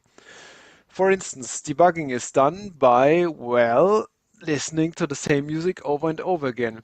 If you know the song very well, that's fine, but if you get the music, say, 4 days before you have to hand in your demo at a demo competition, the best thing you can do is to record what the GS is playing and send the recording to the musician, which we did for no hard feelings. And Dreamer got back to me and reported that some drums were not played. Great. There are 2 drum beats here shortly after one another. The first one was played, the second was not. By the way, it only happened on real hardware, not in the emulator. Now, when a new note has to be played, the oscillators are stopped, then instrument, frequency, volume, etc. are set and the oscillator is started again. However, it is the same instrument running at the same frequency. What was I doing wrong? It turns out I was stopping the oscillator but setting it to free run mode at the same time. Yes, the oscillator is halted, but the pointer in the wave is preserved apparently, you know, the accumulator. So when the oscillator was started again, it played from the rest of the instrument, which was the silent ending of the drum, and no second drum beat was heard. Had the drum sound been shorter, we wouldn't have spotted the issue because the sample had already ended and the wave pointer would have been resetted already. So the right thing to do is to stop the oscillator by halting it and setting one-shot mode at the same time. That's a test case for emulators right there. The next thing was this. In this module, the composer starts a looped instrument in channel 4 and lets it keep on playing. By changing the volume, it sounds as if the instrument is restarted. This is how it sounds. And this is how it sounded on the GS. Now, I don't really know what's going on. The instrument is looped and not of an ideal size, so my guess is that we are running into the swap mode problem again. There was no obvious solution, so NTP has a special case and will restart the instrument in this situation. This is bad because it might ruin another module. Next, I tried to optimize the code that talks to the Ensoniq dock. I was pretty sure I did not do anything wrong in my code, but all of a sudden it sounded weird.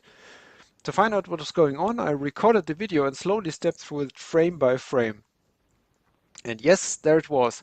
The frequency here has to be the same for both oscillators, and clearly it was not. What's going on there? This is a module with 4 tracks. Every track requires 2 adjacent oscillators. I was positive my code wrote the same frequency values for both oscillators, so how can this be? Believe it or not, my code was too fast. Never thought anything on a GS can be too fast, but here it is. In order to talk to the sound chip as fast as possible, NTP sets the direct page to C000, which allows accessing the Ensoniq dock registers with faster direct page or 0 page instructions. Also, auto increment is used. Quick explanation here. Writing to sound drum is done by setting a pointer register and then writing a byte to the data register. That byte then appears in sound drum at the pointer location. And with auto increment on, writing to sound drum will automatically move the pointer 1 byte forward. It's very useful when streaming, and it works with registers too. Now, if you take these 2 things together, sometimes the interface to the Ensoniq can't keep up and some writes are lost. There are many ways to fix this. You can you can listen to the busy flag of the dock, or you can add sleep statements. Now I went back and disabled all the auto increment mode. Now the increment has to be done by code, and the dock can keep up. Okay, here's a list of things that would be interesting for the future development of NTP. First off, the mod format which NTP uses as its source is limited to 31 instruments, while NTP format allows 255 instruments. Maybe this can be fixed by supporting another format like S3M or others. Other formats might also allow instruments that are composed of attack, decay, sustain, and release parts. It might be possible to support that, but it would be a lot of work. Now, somewhere in France, there's a GS with 128K sound RAM, and maybe some clever hardware guys come up with a kit or something that you upgrade your GS in the same way. I could see NTP support that extra sound memory. The last item on the list, register streams, would be another radical change for NTP. It would mean that the converter would transform the music not into another spreadsheet format, but instead into a compressed stream of doc register changes. The NTP player would then only need to decompress from the stream and make the doc register changes. The player would be faster and smaller. It's a concept already tested on Amiga and seems to work fine. Okay, what have we learned so far? GS sound is special, but you know now how to get the most out of what we have on the GS. Also, use NTP for your project, really. It supports almost everything that the GS can do, so you can make music especially for the GS instead of doing just another conversion. And finally, get in touch if you have questions or issues. Thanks for watching. I hope you enjoyed the deep dive into GS Sound. I certainly had a lot of fun making this video. Bye bye. Thanks. Jesse, if you could turn on your camera. Yes, okay. I will spotlight you. Hello. Okay, now I can see the chat again. But no questions, that's fine. That's probably the best. So then the video explained everything.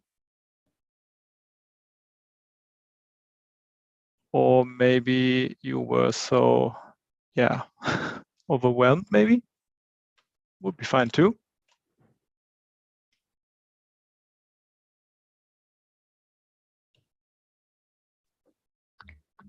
Are you able to look at are you looking at the Discord channel? I haven't been watching it, but there may be questions in there. All right, okay.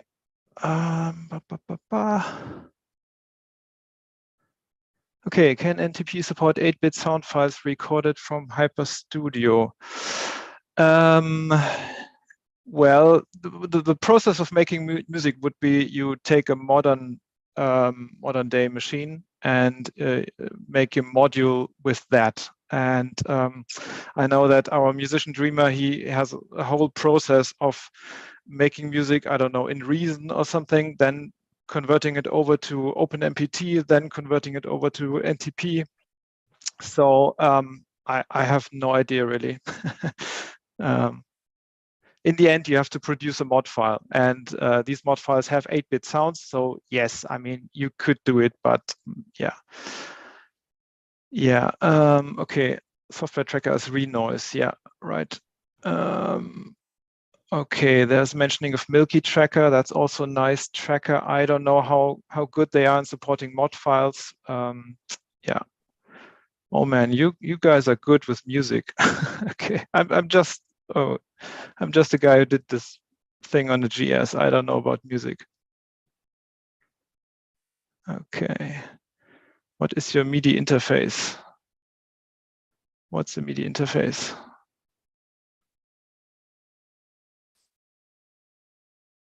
All right. Okay, you're talking to yourself there. Very good.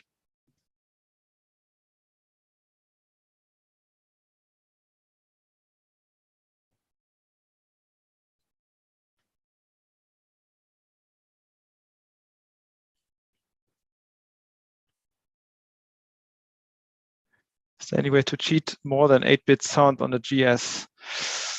I don't think so. I know that when there's some guys with Octamed or something where they play two sounds at the same time, and by overlaying the two sounds, it sounded as if you had more than 8 bits. I have no idea really.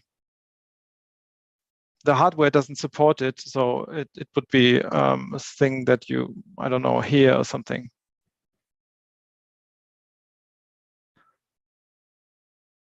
Tough questions, guys. Maybe ask something else like, what's your favorite color or something?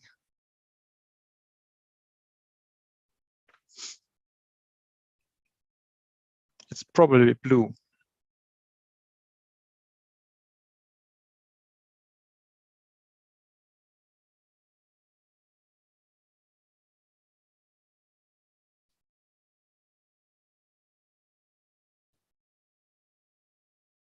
What's my favorite sound?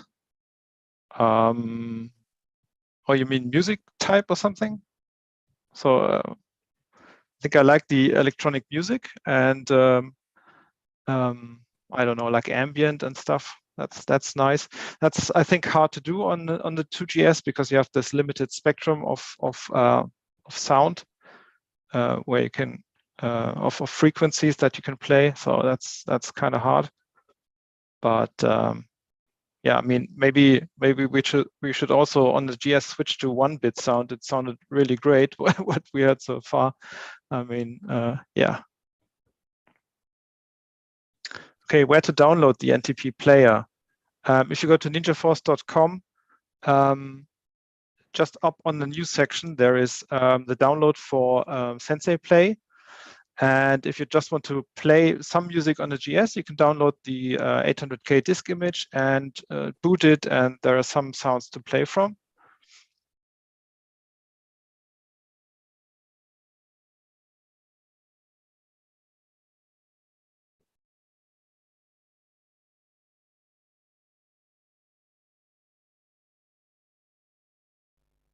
Yeah, 8-bit sound is wacky.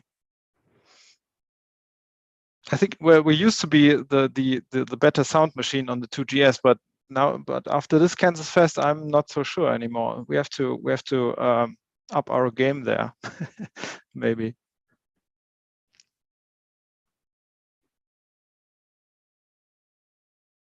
Is there still time for questions? I think we're over time. Yeah, I think if there are any questions, they're setting up a little bit in Rockhurst. I think they're probably close. But we can just we can go. Oh, they're ready. Okay, so Here. okay, yeah. So Hi. thank you. I will. I'll cede the mic here, but I think we're finished. Thank you for presenting, and we'll continue the conversation in the Discord too, of course. All right. Bye-bye.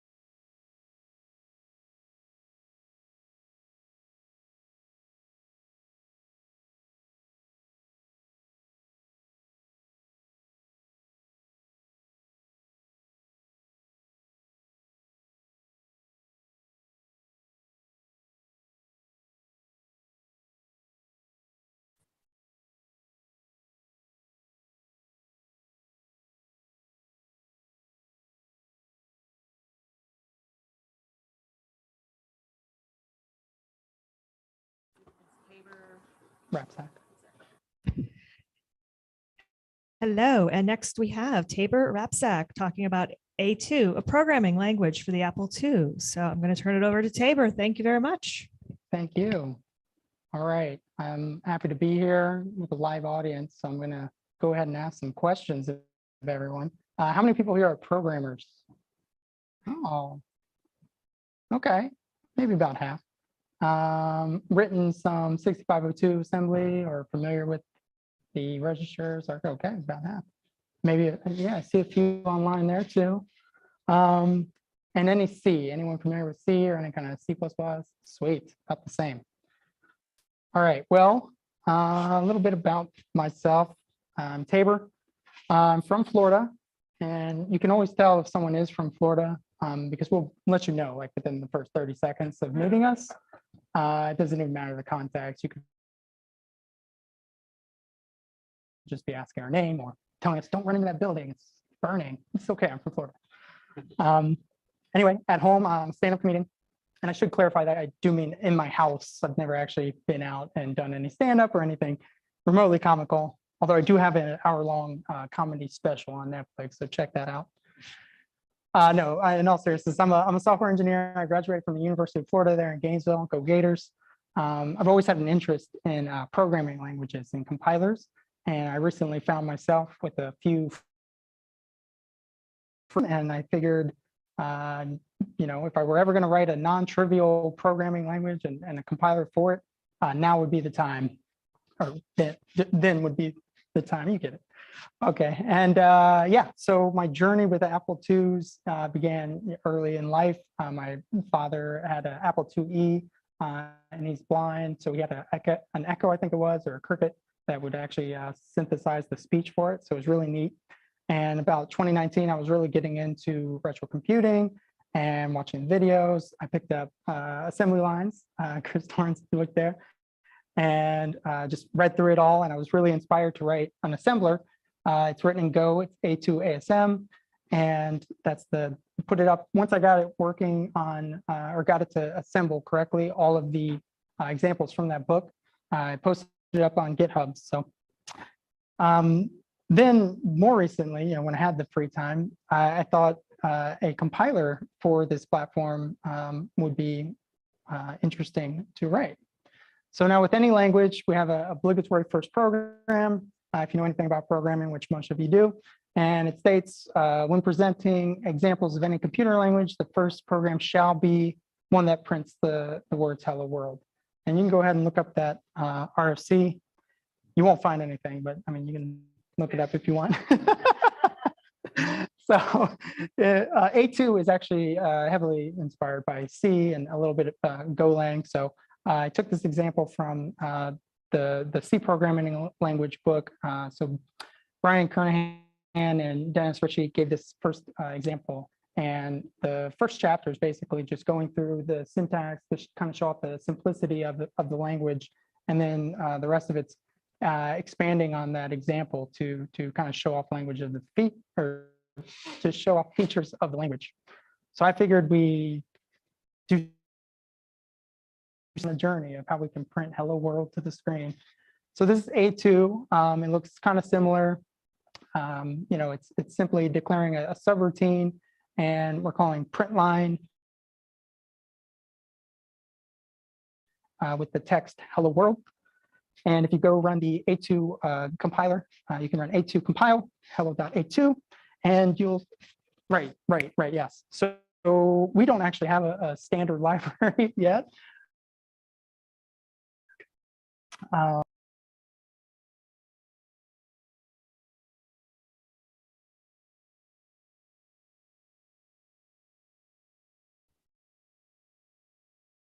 Not quite sure what happened there. We will be back shortly, I hope. We're troubleshooting now.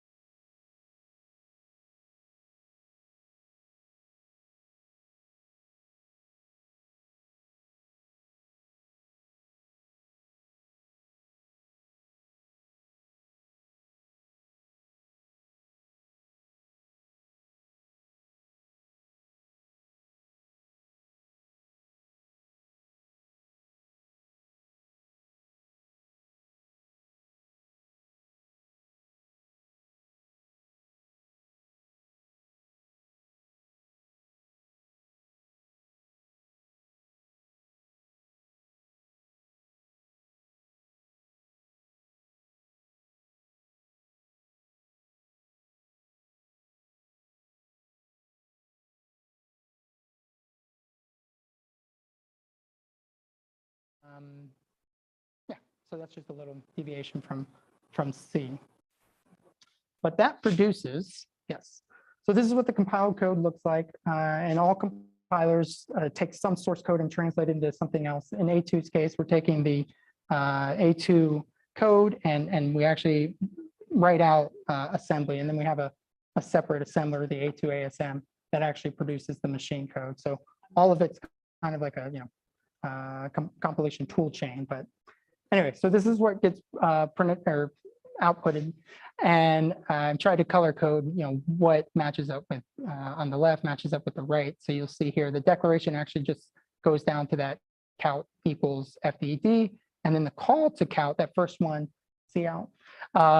You can see it in blue here. We have the load A, load the accumulator with the high ASCII H, and then we can jump to that subroutine by just saying JSR count. So this is what the compiler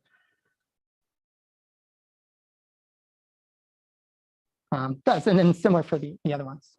So this is great. We can now call existing ROM subroutines, but there's 40 plus years of code of assembly that's already out there. And wouldn't it be great if we could just call that from our A2 and not have to rewrite a lot of this functionality. So this example is from a 2017, yeah, CompSys Apple II discussion that resulted in a very impressive 33 bytes. You don't have to read it. I don't actually even know what's going on with all that. But what it does is it'll take the input. So if you pass in 1, 2, 3, 4 in hexadecimal, it writes out to the screen 4660. So they went back and forth. Mike, Jay, and QCombo went back and forth, and they really hashed this out, made something great. But I don't think I could do any better. So I just want to use that functionality. I don't want to have to recreate it.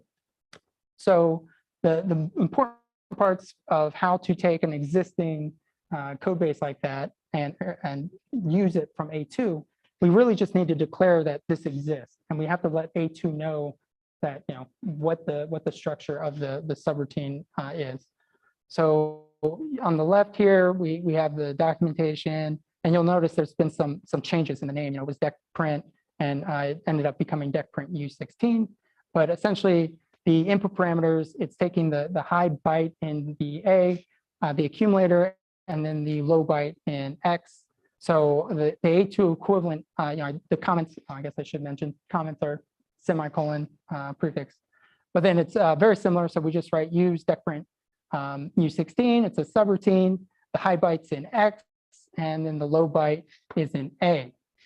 So then when you call it, you can just say dec print U16, 12, and then 34. I was hoping someone would point out that there's actually a discrepancy in what I just wrote, because the comment there, has the accumulators or the parameters switched.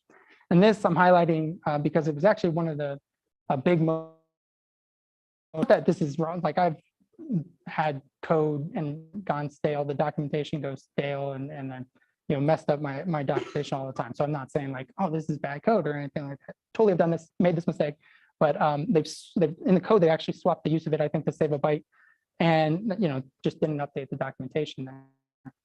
However, with compile time type information, if you want to switch the X and the A, where you can just do that there and then recompile the code, and it handles loading into calling the right load operator.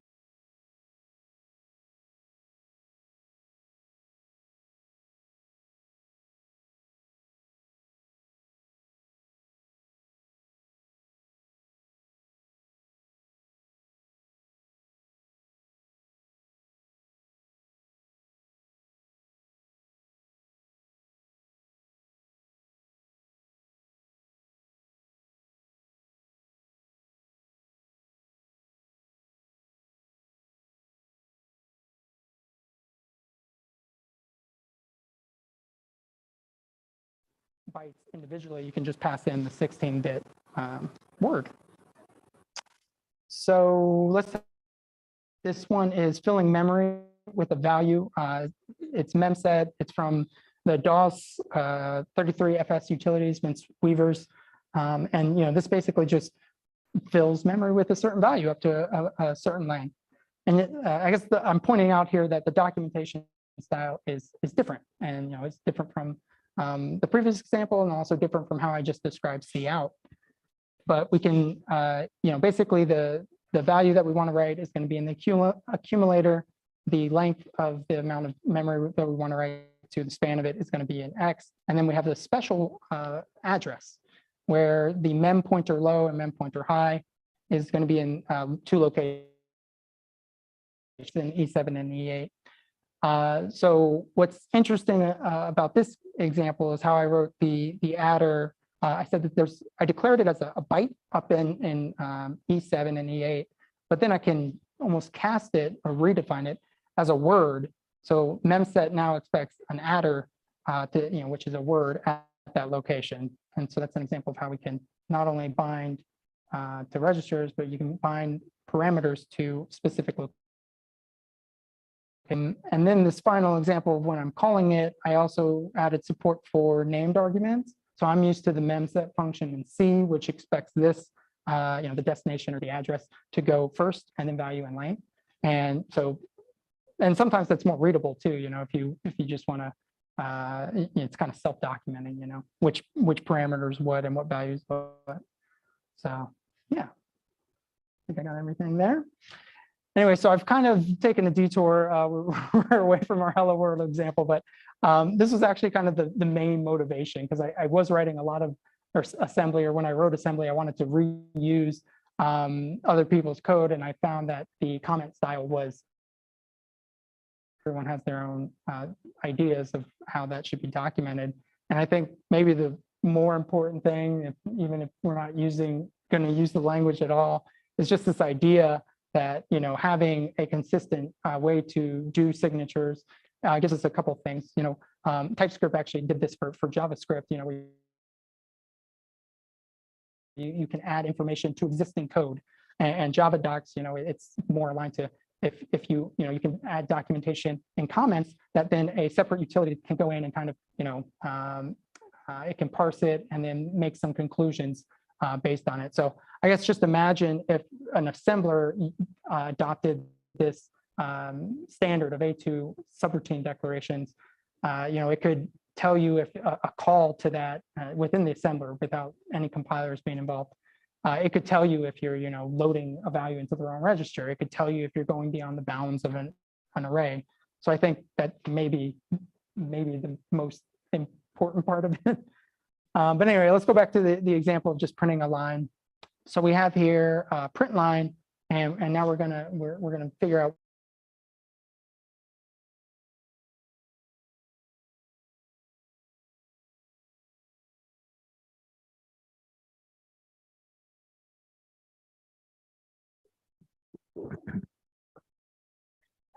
we are working on this. I guess the computer is having a bit of trouble and keeps dropping off.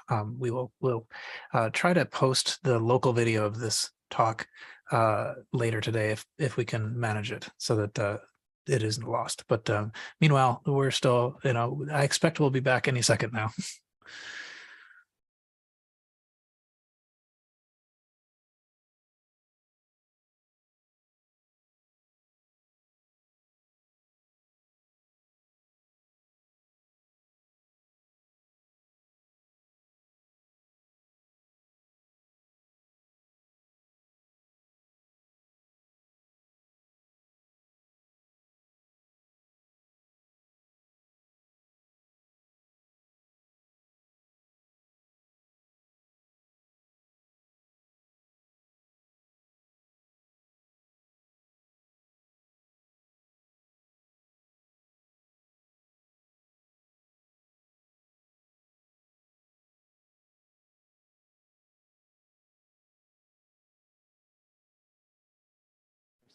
And just like I can see, they're just a level in direction. It points a value to a value in memory. But we also have so the memory address is stored as a word, and again, that's that unsigned 16-bit value. So you might be noticing here the syntax is similar to an array. It just doesn't have a size on it. That's why arrays always have size values. It's required. distinguish it from a pointer. But I also know there's a problem here where the 6502 has a memory addressing mode, the indirect index, or sorry, the indirect index mode. Yeah. So unlike other architectures, the 6502 really doesn't.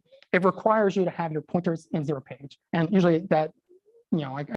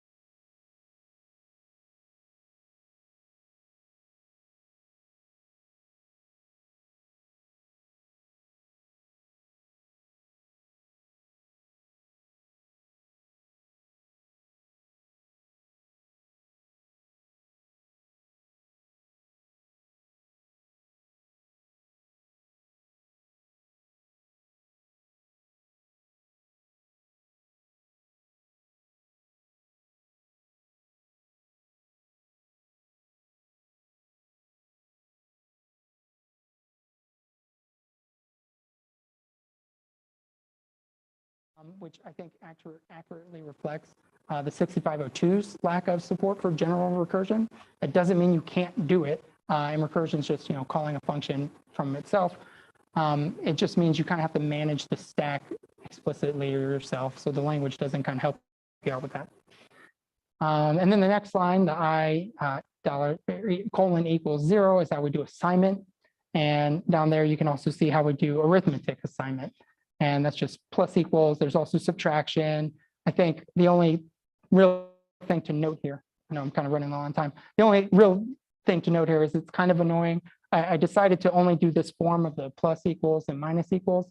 The underlying, you know, 6502 has operations like add with carry, and that expects, you know, everything to be done through the accumulator. So this kind of reflects this idea that you have a value, you're starting with the value, and then you're modifying it.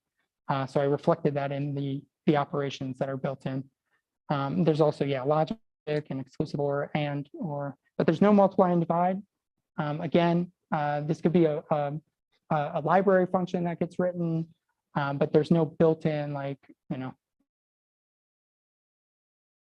I'll skip that part. Okay, and then loops. So when we want to repeat operations like going through a sequence and doing a number of things, of course, looping is very necessary for that.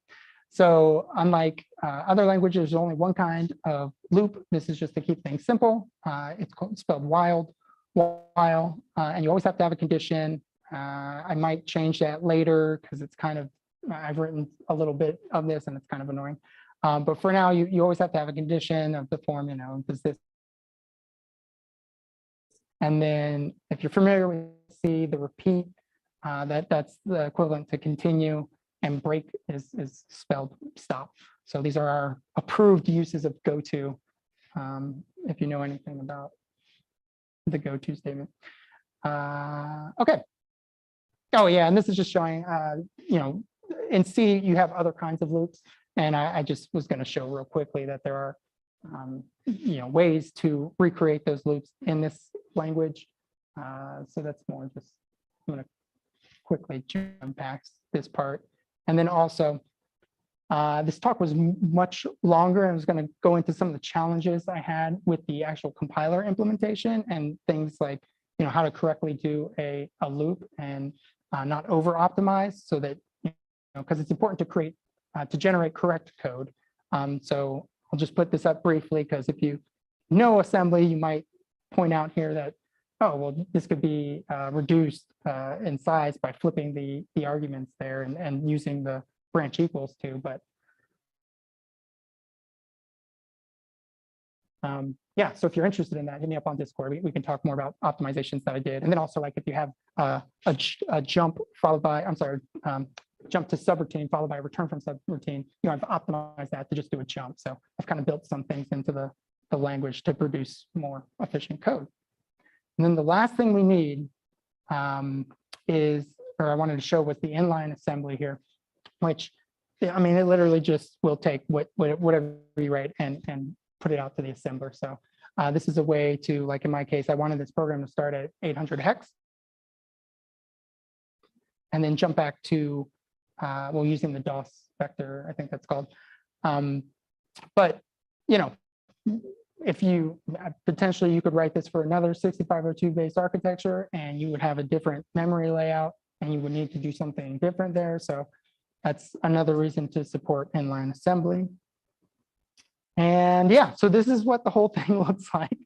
I know it's kind of a lot for Hello World, but if you think about it, that's all you need to print out Hello World in this language. And that's kind of proof that it's running. I used Ample, which was presented, I think, last year, the assembler, or the emulator there. And I won't go through it again, but that sample is actually on the GitHub link. And also this game that I wrote, Warship, is also on there. And I wrote my first version of this battleship inspired game to kind of play around with the A2 ASM. And yeah, more GitHub links. And then I rewrote it in A2 to kind of get a sense of the development experience for A2. And if I'm being honest, it wasn't great. Writing compilers is hard. And I think it was very buggy. And so, well, actually, I guess I fixed a lot of the obvious bugs, so that's good. But it still doesn't provide like a lot of helpful information. It's basically like invalid program. And then I was a little disappointed that if you look at the stats here, the line count, it required a few more lines than the actual assembly. And then the compiled output, it's nearly, almost double the size of the handwritten assembly. And I think there's a lot of room, though, for improvements, because I haven't done a lot of the optimizations that I could have. For example, a lot of the generated assembly for that looks like, if you're modifying a variable, you would have to, call a store A or store X instruction. And then, if I'm going to do something else with that, I immediately load back in that value. So that's just, wasted thing. So that's something that you could go through the code generation step and look for that, and then just not call the load operation, and that might save us the extra 2,000 bytes right there. Yeah, but I accomplished a long time dream. Wrapping up here, I was able to run this. Lucy, this is my II unenhanced, just your regular II, and it's running the code, the A2 port of battle or warships that I wrote, and so I added here some proof. And so, yeah, it's great to write a non-trivial programming language, create one, write a compiler for it, and have it running on actual hardware. Yes, and then check out the GitHub link. The short link is just a2lang.com. I guess this is like the YouTube like and subscribe moment. Go to my GitHub and click the star. And oh yeah, and this video is sponsored by Javier's retro brighting shampoo, which I've been using, as you can tell. But no, seriously, check it out. I think Hackfest is still going. Maybe write an A2, program and submit it for that or something. And if you have any suggestions, features, there's Discord afterwards, but GitHub has issue tracking and things like that. So I don't think I have time for all of this, but yes, there's a lot of stuff we can do to add more.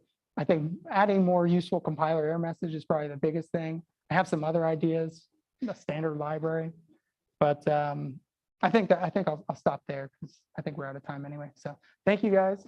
Thanks KansasFest and Apple II forever.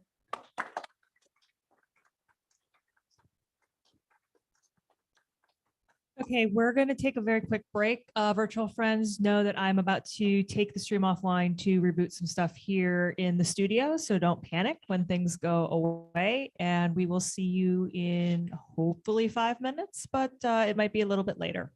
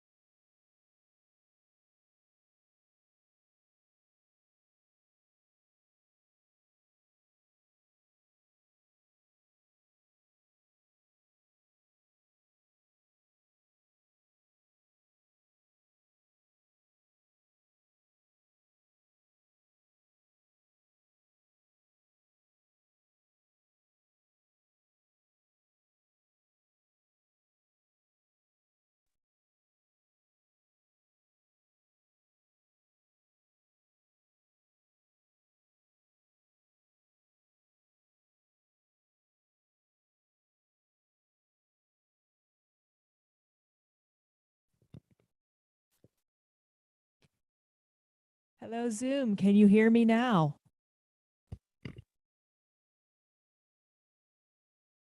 Yes, we can hear you. Thank you.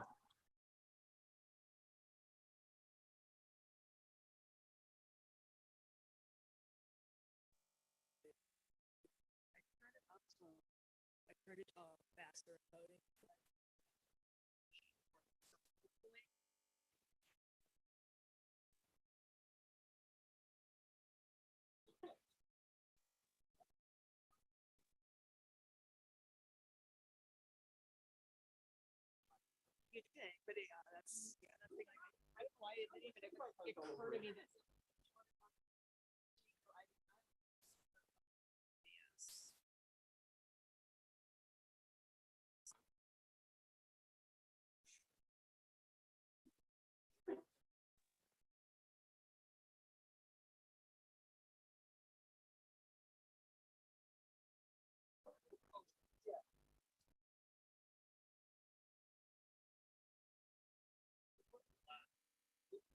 We do. We have head-to-head action game. That's at 4:30. That's yeah. You're the next in person.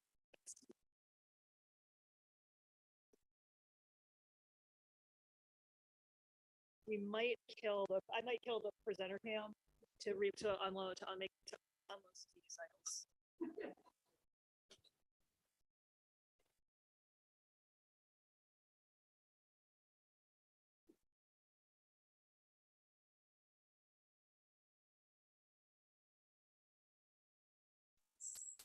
I'm gonna kill the UCam just to save some cycles over here.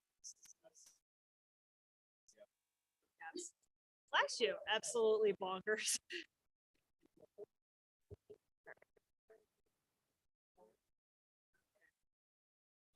I'm no. I'm just.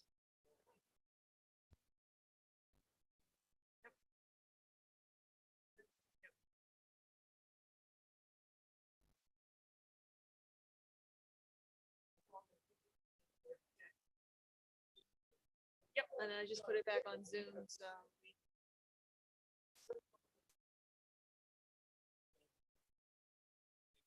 It already seems like it's not telling me it's overloaded.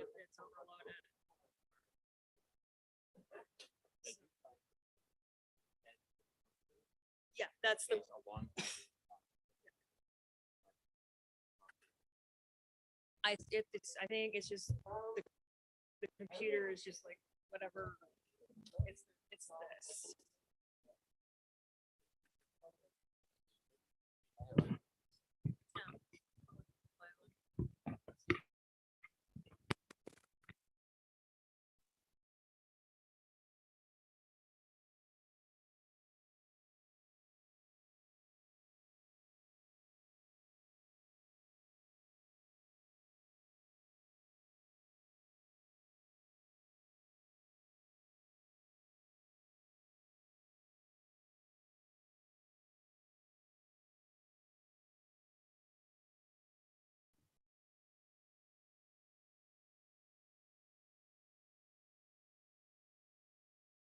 Okay.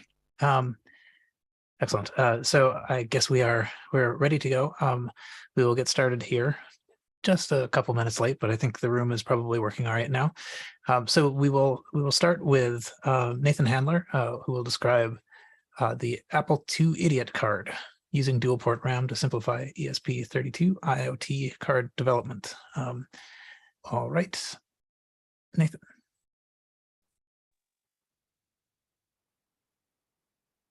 Are you? We can go if you're. I cannot hear you. Okay, can you hear me now? There we go. I can hear you now. And can you see my presentation?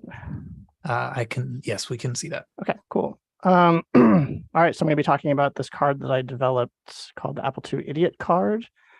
So I'll be talking about the development of it, some of the issues I encountered, and some of the technical details about the card, what it can do.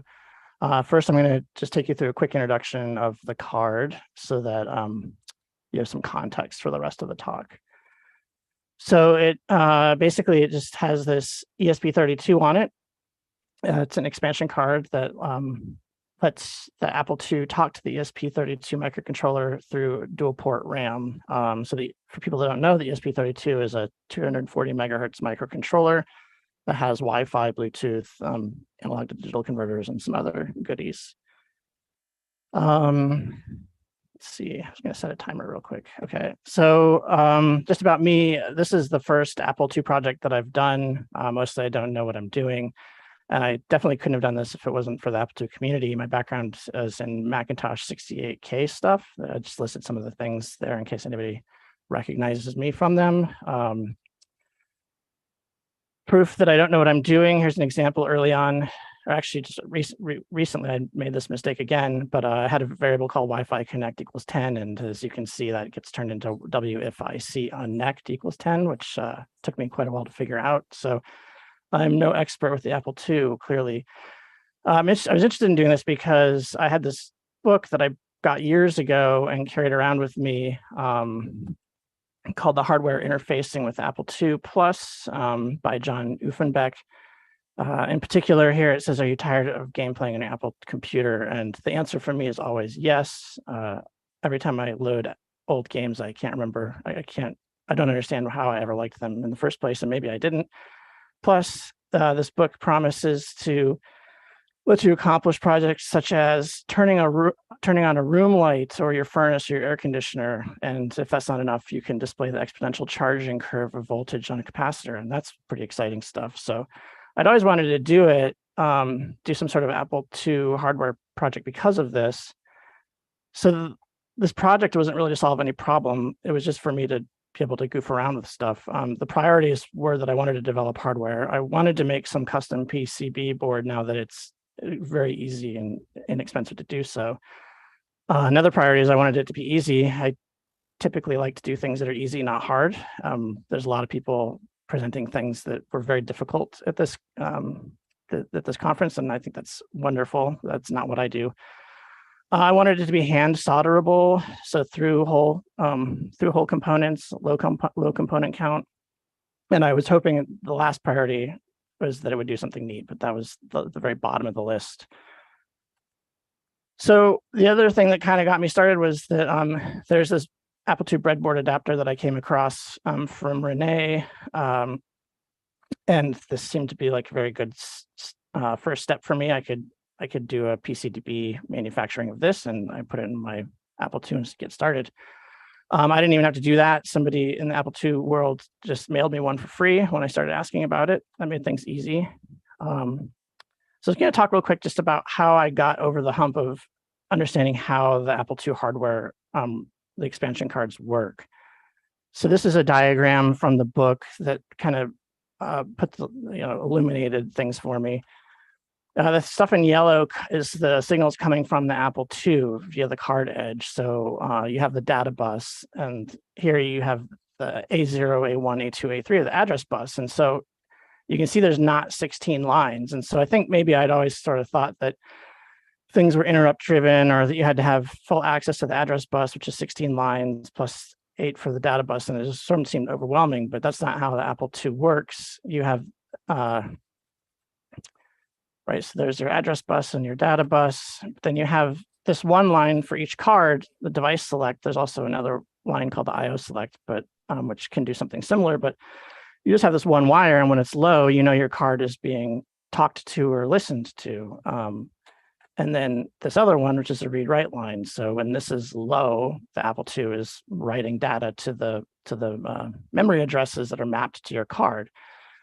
So in this situation here, for this little circuit to work, all you have to do is just poke whatever value you want to show up on the data bus to this address. Also, I think that this figure, just as an aside, I think this figure, I think that A0 through A3 are mislabeled in the original diagram. There's another figure in the book where they're the opposite way.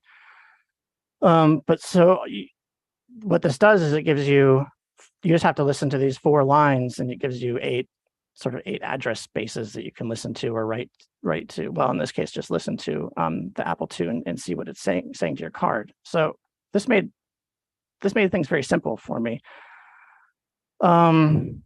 And in this situation, there's a 7404 chip, a 7420 chip, 7427 chip, and this 74100 chip, TTL chips. And well, that just seemed like a nightmare for me. I don't want to have to solder that much. And that's too many chips that I don't have, but I have an ESP microcontroller and I know about that. So I thought, okay, I'll use this breadboard adapter. I'll put the ESP32 on it and I'll just have it monitor this stuff and that'll work. Great. But it doesn't work because the ESP32, even though it runs at 250 megahertz and the Apple II runs at 1 megahertz, the interrupt latency on the ESP32 is around 2 microseconds, which is way too long. So the ESP32 is looking right for this dev select line to change so that it knows it's being talked to. And by the time it sees that and starts looking at the data on the data bus, the Apple II's moved on to other things. So I'm sorry to go back and forth, but okay. So how do we solve that? So I thought, well, the Apple II can clearly write to RAM. All I need to do is just have it write to some RAM, and then I'll have the ESP32 read from RAM. And luckily, there's this stuff called dual port RAM that I found. So this is the chip that I use. It's dual inline package through whole components. Basically, the way it works is you put it between the Apple II and the ESP32. The Apple II pokes to the data using the data bus and the address bus on its side. The ESP32 listens. It can respond right back. And you can basically send messages back and forth. So this has 2K of RAM, but you can't use all of that in the situation because if you use the IO select line, you have access to 256 bytes. So that's what you've got. Basically, you have sort of this memory, 256 bytes of memory to send messages back and forth between these things. So I guess there's a little bit of storytelling here. You know, I got the chip. On the left, it's the wires connecting it to the Apple II. On the right is just me hard setting pieces of memory so I could see if the Apple II could read them. Then the next thing I did was I got that to work. Then I tried to get it connected to the ESP32. That didn't work great. Lots of problems figuring them out. It's always fun. And this is the final version of the working breadboard adapter and the first version of cards that I had made. Of course, they had that's populated. So these jumpers on this side were basically because I didn't have a lot of faith that it was going to work, and I wanted to have a lot of these lines broken out so I could reconfigure it. The only problem it really had was that I messed up some of the address lines. I'd used too many of them, so I did a little bodge wire and I got it working. And then I made a new set of cards like this. So these are basically pins that you can connect things to if you want to connect sensors to the ESP32 and just reconfigure a couple simple things with the card. So here's the schematic. In the middle, here's the dual port RAM. Here's the ESP32, and this is this bit of the diagram is the card edge. So I think all what I just mentioned kind of covers this, but that's the schematic. So the first thing now that I had the hardware working, I needed to get some software working. I had an Apple II with no disk drive, so every time I wrote a program, I had to take a picture of it. Here's one that basically would write to the RAM and then would read from the RAM and then double what was in the memory and write it back. And here's the whole proof that it was working. The next thing I did after that was because it's an ESP32 and it has Wi-Fi, I put in a web server on the ESP32 so that I could write to and read from the ESP32 from the Apple II, but then I could also, just in a web browser, I could look and see what was in the memory. So I could write to it and look at it from the memory. And I think this actually has some potential as like a debugging tool for other projects. So like if I'm writing some more complicated Apple II software, I could just send debugging output to this card and look at it on a web browser. Okay, so then I wrote some Wi-Fi software. Here you can scan Wi-Fi, see the access points, choose the access point, connect to it by sending a password, and then show the IP address. Of course, that doesn't really let you do anything. Now you've just connected the ESP32 to Wi-Fi, but you can't do anything beyond that. So then I wrote a weather client. I wrote one version in BASIC and one version in C6 in C. And here you can set the country and the city and get the weather and show the weather. And this is just using a JSON API. And one of the things that's nice about the card is that right, all that JSON parsing can happen on the card, and then you just take the pieces of information that you're interested in and stick them on the dual port RAM, and the Apple II can access them. Here it is. Here's the C version. Then I started doing a Slack client because I thought that would be cool. But then once I got the very simplest Slack client running on Apple II, I decided that's actually really depressing and stopped that because nobody wants that.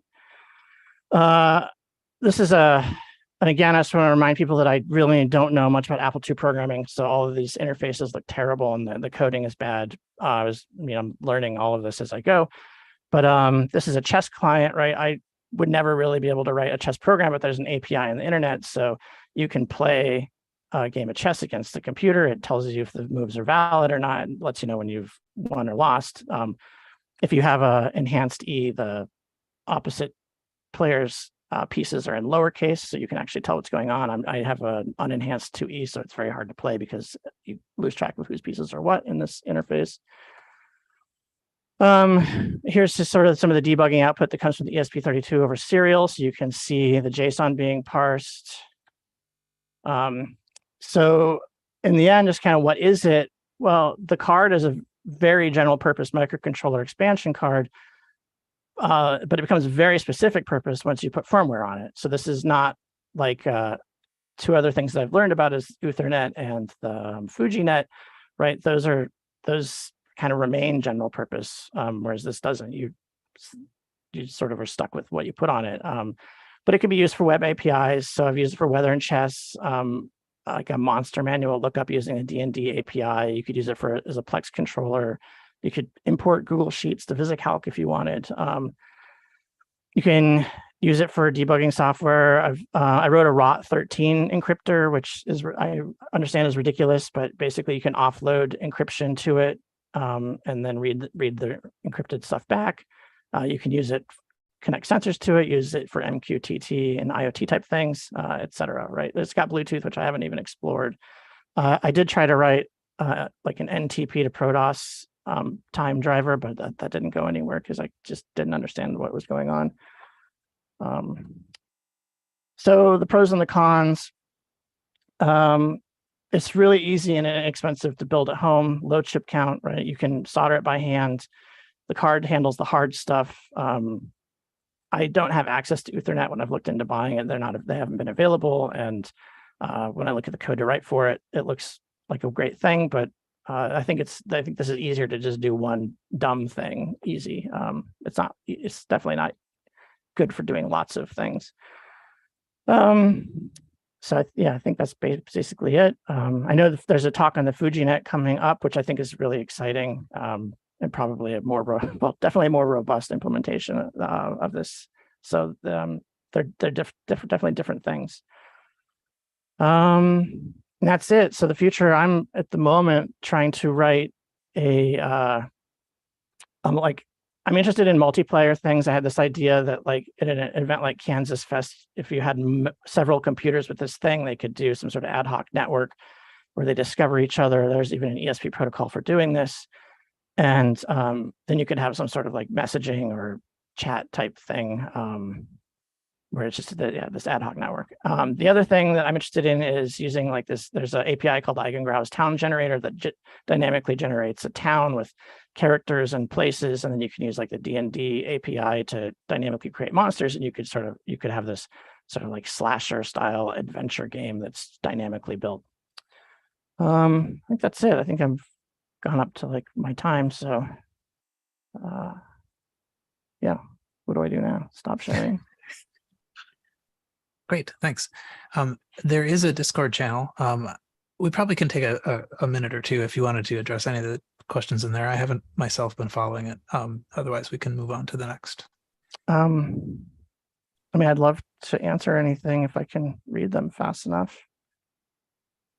But I probably can't. Okay.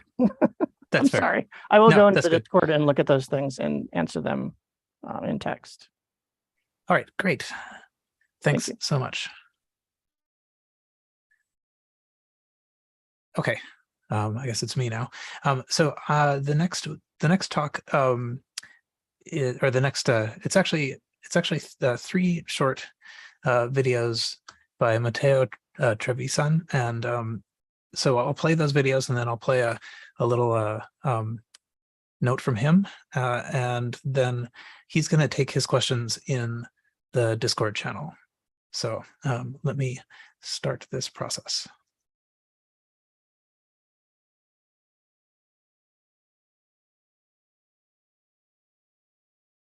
Actually, maybe I should say what it is. So the talk is called Arduino Due Adventures, Apple One, and Don Lancaster's Serial Terminal. And so it's things relating to the Arduino Due, the Apple One, and the Serial Terminal.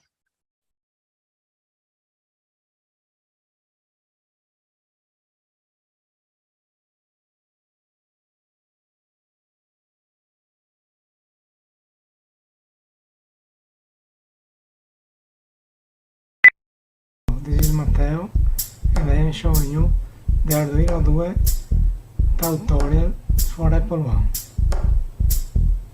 This is an emulator inside the Arduino core. First of all, install Arduino IDE, then open this Scratch.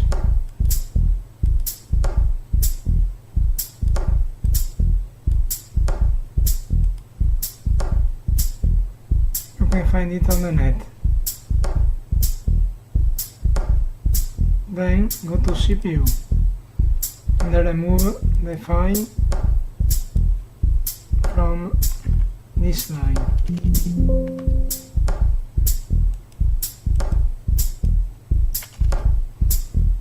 And close this one.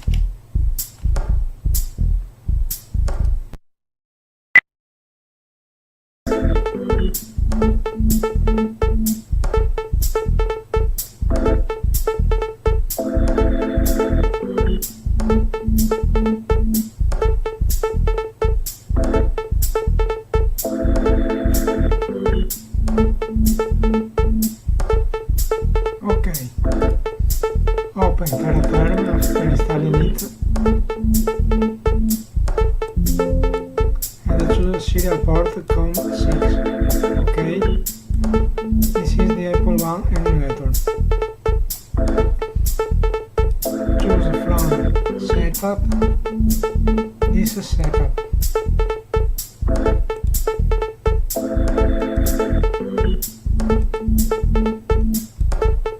This one, auto sear. That's it.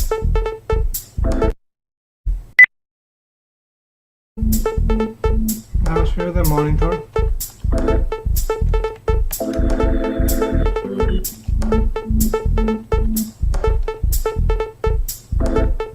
And basic.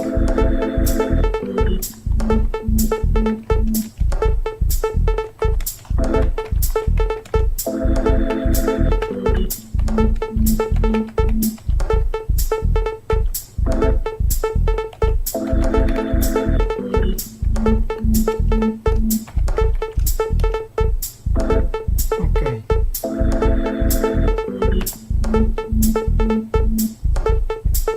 Now show you a program live.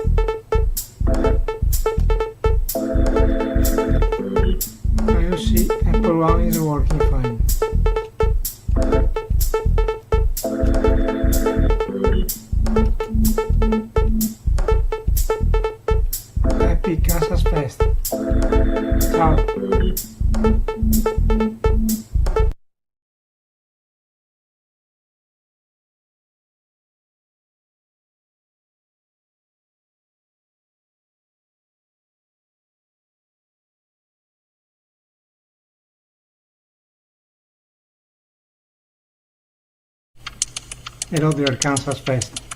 I am here to present the TV Terminal Dawn Lancaster replica, the TVT2CT1024 Arduino Uno replica. On the left there is the image of the breadboard I have reproduced, and on the right the code you will upload inside Arduino Uno.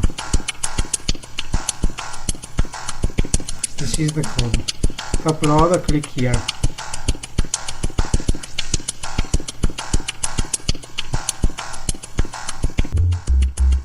Now I show you a schematic about the II IoT cable circuit.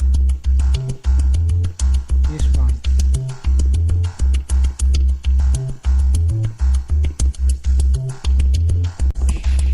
And now I show you the image you see on the right. After connecting Arduino to USB port and setting up TeraTerm, I can show you and choose TV video output on your TV set connected to the RCA cable from Arduino.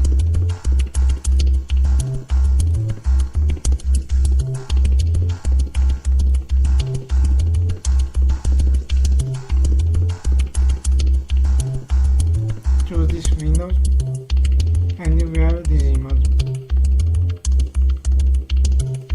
Enjoy.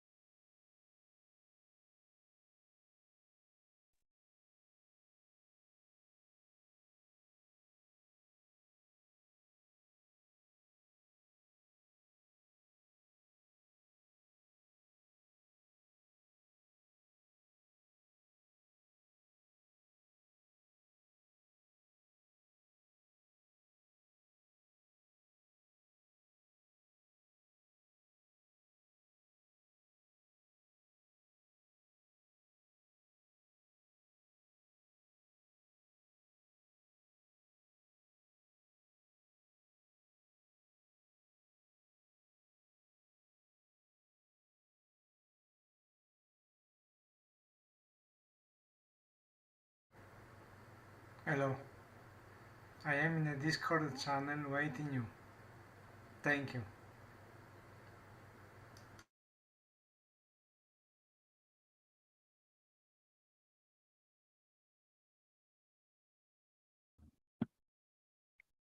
Okay. Thanks, Matteo. We are now so Matteo is going to take whatever questions you have in the Discord channel, and I think we are getting close to. Oh, actually, no. It's yeah. So we're getting close to the point of our next talk, and we're gonna try to locate the speaker. So we'll be right back.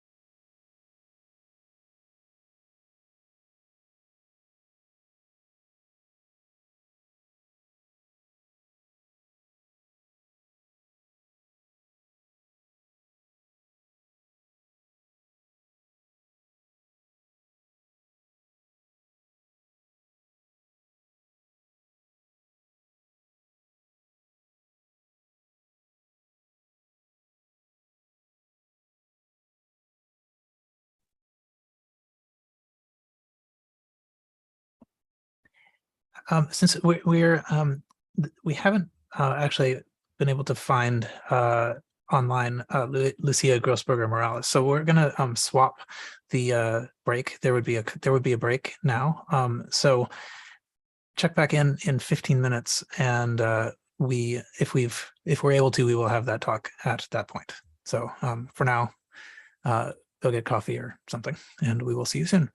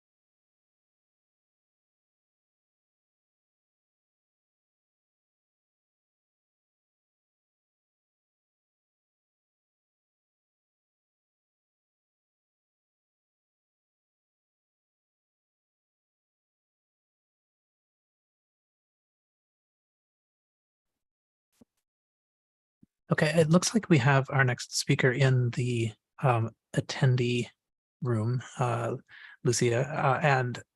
So the next thing we're going to do is this is now just explaining to Lucia what's going to happen. We'll send a panelist request, and if you approve that, then that should allow us to bring you and your screen up some. So I'll send that, and if you could hit approve or yes or whatever, that'll help us get to the next step.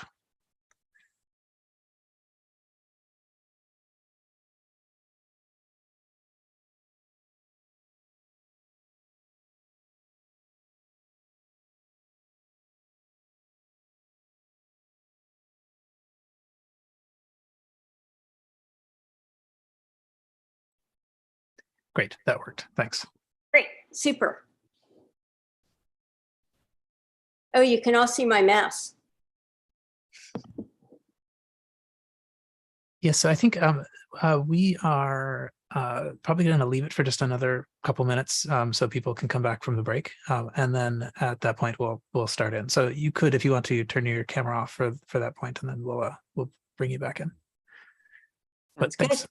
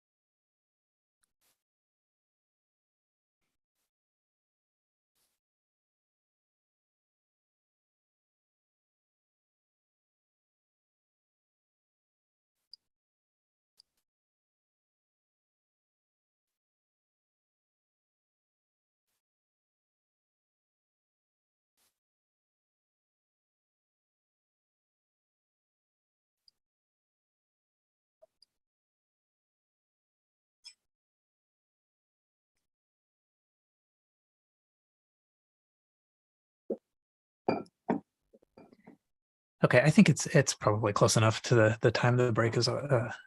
So we can go ahead and start. So yes, thanks. So next we will hear Lucia Grossberger Morales talking on exhibiting art projects on the Apple II. So great. Okay, I'm ready to share my screen. Oh, there we go. Thanks.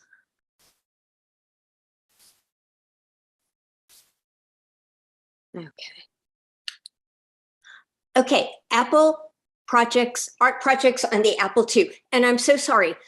They're doing some construction right outside. Right now it's quiet, but I don't know what's going to happen, in the next few minutes. And I apologize ahead of time. I was planning it and really thinking about this project and worried that I was going to not give the talk in the way I wanted to. And then all of a sudden, now there's noise outside. So apologies ahead of time. I showed the Designer's Toolkit, which was a program I did with Harry Vertelny that was published by Apple. The first way I showed computer art was I showed the Designer's Toolkit, which was software. And the first place it was shown as the Palo Alto Center for the Arts. I'm sorry to break in. We are not seeing your screen shared. I'm wondering if you're expecting it to be shared. I am expecting it to be shared. Oh, I am so sorry. Share screen. Here we go. I thought I'd share screened. Okay. Sorry, this is the first time I'm giving a talk on Zoom, so it's a little bit confusing. Apologies. Okay. That's perfect. Thank you. On the Apple II. There were okay. So I showed the Designer's Toolkit at the Palo Alto Cultural Center. That was the first place I showed it as an art exhibit. And here you can see at the Cultural Center, there was the whole Apple system, including the graphics tablet, and people could draw on it. And there was a line way outside to try this out. It was something that probably could only be that popular in Palo Alto, where everyone was buzzing about the personal computer. In the San Jose Mercury at that time, you can see computer-aided art she's drawing on the electronic side of the brain. I haven't heard computer aided art in probably 30 years. And here it just talks about, this is computer art, the creation of the 80s. And until now, an art form only for those wealthy enough to afford a computer. There were a lot of people who weren't thinking. Anyways, this is art discs. Art discs were these discs that I made that contained art, that contained an exhibition, a little exhibition. So what I thought was, is that, you know, the computer, you did art on the computer. It was off of a screen. So I felt that to do real computer art, you had to do it off of a screen. So I created art discs that created, and I did images, oftentimes animations. And then at the end, I was starting to do them really interactive. And this is at the US Festival. And if you look on the lower right-hand corner, you can see my Apple II system with its little what I forgot what night. Anyways, there's Carlos Santana. This is the brochure that we had, and you can see, and I'm going to go through these quickly. I don't know what my time is like, but anyways, this is me doing current effects on what was the imagery at the time. Elvis Costello. These were all people who were really influencing my work at the time. All the music. Lou Reed, Petty.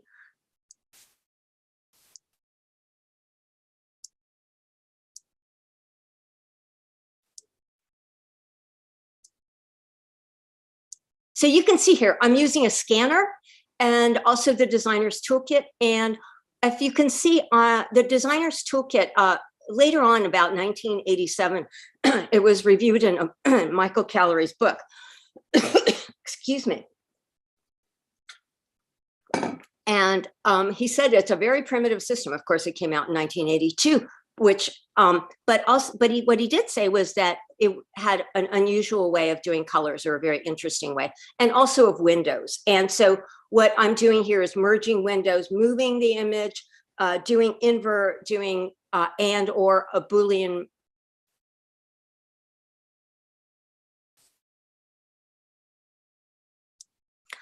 So art discs were, can somebody tell me how much time I have? I'm sorry, I can't see it. I think you had a half-hour slot, so still. Oh no, I had a 15-minute slot. Oh, sorry. Is that correct? Well, then you have 10 minutes left. Then if it's only been 5. Okay, great. Okay, I think I'm pretty sure I had a 15-minute slot. Okay, so these were art discs, and Jalbert Gallery was in Los Gatos, and at the time, people thought it would all happen with computer art. As far as like my personal computer, a lot of people liked it, but the public just didn't pick up on it. So this is changes, and in computing, Mard Nemen writes, in Grossberger's work, what you see is really a form of animation. And you cannot appreciate this without actually seeing the disc play. It required the computer, which I felt really had a lot of integrity for what the computer is. And here, I'll put in a bigger one. And I had different transitions which were developed, which were created by Bob Bishop and David Rifkin. So I had a really wonderful toolkit of things that I could use. And they're somewhere located on my discs. I am so grateful to Chris Torrance and Mark Pilgrim, who transferred my 100 discs from 1985 so that I can see them on the emulator. I found projects I had no idea. I didn't even remember them. So a big thank you. I did printing on the Apple II using color copies, the image writer, and now what I'm doing is metal prints. And here it is on color copies. It's a terrible picture. Here you can see it. I chose color copies over photographs because I liked the paper, And I liked that it was instantaneous. You do the image and then print it out. You know, it was just, it was real easy to see what you were getting. These were a series of printouts that I did with Harry Vertelny, my partner at the time. I really apologize. They're doing work outside and I think the dust is getting inside. And so we did them, again, color copies. And Harry and I designed the frames for it. I'm not sure you'd want to design frames like that. But anyways, I don't know how many of you see the woman in there. And how many of you see David Bowie in there? The next place where I showed art, or what I'm going to talk about, I showed in a lot more places than what I'm showing. I'm just choosing the ones that I liked most. So Corey Gallery was a prestigious gallery on Geary Street in San Francisco. And somebody convinced them that this was going to be a good idea. They were absolutely furious at the end because nothing sold. And they were just like, you know, it was, anyways, I'll show the work. And I have to admit, I'm not really thrilled with it myself. Anyways, these are Image Writer printouts. And these were tiny. They're really small. And this is a larger one, but it started to buckle. So you know, it just, in normal prints, you would never like glue it onto something, but here I probably should have. Here's another print blown up, and this is another one. And then, so these are all taken from David Bowie's Heroes. And then what, again, I would go into the designer's toolkit and change the imagery. This was a time of this has been so much fun to do this talk because of all the nostalgia that I feel about that period. It was so much fun to go back and think and remember like the books that I was reading, the magazines I was reading, what I was looking at, what was inspiring me at the moment. And I remember being really, really proud that the computer was the machine of the year in 1982. And I'll just read a little bit of what Rosenblatt wrote. Roger Rosenblatt wrote the essay. Think what this machine is made of. Do you? The hardware and the software and the mouse? Not a chance. The computer is made of you, lady. It's got you all inside of it. You wished it here. No, not to do your taxes or to teach you German or whip you in Pac-Man 4 out of 5 times. You wished it here because the country was running low on dream time. I was also reading, though I didn't get a quote, Ted Nelson's Computer Live Dream Machine. And so this kind of felt like this was a machine we could dream on, we could be creative with. And I was listening to Kraftwerk. And this is just, it felt like my soundtrack at the time.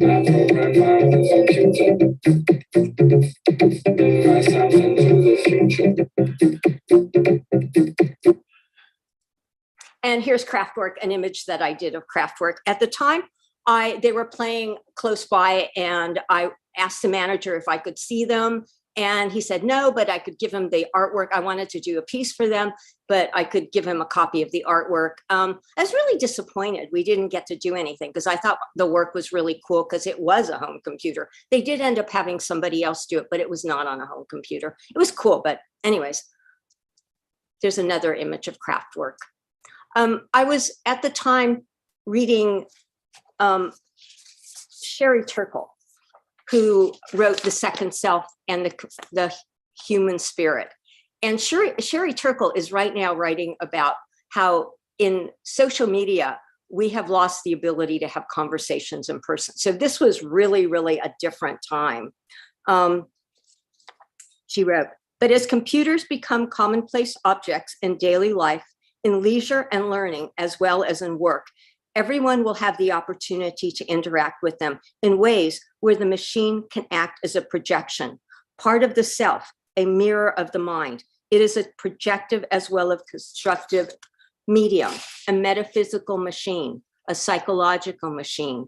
It influences the way we think about ourselves, the computer's chameleon-like qualities, that fact that you can program it, it becomes your creature, makes it an ideal medium of private worlds and through these self-exploration.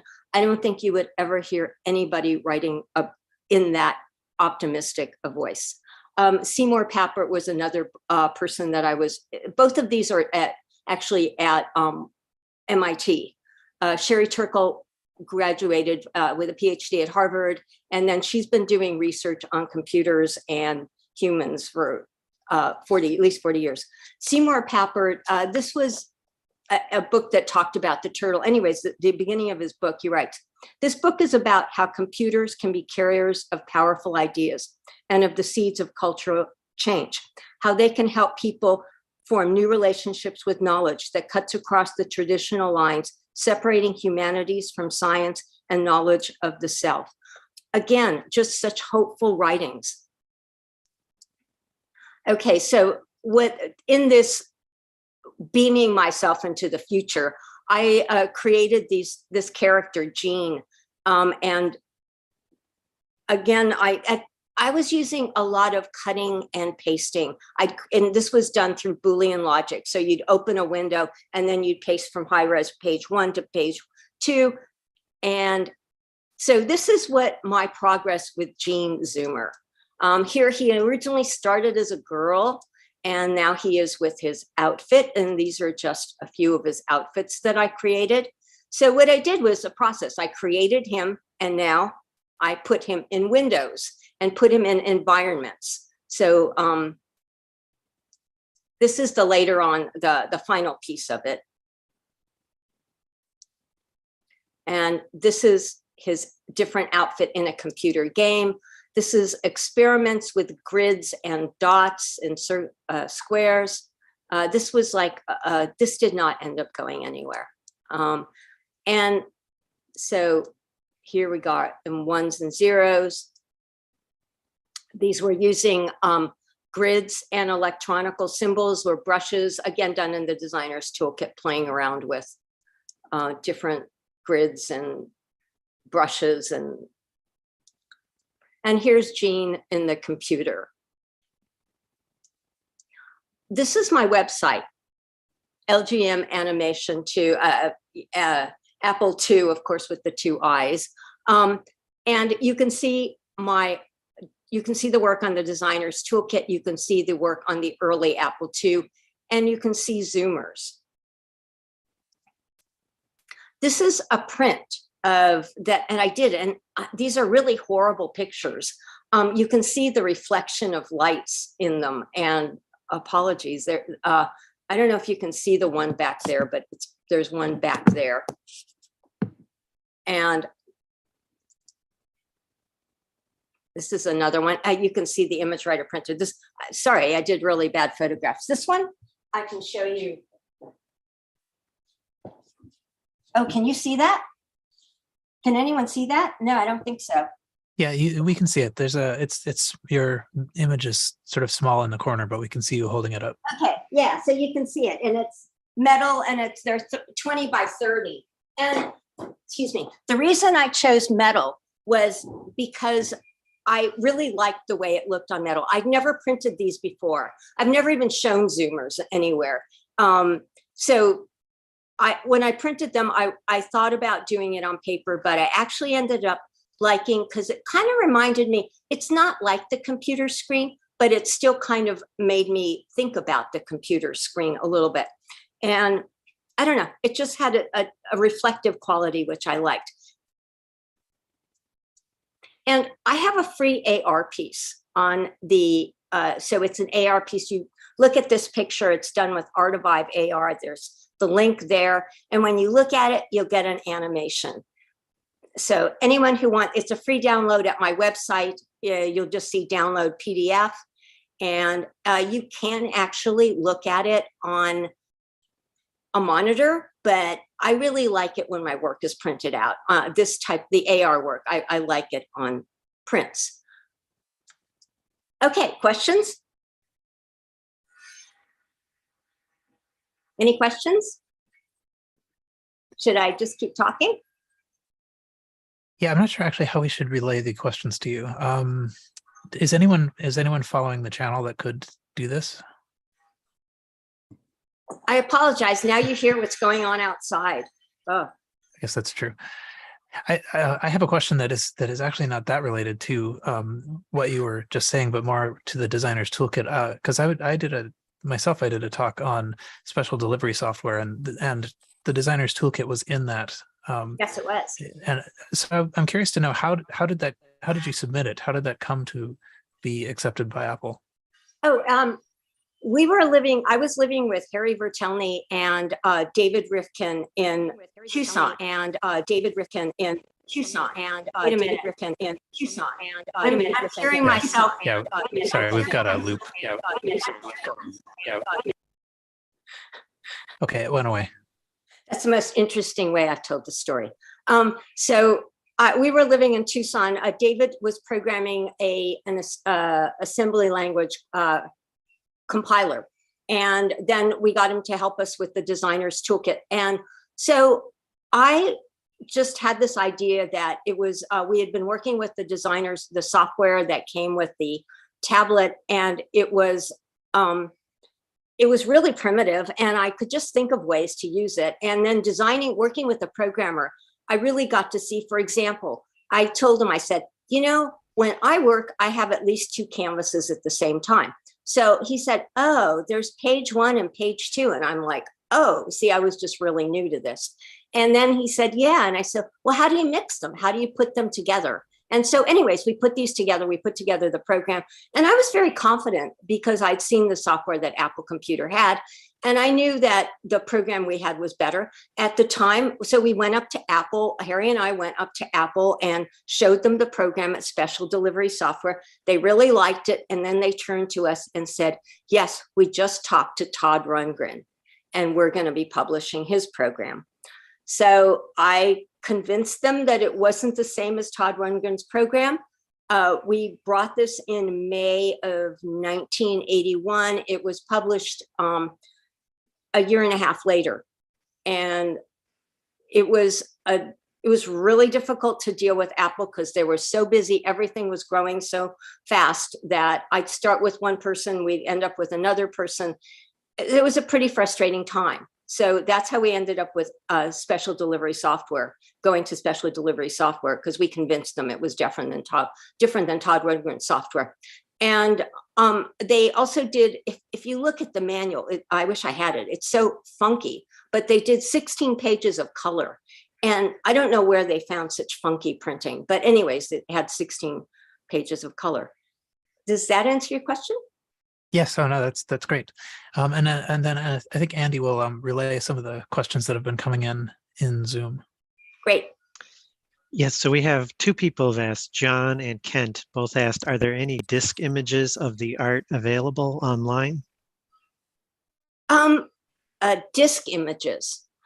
There's lots of images available online. When you go to my website, there's lots and lots of images there. So yeah, go to lgmapple2.com and there's lots and lots of images. The images that I was showing now, which are not on my website, are the ones that I was able to use to get on the emulator. So they're not exactly like the photographs that I took, but yeah, there's the ones that are online route are all the photographs, and I'll put some of the ones from the through the emulator on there. I think the emulator is a little bit wider than the Apple II screen. I may be just imagining it. Yeah, hope that answers your question. Thank you. And we have another question from Charles. Have you ever explored generative art? Yes, I have. I was really lousy at it. I used I don't know. Are there is there programs on the Apple II? There must be. There has to be. I used. I forgot which program it was. It's the one that Casey.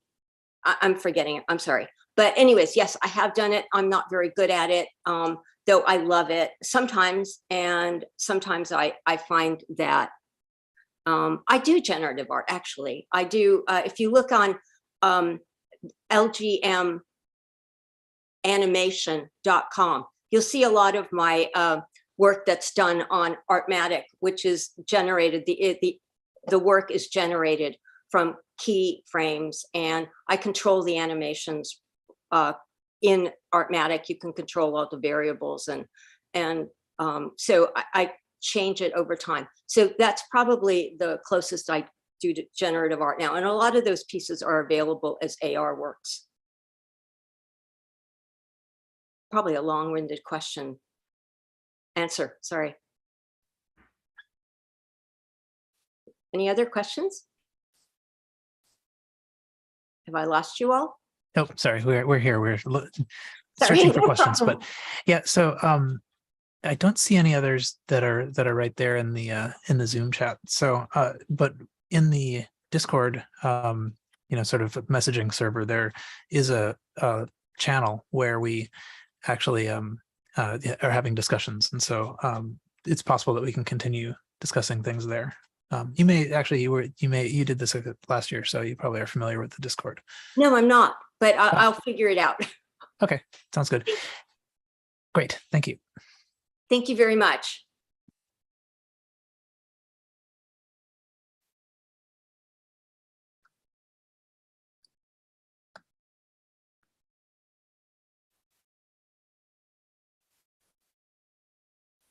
Okay, let's see. How do I? Am I visible? I might be visible now. Okay, so the next talk, we'll have like a short break, and then the next talk is FujiNet for the Apple IIs with Pete Meyer and Peter Puskarich. It's Petar Puskarich. I know I said it right the first time and messed it up the next time. So stand up and walk around a little bit, and then come back, and we'll hear about FujiNet for the Apple II.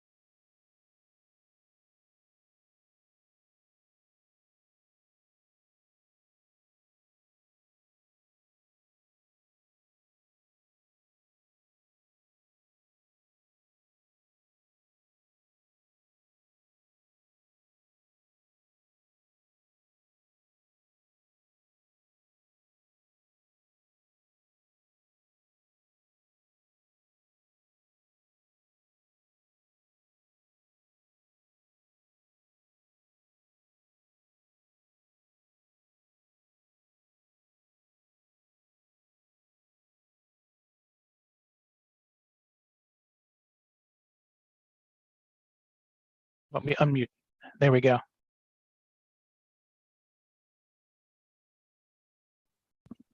Yes. Okay. Petar, we heard you, though we are going to still wait just a little bit before we start, but your audio did work. No problem. Yeah, making sure Zoom still works with the OBS stuff feeding through. So cool. Yep. And then you guys will be able to mix both Jeff and I then, I take it? We're going to try. It's possible that we might have to bounce the spotlight back and forth. Okay, that works too. Okay. Hi, Paul. This is Jeff, just calling for a sound check. Yes, I hear you fine. Great. And okay. So you might want to mute until we actually do start. But yeah.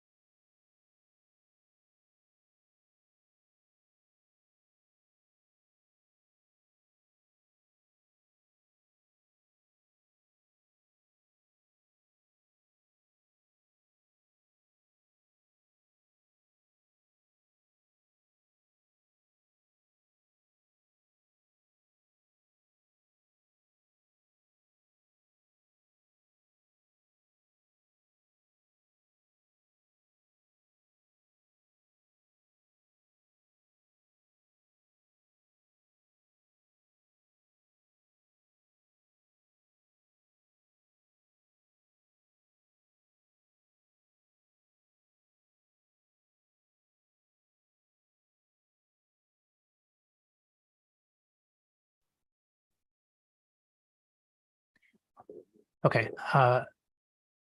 Here we go. Yeah, I guess actually the stream was showing Petar's video, and so people thought it had started but had no sound. However, it had not started, but it is about to. So we will now begin with Jeffrey Pietmeyer, and if I've pronounced that name wrong, please correct me, and Petar Puskarich, whose name I have now pronounced 3 different ways. I think I got it right the very first time. The very first was correct. Okay. Puskarich. Puskarich. Petar Puskarich. Thank you. To discuss and demo the status of FujiNet for the Apple II. And so they'll describe what that is. And meanwhile, I'll try to keep the video pointing at the right people, but just tell me if there's something that I should be changing. So go ahead. Sure. Okay, thanks a lot, Paul. And I need to get over here to share my screen.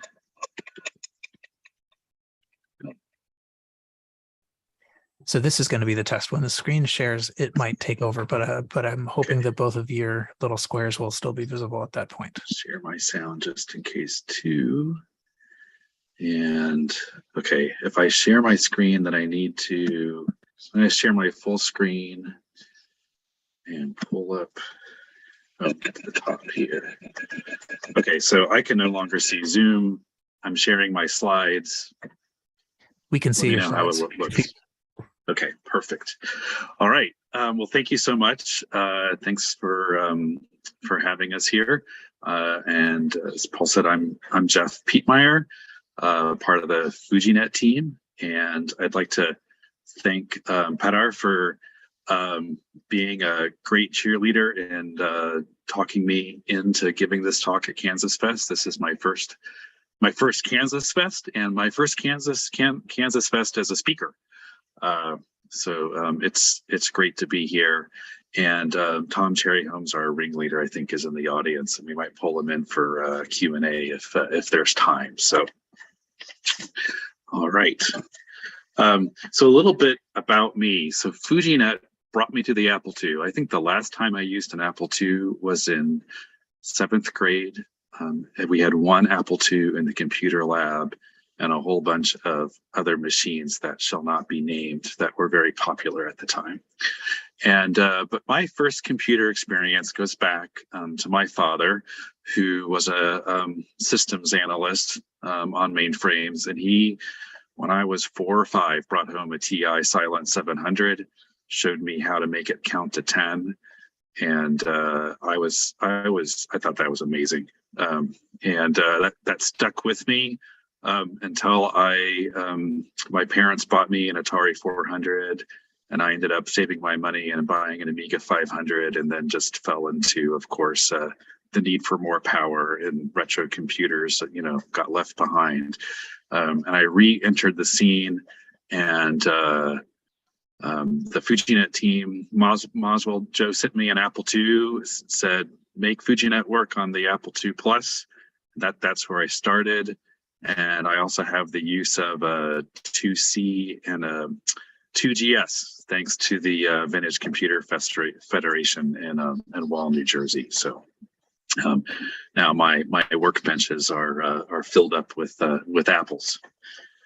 I'd like to recognize a bunch of our team members and friends of FujiNet. Joe is our hardware lead. Tom, as I said, is our ringleader.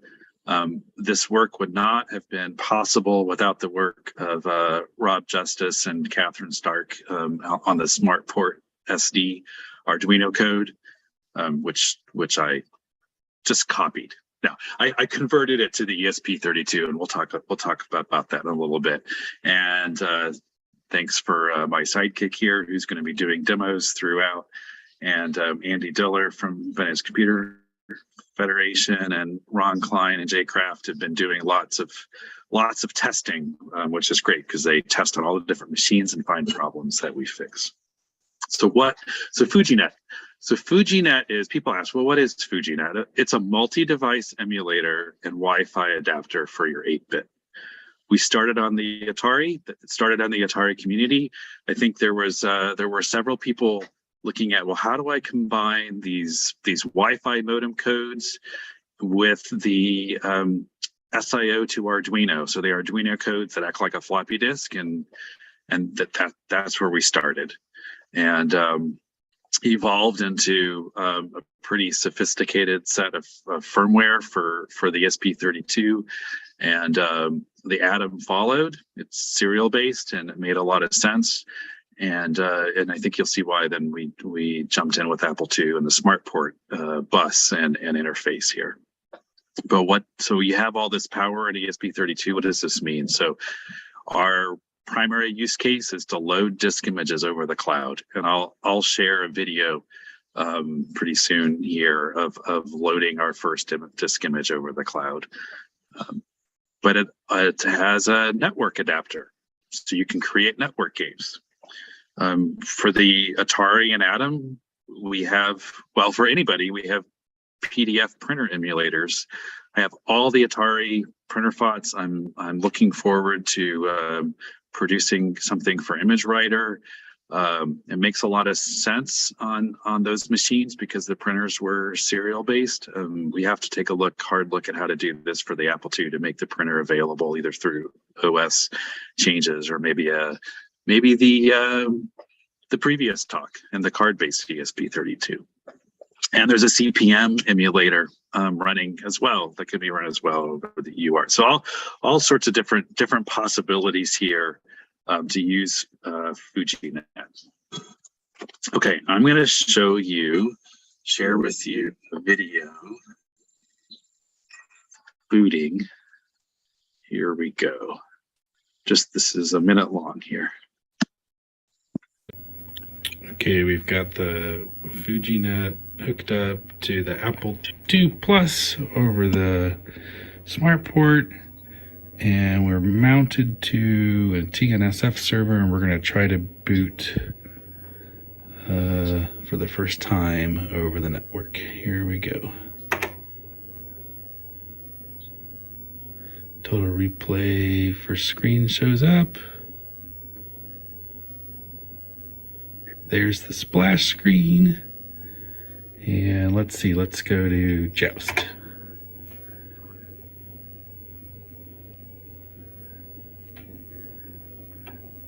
Or maybe we'll go to Jumpman in honor of, there we go, the first Atari boot. Great. So what do you see here? This unit right here is the very first version of the Atari FujiNets. We call it our 1.0 version. And we have this adapter that we built, that Joe built to hook in our logic analyzer taps. And so I just use it as an SIO bus tap. And you can see this ribbon cable back here running to the DISC2 controller. And so the very first boot, and Peter responded to this with his own video, because he's really into doing smart port interfacing. And so this is a DIY soft smart port interface using a ROM on a super serial card, a DISC2 controller off this ribbon cable to our FujiNet here. And we're booting Total Replay off of a cloud server running TNFS. Talk about a little bit that later. And on the left here, this is all the debug coming out. You can see smart port packets. In fact, if you squint, you can see the sync bytes right up here coming out for every smart port packet. And so, as I mentioned, this got some reactions, reaction video, and someone had showed this to Steve Wozniak and sent us back his response, and crazy. So that was really encouraging to see here. So we kept on going. Okay, so a little bit more detail about FujiNet. This QR code will take you to the GitHub if you're interested. But some of the things that that we have as a team, we set out at the beginning and said we're going to be open source. So it's open source hardware, it's open source software. That lets us expand the team, bring people in. We've got no concerns about, keeping things proprietary or anything. And the open source hardware allows hardware vendors that are active in the community to produce this product. And we have 2 or 3 in the US and a couple in Europe that have been making these units. And because the schematics were open source, there's even a couple people that have done incorporated them into other products and or made some variation. As I mentioned, the ESP32 microcontroller, it's the heart of FujiNet. So far, we've been able to avoid having to resort to CPLDs or FPGAs. Those are great, very, very powerful, but they're a barrier, I think, to being able to attract people to come help develop. They require very specialized knowledge, and if we have to use it, we will. But if we can find the right developers, but right now it's a lot of fun just being able to do this in all C++ code. And so even though the ESP is the core of the unit, each targeted vintage computer needs its own I/O circuitry because all the buses are different. So on the Atari, of course, this is SIO, and that's all open collector standard serial. And on the Apple, the Smart Port, we use IDC20 for the physical interface. It's TTL compatible signals, and some of them have to be gated with tri-state buffers. So each unit, we end up making our own hardware for each one. But there's a common software platform, and that's been really important for getting things up to speed quickly. So We use Platform IO and VS Code, which is an Internet of Things framework. And we started out in Arduino and we switched fairly quickly over to the ESP IDF. We had an amazing programmer join us, hung around for a bit, did the conversion in 2 weeks, had a family emergency, and we haven't heard from him since. But almost like an angel who swooped in and got us converted over. It's been fantastic. But this allows us to reuse common elements across all the systems. So our file systems, the SD card file system, the TNFS file system, the web interface I'll show you just works. The network protocol adapters, so being able to talk TCP, being able to do TLS, and things like that, JSON interpreter, all these things are built in the background and available for all the different platforms to use. And we just had to have developed the classes that talk on the bus and talk specifically to the different devices. Okay, so now this is what I had to learn. I'm new to Apple. Someone dumped this in my lap, and this is what I love about this development, is learning new things, discovering for me the first time, things about these new platforms. So on the left, you'll recognize, if you've ever read it, the Apple II GS firmware reference, and it has a lot of information about SmartPort and how to make SmartPort calls, how to find the SmartPort interface in the ROM, how to form them, things like that. So having the SmartPort SD code, the Arduino code, and some assembly code to go off of, plus all these references, I was able to port it over to the ESP32.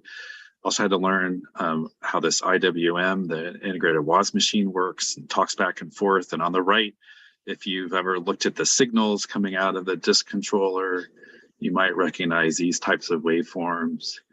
But the ESP, the FujiNet, needs to synchronize itself to these 4 microsecond edges to receive ones and zeros.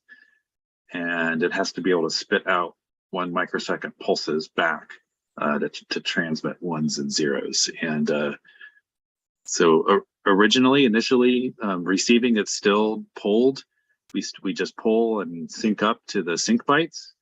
And we sync up on the last edge of a byte and just exclusive OR the previous state with the current state to get the ones and the zeros.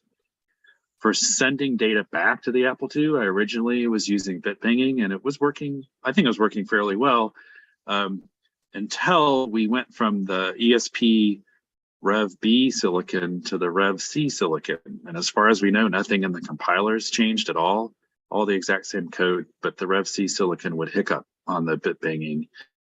Fortunately, was able to use the SPI bus, and it's beautiful, of course, hardware synchronized 1 microsecond. I think that we have a lot of work to do to be able to do that with Disk 2 emulation, but SmartPort, it works fantastic. So into reading and writing blocks, which we need for block devices.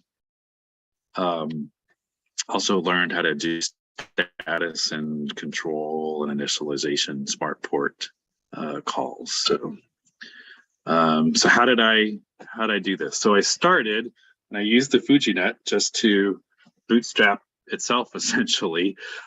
Once I could boot up a disk, I boot up into ProDOS and drop into BASIC and then into the monitor, and I started using the monitor to use the machine language interface. So what you see here is a jump to the SmartPort interface to call a status command, and the parameter list is at 313, hex 313 for the status command, and the results then are the routine returns to 306, and we know how many bytes were returned and whether or not there was an error, and the register results are stored there.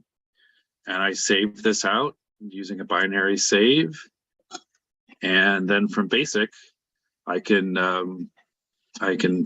a little basic program. I can poke in what status code I want to do. I can call this routine, get the error code back, find the response, and even copy it into a string and print it to a screen if I want. So that's how I started. Once I got that down, then I was able to put this into CC65, which I'll spare you the gross details. But this was really important for what we call config. And config is a CC65 program that is written at a high level for all the machines. And then, so Apple, Atari, Atom, and but then of course, the screen IO and bus IO are all specialized. But this is the basic kind of interface that we have. And so we can boot into config, and there we can pick a source location for disk images, SD card, or the different servers, and then load up disk images in the drive slots. And so if Petter's ready, maybe he can show us booting up into config. We'll be daring and do a live demo here. All right. Okay, and I think am I back? Okay, let's see. And I'll turn off my camera actually too. Okay, there we go. So Patari should be visible. All right, and we'll hopefully see if this works, because it looks like my earlier fix for DNS at the house failed all of a sudden again. And that's why I couldn't connect to some remote stuff I wanted to show. So anyhow, we'll bring it up. This particular Apple IIe has a VidHD in it, so it takes a little bit to get to the screen, but there it is. All right, so right now, currently running the revision 0 card from Oswald. And it's just attaches to, right now it's currently on a real Lyron card, just because I have one connected to it. And then you bring it up here, number 5. That drops you into config, or at least when you come into it, it tells you what is configured. Come in, and so let me go into this part, which would then basically, it shows you what Wi-Fi endpoint that you're setting up for. And the first time you bring up the device, it basically walks you through setting up what SSID you want. You can pick and choose from it.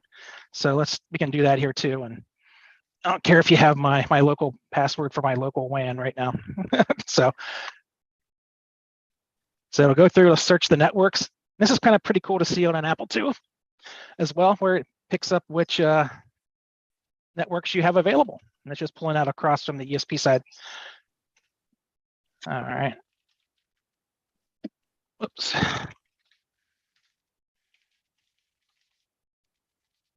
All right.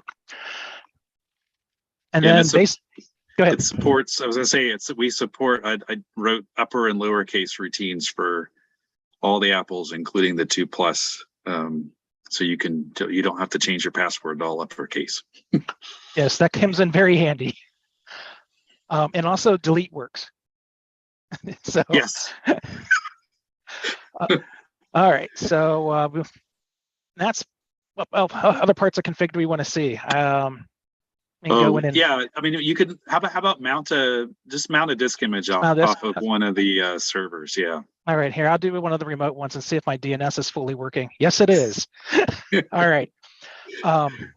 So this is out on it's the DigitalOcean server you guys have, right? Okay. Yeah. So grab the total replay image. Yeah. Yep. So we can grab total replay, and then you have the ability to throw it in whichever of the 4 smart port slots that are there. If you want to boot from it, you boot from slot device 1. So right now I have one of the Netcat ones in there, which we may show in a little bit. But let's say it's in 1, it'll be mapped there. I'm going to map this as read only. So hit R, and then essentially to start the boot process, hit escape, and it'll drop you in. If you're on a Lyron card or a, well, I actually think it's right now just the Lyron card, I believe I've tested it with. It'll do the auto boot like this, but on some of the DIY smart port solutions and the Yellowstone, you end up having to either do a control open Apple escape or a control open Apple reset or a regular control reset in order to then get it to boot and then do PR number 5. Yeah. But that's all great. smart port related stuff. Okay.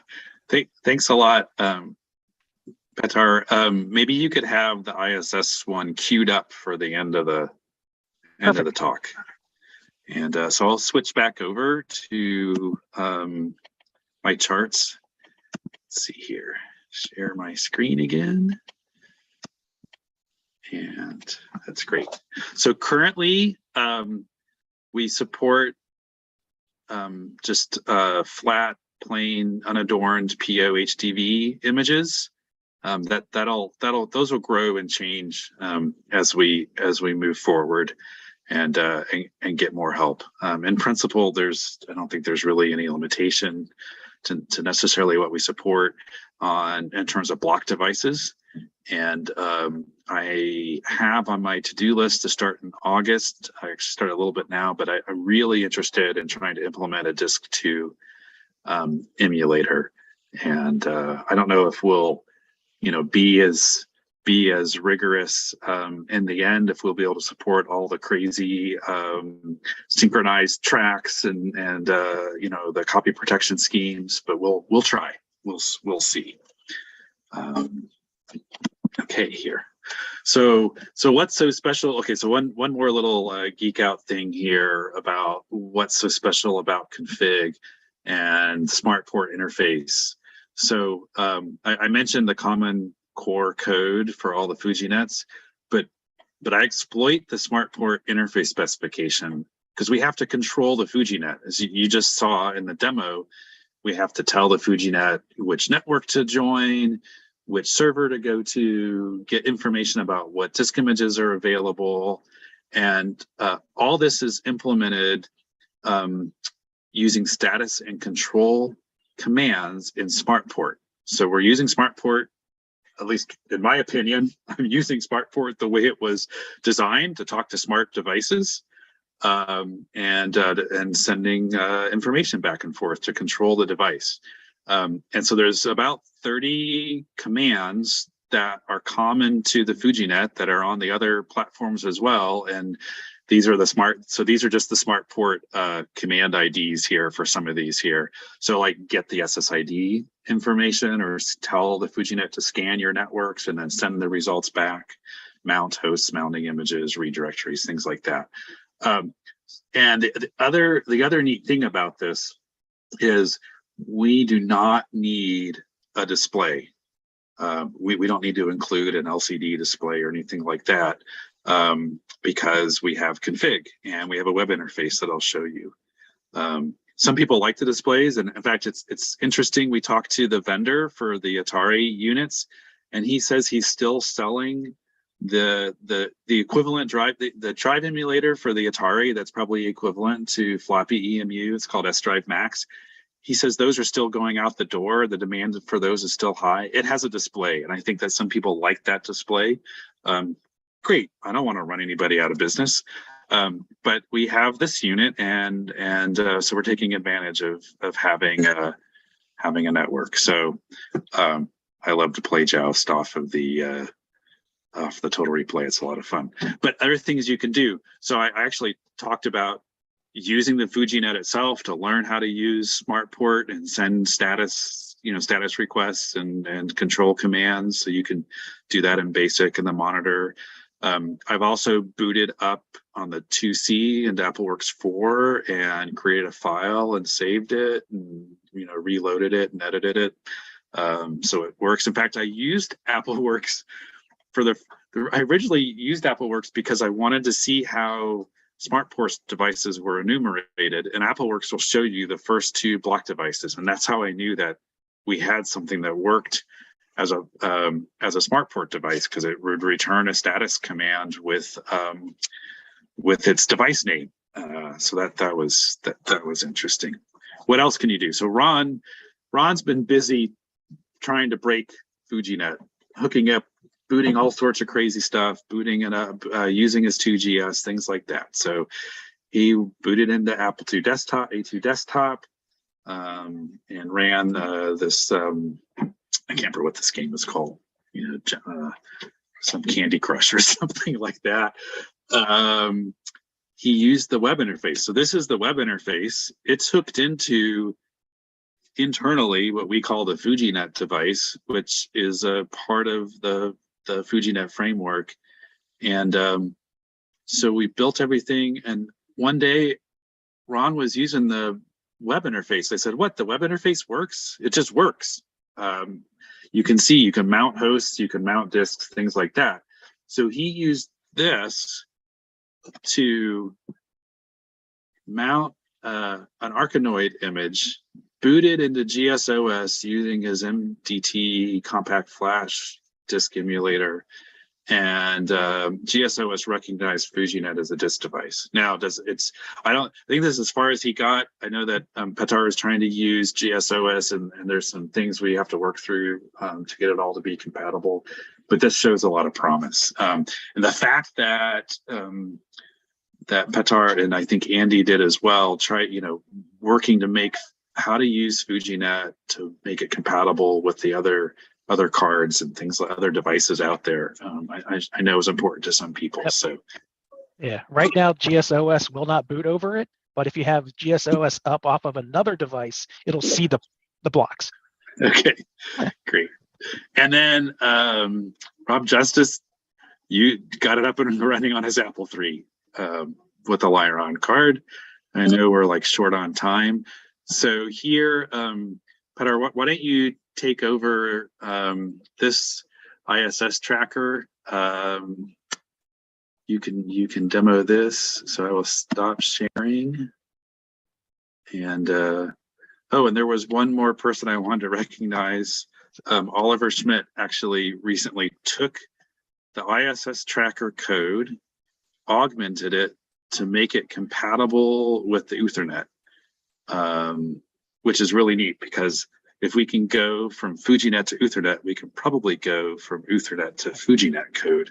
Yep. And have lots of networking options for people. So hats off to you, Oliver here. So FujiNet. So what is this ISS tracker doing? So this is, of course, a world map. It's using the built-in protocol adapters to go to an open API to grab the ISS orbit location data and using the JSON parser that's built into the FujiNet, so you don't have to run that on the Apple II to get the information and display it. And this app here runs across all the platforms. This has been like the common app running on Atari, running on Atom, running on Apple II now. Why is that important? Because this leads to the ability to have cross-platform interaction between programs. There's already a Connect 4 that was written for both the Atom and the Atari, and you can play a network game. So if you're so inclined, maybe we can get some network games running, things like that. So I think the possibilities are really endless. And I believe this updates every minute or two. Is that right, Jeff? Yes. Yep. And I'll leave you with two things here. Let's see, share my screen again. Maybe share. There we go. So we have a development board that Joe's made, the Fuji Apple. I couldn't resist the pun. So the Fuji Apple Rev 0. So this requires an ESP32 Rover dev kit board, the dev kit C, and but it provides the IDC20 connector that's keyed. I recommend that if you can also just build this straight off of a 32. Just check your 12 volts to make sure you don't have your ribbon cable backwards. And has logic analyzer tabs, SD card readers, things like that. And so I'm really looking forward to being able to get mine up and running. And let's see, is there anything else? So join us. we have a great time. This is our QR code to our Discord server, where a lot of action is going on in FujiNet, and we've got all sorts of areas people can work, and all the way from assembly language on the Apple II to Python on modern machines. So there's lots of opportunities, and the more the merrier in my view. So thanks so much. It's been a lot of fun. Thank you all.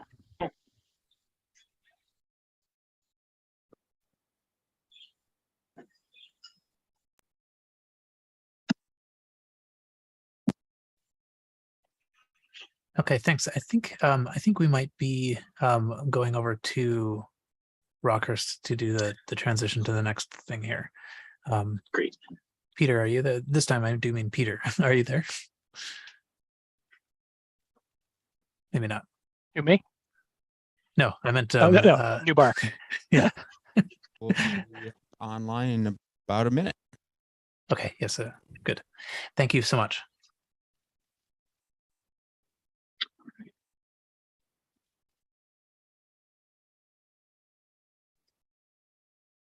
So maybe actually since they're still half a minute away, just to reiterate, there's a Discord channel where the discussion will ongo if you can ongo, but it will be ongoing, and there's the FujiNet Discord itself too.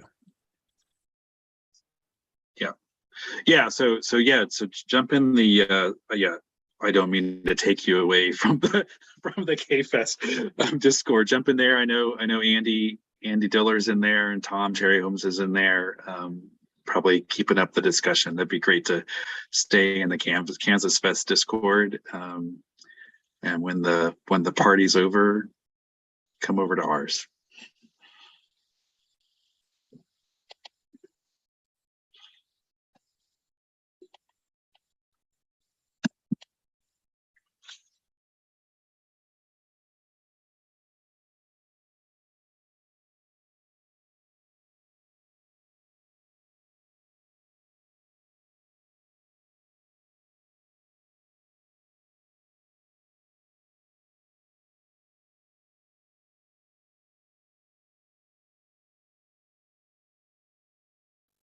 Hey, Paul, are you able to hear us here in Rockhurst and also see our shared video? Right now it's the KansasFest logo and a title in the middle. What we see, yes, I can hear you, and I can see yes, I think that is correct. I see the X-Slinger HD slowly coming into view.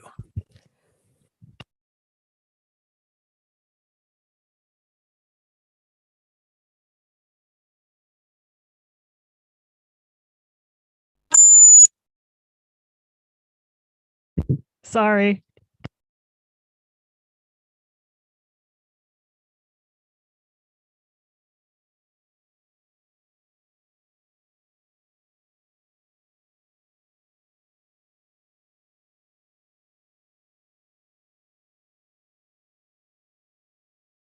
Audio check in your mic.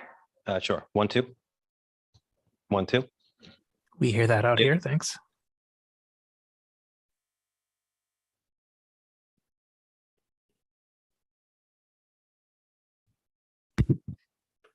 Okay. And for our last presentation, Jay Kraft will demonstrate X-Slinger HD, a player versus player retro-styled action game that uses the vidHD's cards extended text modes as if they were a new graphics mode for the Apple II. The presentation will include a description of the text modes and how to use them, as well as challenges and discoveries made while creating a game that features them. The session will also discuss the overall experience as a newcomer to assembly language and game programming. So I'm just going to hand it over to Jay. Hello, everyone. This is my second in-person KansasFest, and I have something to show you. So I made a game for the vidHD text modes called X-Slinger HD, and you could also call it Space War Mouse Text Edition, because it is kind of like a Space War. It's a very simple game. And I'm going to explain how I went about making it. So here's the book. Now that you know assembly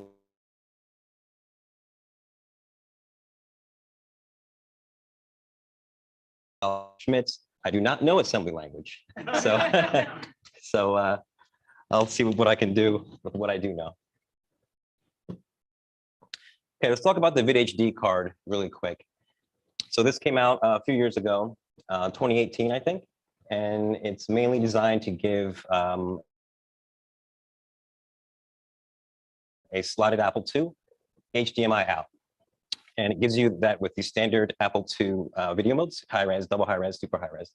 And it even brings video modes that your Apple II doesn't support to your Apple II. So if you have a 2 Plus, you could use double high res. If you have a 2E, you can use super high res. But there's an added feature, and it's sort of an experimental feature that gives you some additional text modes.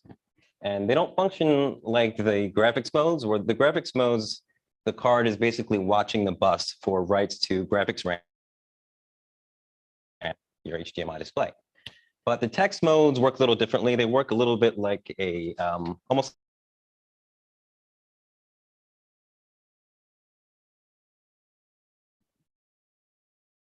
Okay, looks like we lost the Rockhurst basement again.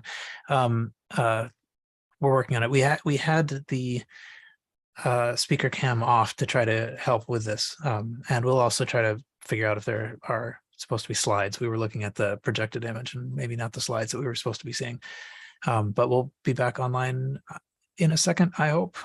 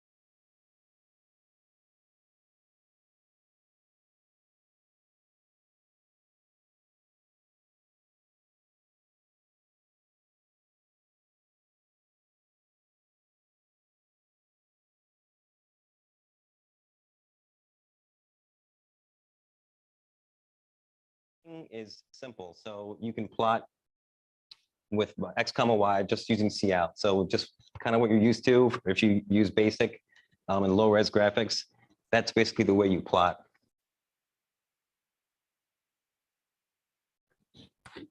And for control, it responds to all the standard Apple IIe 80 column control characters. So if you look at it in an Apple IIe, like an 80 column reference, those control characters, move the cursor up, move the cursor down, clear the line. Those are things that the VidHD responds to. So good. Characters. So only the standard Apple II character set with mouse text is available. So you can't define a custom character, which would be a great feature, but can't do that yet. Color. So you basically have the same color capability as a stock Apple II GS. So you have one foreground color and one background color, and that's it. There's things you can do with chasing the beam with scan lines. You could change colors on separate lines, but that doesn't really work for a game where things are moving around the screen. Control. There's no way to change the resolution of the VidHD text modes programmatically. So you can't just send in a poke and you change from the 120 mode to the 240 mode. But I realized when I was trying to make a game that that's really necessary, because you want your menus to be readable in a large font, right? And then you want the game to have the smaller characters for more resolution. And the biggest issue is the plot speed.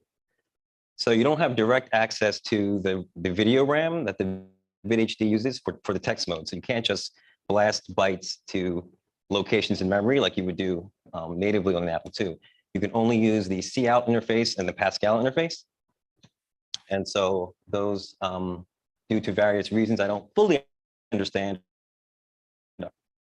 So I'm going to try to give you a demo of that.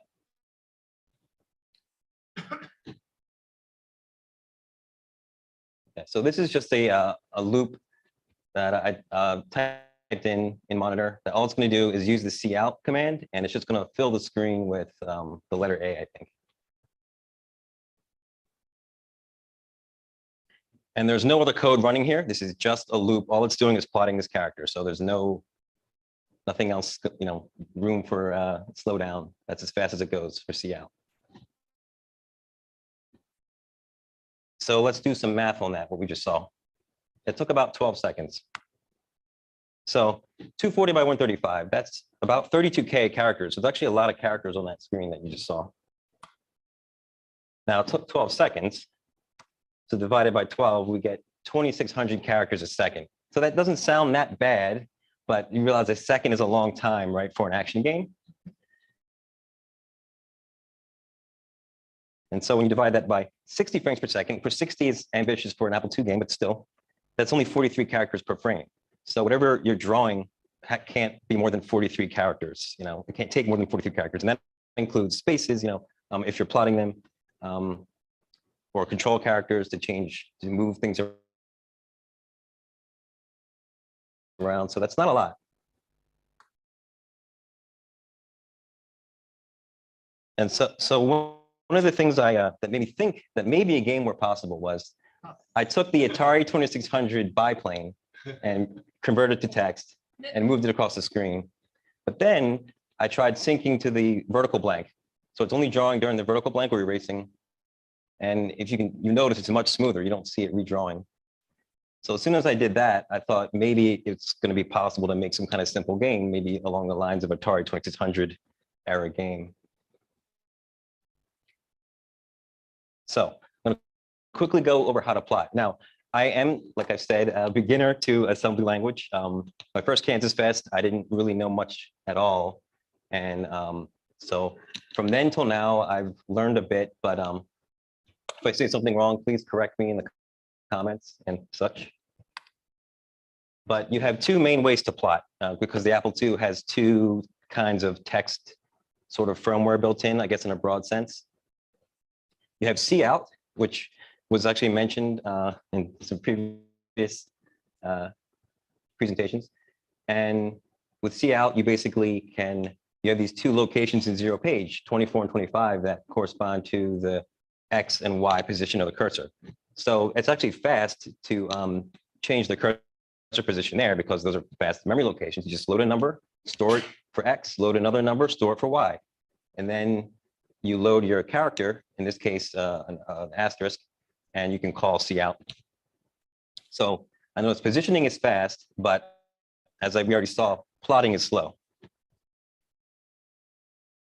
And if you were going to do this in BASIC, since BASIC won't let you have the H tab and V tab commands in AppleSoft, but those are limited to what the Apple II screen, the 40 column screen is, so that because they don't know that you have a VidHD that can go 240 wide and 135 high, but you can issue those pokes instead, and that will move the cursor to those spots. So the other way you can do text is with the Pascal interface, and the problem with the Pascal, so the advantage of the Pascal interface is that it's about 20 to 25% faster. So if I ran that same test where it filled the whole screen, that gets done in maybe 8 or 9 seconds instead of 12. So it's not a huge difference, but it's significant. But the problem with Pascal is to position the cursor, it requires 3 commands. And so as with cout, I only have to modify 2 areas in memory. With Pascal, I have to issue actually 3 write commands. And then finally, I can do a similar thing to cout and load the character and print it. And so what the plotting sort of works like this. This is a larger, I'm going to call these sprites. This is a larger sprite that it draws. When one of the players wins the game, it draws their player really large and says winner. And so basically in the code, all they are just text pictures drawn out in text. And my plotting routines simply, they just move from left to right, and they use C out usually for the first character in a line, and then they use Pascal for the rest, because C out will position the cursor fast with that 0-page memory location, and then Pascal is actually faster at printing. Once the cursor is where you want it, Pascal is faster. So they usually work like that. And I just have I'm using a 2 as a byte just to tell my routine that I'm at the end of the line and to go down to the next line.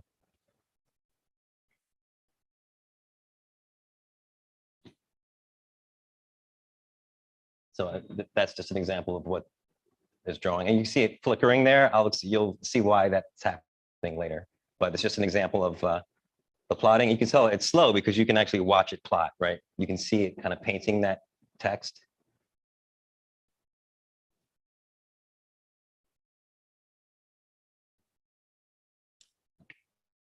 So let's talk about real quick safety. So if anyone wants to try using these text modes, there's certain caveats, certain pitfalls that I found that others might want to know. So you really need to surround your C out calls with SCI, CLI, and those are on the processor. Those tell the processor to enable or disable interrupts. So when you have music playing, like on Ninja Tracker, like Jesse Blue's Ninja Tracker, there's some interference if that's interrupt fires while the C out is printing, something like that, and you can get a crash. So when you have some kind of code, it's just as simple as surrounding it with SCI, CLI, like I have done here. But more importantly, there's a bug with range checking on the vertical axis on the VHD. And so you have 0 through 134 that are valid Y locations. If you try to plot outside of that, you'll lock up the card. So I was going through all my drawing routines and putting all these, bound checking on everything. And then I realized that I'm better off just going to my C out routine itself and doing it once. And you would think that this would slow down the game.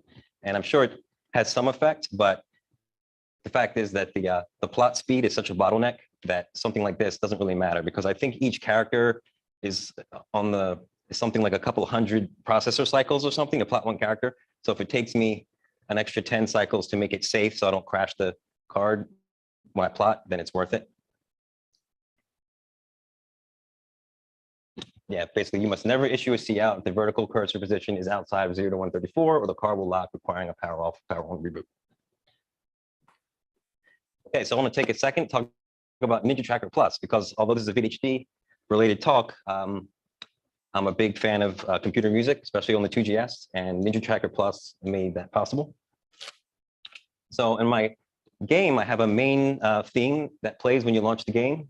That's Ninja Tracker. I have a music that plays during the credits. And when you win a game or a game ends, then there's a little tune that's also using Ninja Tracker. So that's great.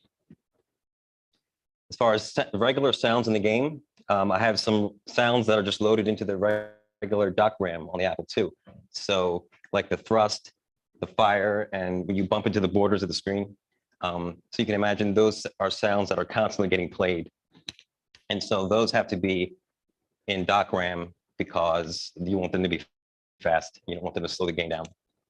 But thanks to Ninja Tracker, I don't know if Jesse Blue mentioned this, but he has a function that you can use just for streaming sound effects outside of music. So I thought that I wanted some explosions and things like that that would be bigger than you're used to hearing on an Apple IIgs game. And so I have some longer, high sampling rate, and some are true stereo sounds, except they use a lot of CPU. And there was a Jesse Blue warning about trying to use streaming while you are moving sprites around the screen.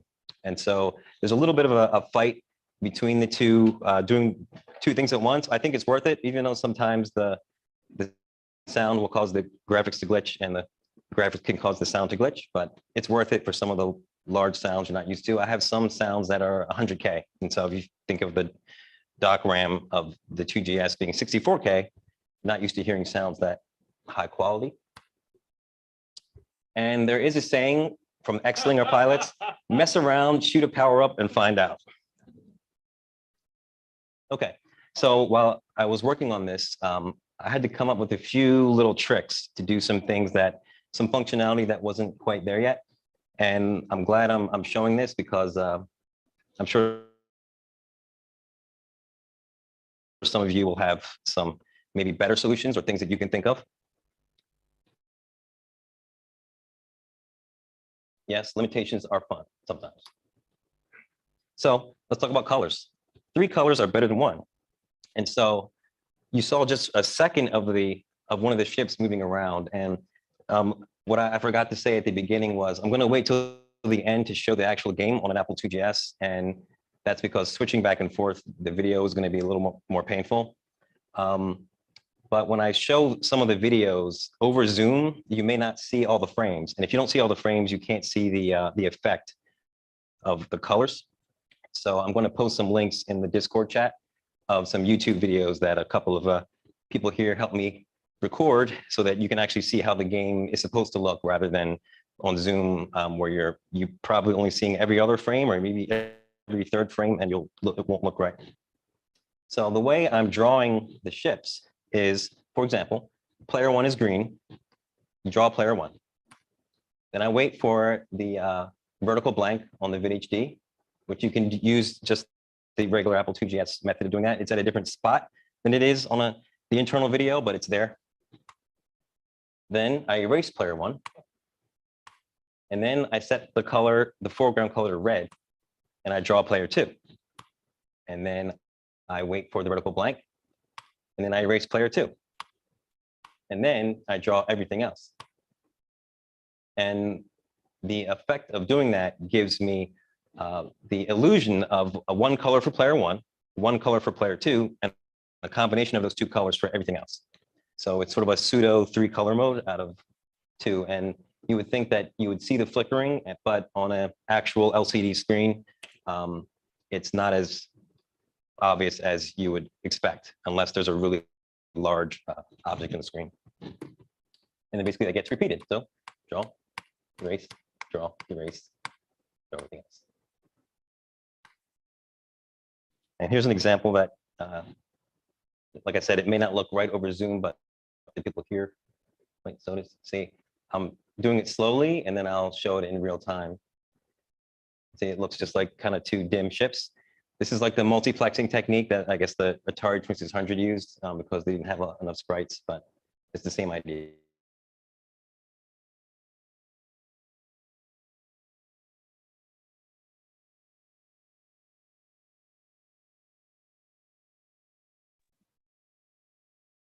Okay, I think they got cut out again. I'll put the technical difficulties thing up one more time, and hopefully they will be back soon.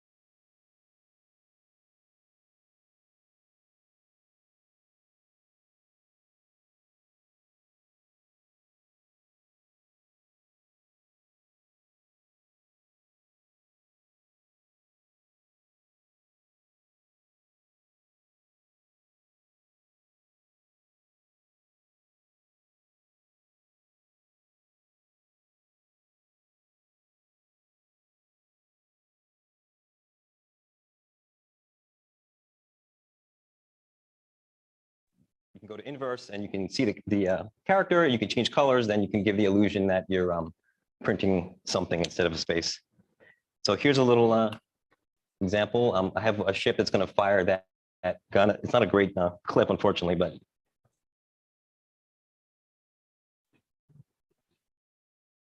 is the audio? Is there audio playing? I don't know if there should be sound on the side. Raise it. No, I don't have a volume. Yeah, there's no volume control. I have volume here, so you want to play it again. Hold on. Maybe it's not working.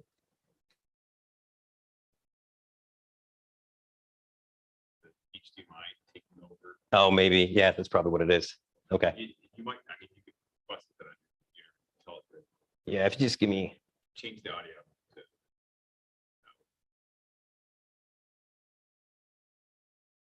Yeah, 1 second. Just.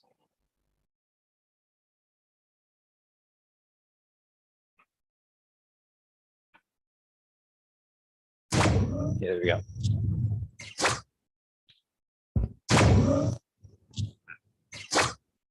All right. Well, that's supposed to make a loud blast sound. Oops.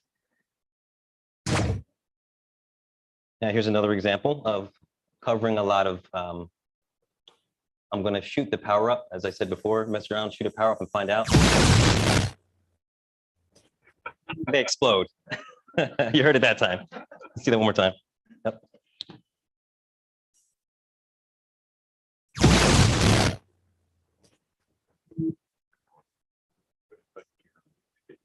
So debugging really quickly. So I didn't have any special debugging except for one trick. And keep in mind, this is all being done on hardware because the VHD is not in any emulators so far.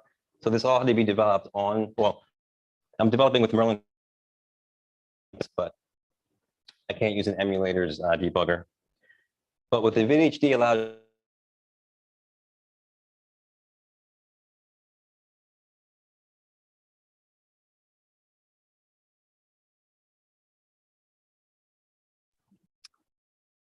Yeah, okay. So I guess the video had frozen, and then I think that's probably was our signal that it was about to go out.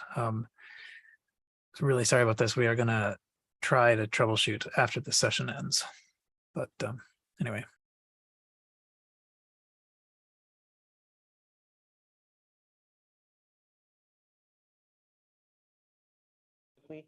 assembly is hard, assembly is fun, assembly is hard.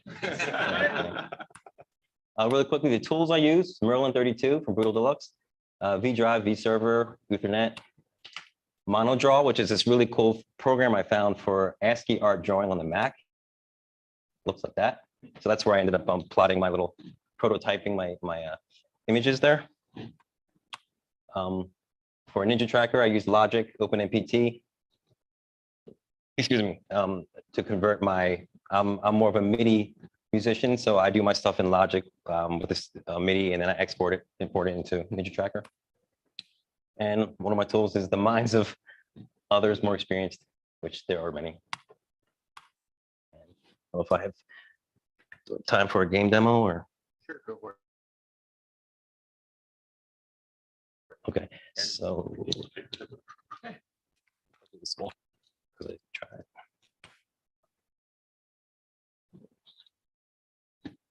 Grab the HDMI and switch it over. Okay, I got your audio already. I switched it.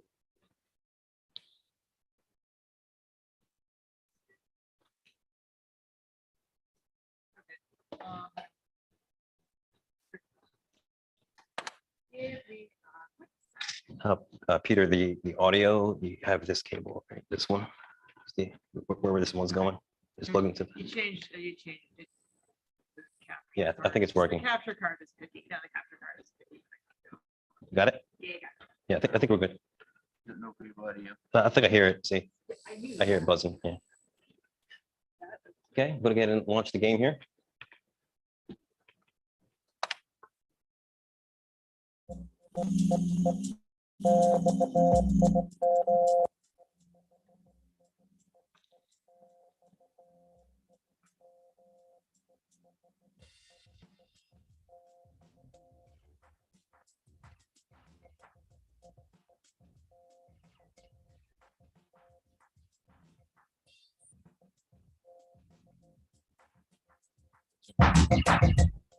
And one thing I didn't mention was for this game, I'm using the Lucasi, it's like Alex Lucas, his new Super Nintendo card for the Apple II. Works on any Apple II, but for my game, I decided that the keyboard wasn't really a great interface because it's a two-player game. And so it's a head-to-head game, there's not enough keys. So I made it primarily for this, although I will fix my keyboard controls are a little broken, but before I release it, I need to fix them in case someone wants to try the game. And can I have a volunteer from, okay.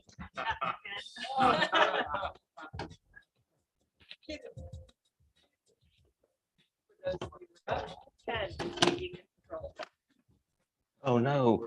Oh, no, on that? Okay. Go ahead. And for those of you remote, Ken is taking the controls.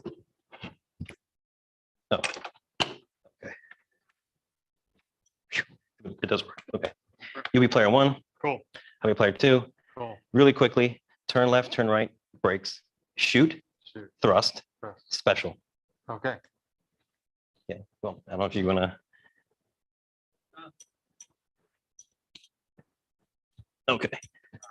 So we're actually on opposite sides of where the ships are, but doesn't matter. Okay.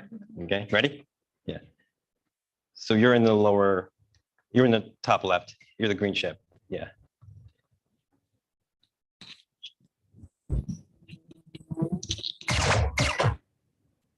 Yes, you shot me while I wasn't paying attention.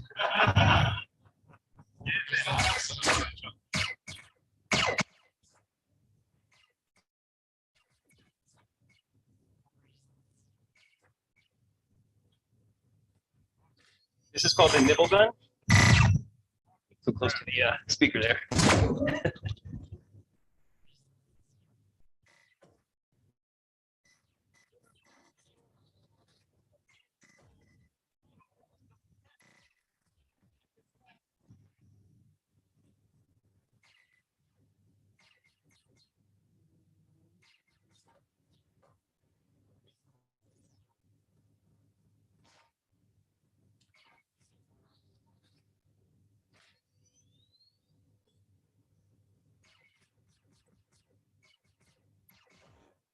Nice.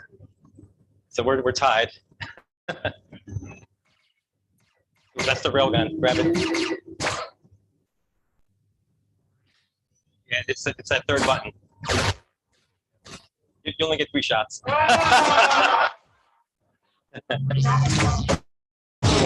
Oh no, it's a tie. He got me. Yeah. Yeah. Nice. Okay, so that's X-Slinger. I'd like to set this up in the common area and maybe have some try to release a version that's worth downloading. Like I said, the keyboard controls are broken, but you should get yourself an SNES Max. I'd love to see other people use this for some Apple II games. Thanks.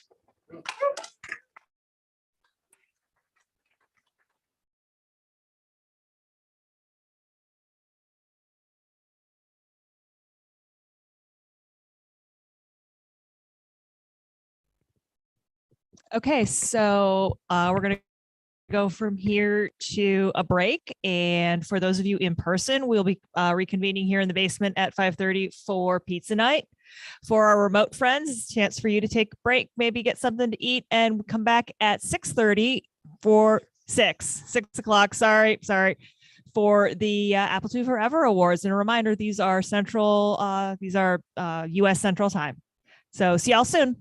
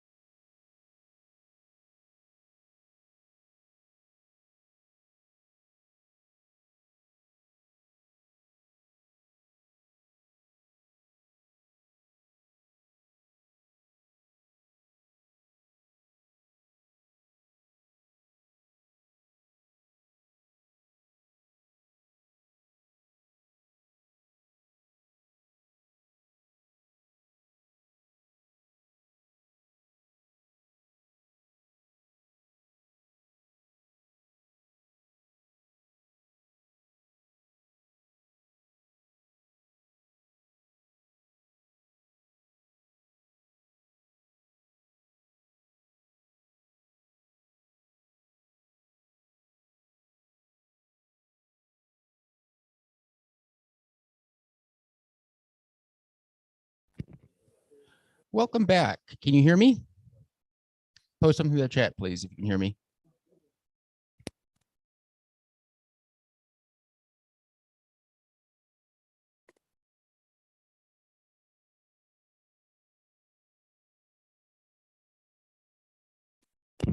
First off, I'd like to thank everyone for coming to and attending KansasFest, whether you're here in person or remote. You are the reason KansasFest exists. You are why we keep the Apple II alive.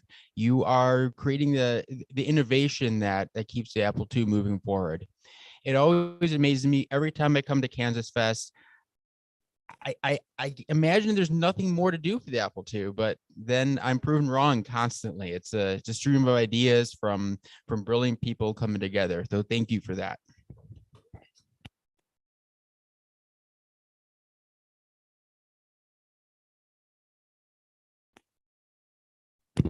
The comment from the audience here is that proving me wrong gives everybody else meaning in life. I'll take that the best way possible. So thank you. Every year we recognize a handful of individuals who have outstanding ongoing contribution to growing, sustaining, building the Apple II and the Apple II community. We call these the Apple II Forever Awards. Our first award goes, of course, to our keynote speaker, Robert Woodhead.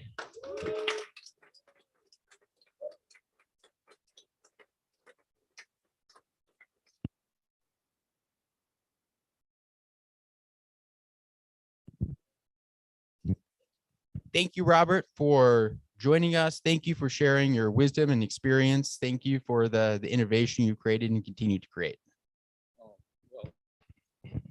It's well, I'd like to thank the members of the Academy for this award.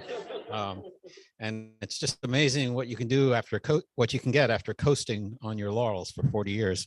Thank you very much.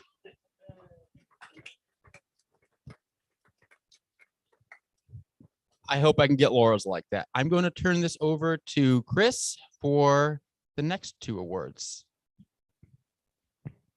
All right, thanks, Peter. And so the next two awards actually go to a dynamic duo, and I'll just tell you their names right now, so you don't have to guess, but this is Melody and April Ayers Griffiths. And over the years, they first started coming to KansasFest, I think, in 2016. And at that time, they were coming all the way from Australia. And then since then, they've come multiple times, either in person or virtually. And their contributions to the Apple II community have been so numerous. And if you go to their website, they describe their goal as making educational kind of software to empower current and future engineers by showing them what the past technology looked like. And their feeling is that by doing that, they'll make them better engineers and solve essentially the world's problems. And so their work is spanned from creating an Apple II emulator that's cross-platform. So this is Micro M8, and which is just amazing. It has 3D pixel graphics. As I said, it's cross-platform. They've also worked on Cyanide, which is an Apple II emulator in the browser. And then more recently, today, you saw their work on Turtle Graphics and Apple Logo. And then in addition to that, they have created a magazine. So if you're not aware or you haven't seen the Paleotronic magazine, I don't believe it's currently in print, but they had several years of a run of that. And it's just this beautiful magazine dealing with retro computers. And so definitely check that out on their website. So without further ado, so Melody and April weren't able to join us this year. But I'd like to give them the award here, and we actually have their awards and we'll be mailing them to them. So I'm not sure if they are online and want to say something.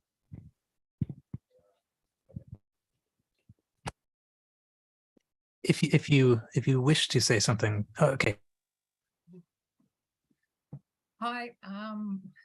Firstly, we're very grateful to receive this award. It means a lot. I couldn't really put our goals better than how Chris put them.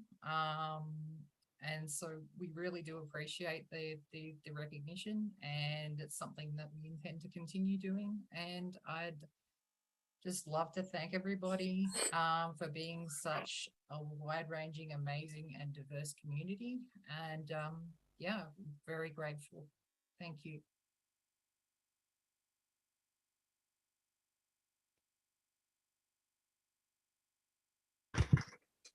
All right, and now I'm going to turn the mic over to James.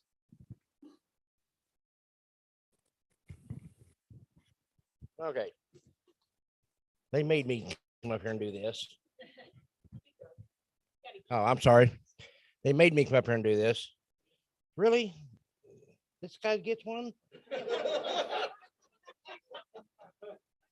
Really? Seriously? Well, I guess I can't imagine anybody that deserves it more. Vince, come get your Vince.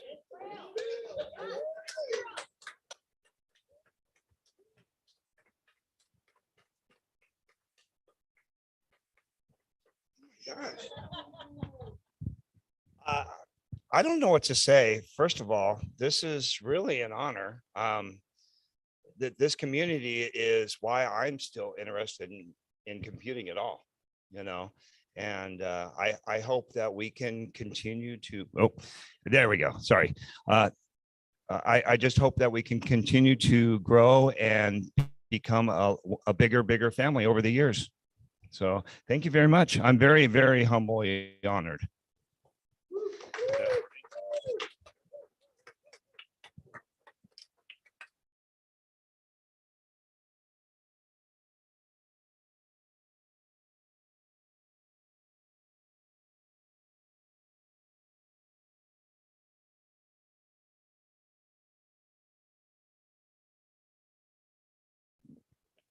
All right, so for those of you in person, we're going to do the tie contest now. So if you, about 5 minutes, so if you think you have a chance at that, you should run upstairs now and get that. And then for the online folks, we have a couple different contests going on. There's the low res art contest as well as the load runner contest. And so I think Paul will be kind of spearheading those. So he'll give you more instructions on that. So just hold on a few minutes and join your respective group.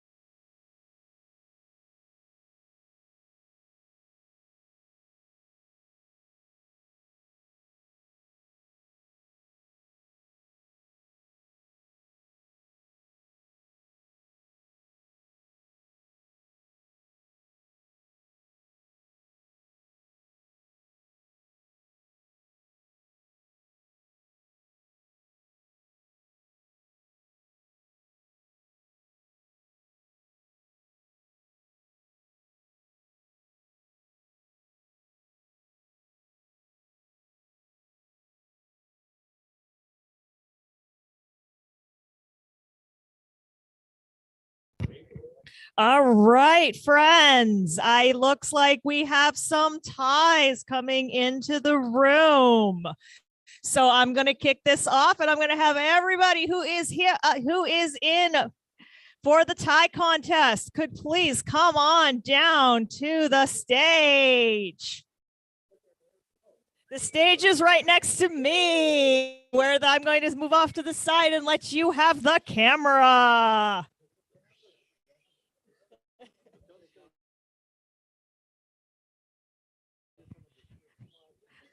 As best we can, because the camera is set for one person. Oh. We gotta put the music.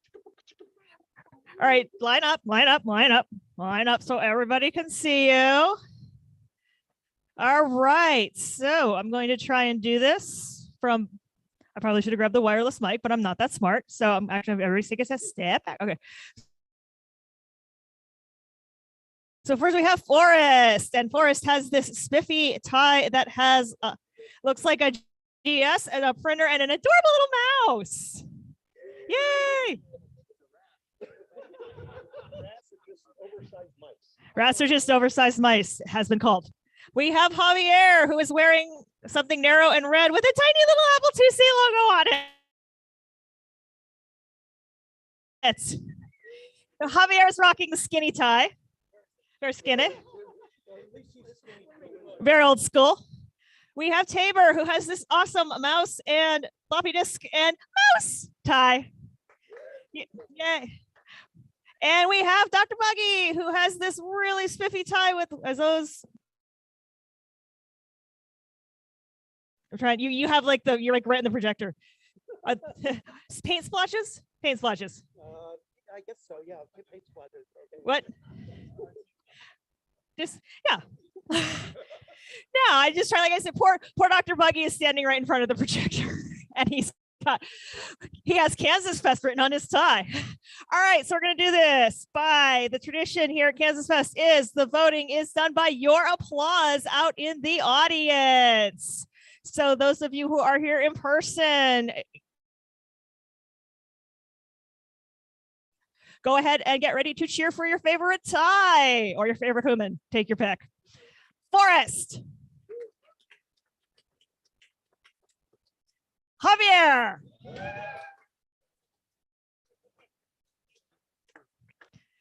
Tabor. Dr. Buggy. All right, I'm going to kind of look over at my fellow committee members and see if I should have got the decimal reading. I've been a little busy trying to make sure that the stream doesn't die. I'm not salty. Okay, I'm really salty at the laptop. What do you want to do?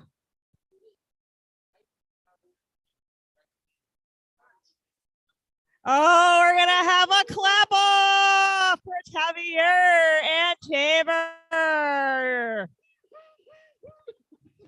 No showboating.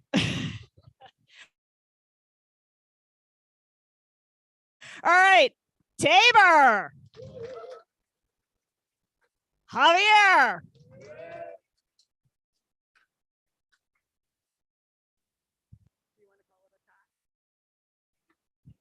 Do we want to call it what?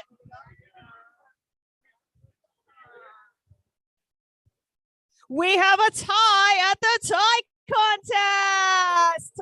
Imagine that. All right, we have our big winners. We have Tabor and Javier. Thank you all so much for participating.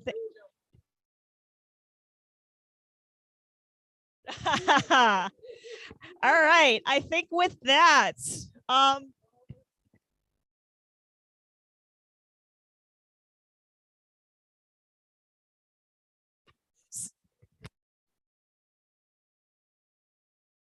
right, there might be a little bit of a technical hiccup. We are going to be showing the low res contest and the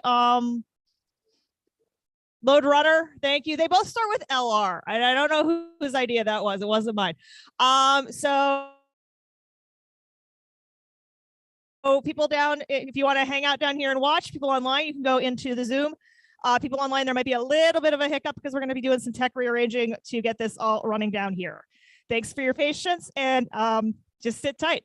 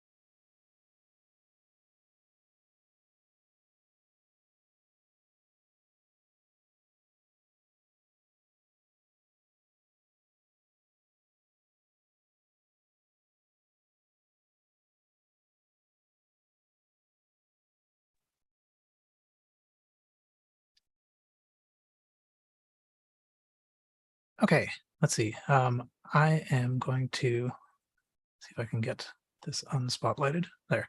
All right, so the last I guess the last sort of thing that will do here as a group is the low res art contest. So we had 5 submissions. We were actually trying to figure out how we were going to do the judging, and because an applause meter is not going to work particularly well in Zoom, and we couldn't quite manage either to get the poll working. So here's the current plan. I'm going to put up the 5 entries, and then if you could in the chat indicate which of them let's see, do we want to do it that way? Yeah, I guess which will indicate which of them you favor. Like pick one of the 5, and then later on we'll tally up. We'll retrieve the chat and figure it out. So we're not going to know right now, or we're not going to make the announcement right now as to who has won the contest. But we will do the voting, and we will do it in the Zoom chat. So I'm going to try to share 5 windows with Zoom. I've never done this before, so it might turn into a mess, but it couldn't be any worse of a mess than what we've already seen. Okay, I don't know what you're seeing. Are you seeing all 5 windows piled on top of each other? You probably are. Let me see if I can at least make it so I can see the chat. Okay, so let me see if I can separate out the piled windows a little bit. Just so that we know what order to take them in. Okay, getting closer. There should just be one more window somewhere. Who's hiding? This one. Okay. Okay. Are all 5 windows visible? I will look at the chat. Okay, looks good. Excellent. I've put them all on pause, though they are graphics, so I can see if I can get it to unpause. Wake up. Hopefully this isn't just going to cause the thing to crash.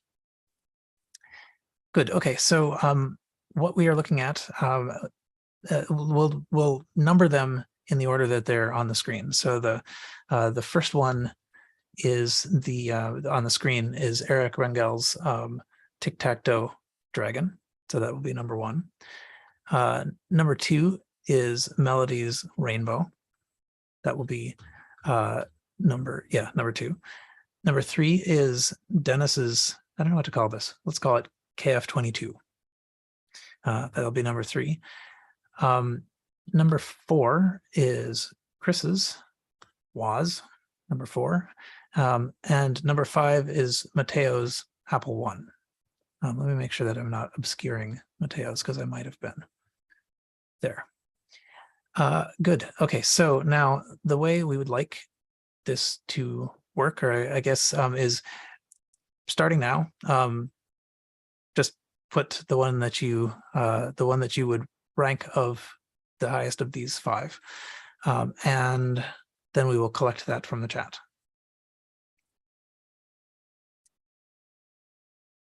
Okay, it's not anonymous, but yeah, just after that we'll put a bunch of stuff so it scrolls away.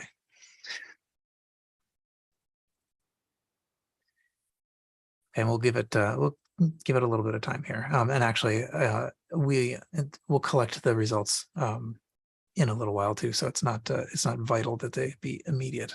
But thank you everybody for participating in this. I think this was fun.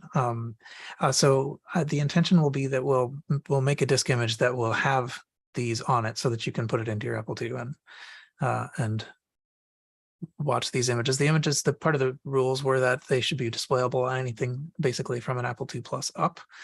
And they are all great. There's stories behind several of them. Yeah, so anyway, we'll I'll include a disk image that has all the graphics in them, but also probably separately the disk images that each of the entrants provided. as far as the load runner contest goes, so that the judging for that is going to be, so I'm not going to show the levels now. There's going to be a tournament a little bit later that will start at 7:30. And so the idea is that we will stream that to YouTube. That will probably not go into Zoom. And we'll have somebody play the levels. We got 3 levels. And the people who are playing, somebody will win among them, and then and then they will decide among the levels they played which one they liked the best. So okay, I'm going to stop the share and I'll make these available in some other way. I think we are actually, so I think that's basically it for the scheduled stuff for now. In the Discord, and probably if we do have the Zoom webinar room open, I'm not sure we will, but at least in the Discord, I will put, where you can find the load runner level play, and that if you for some reason are not in the Discord and are watching this, it will be published to our YouTube channel. So if you look at our YouTube channel sometime 40 minutes or so, 50 minutes, sometime after 7:30 Central, it should start streaming there. So you should be able to find it even if you are not on the Discord. Okay, thank you everybody, and Apple II forever.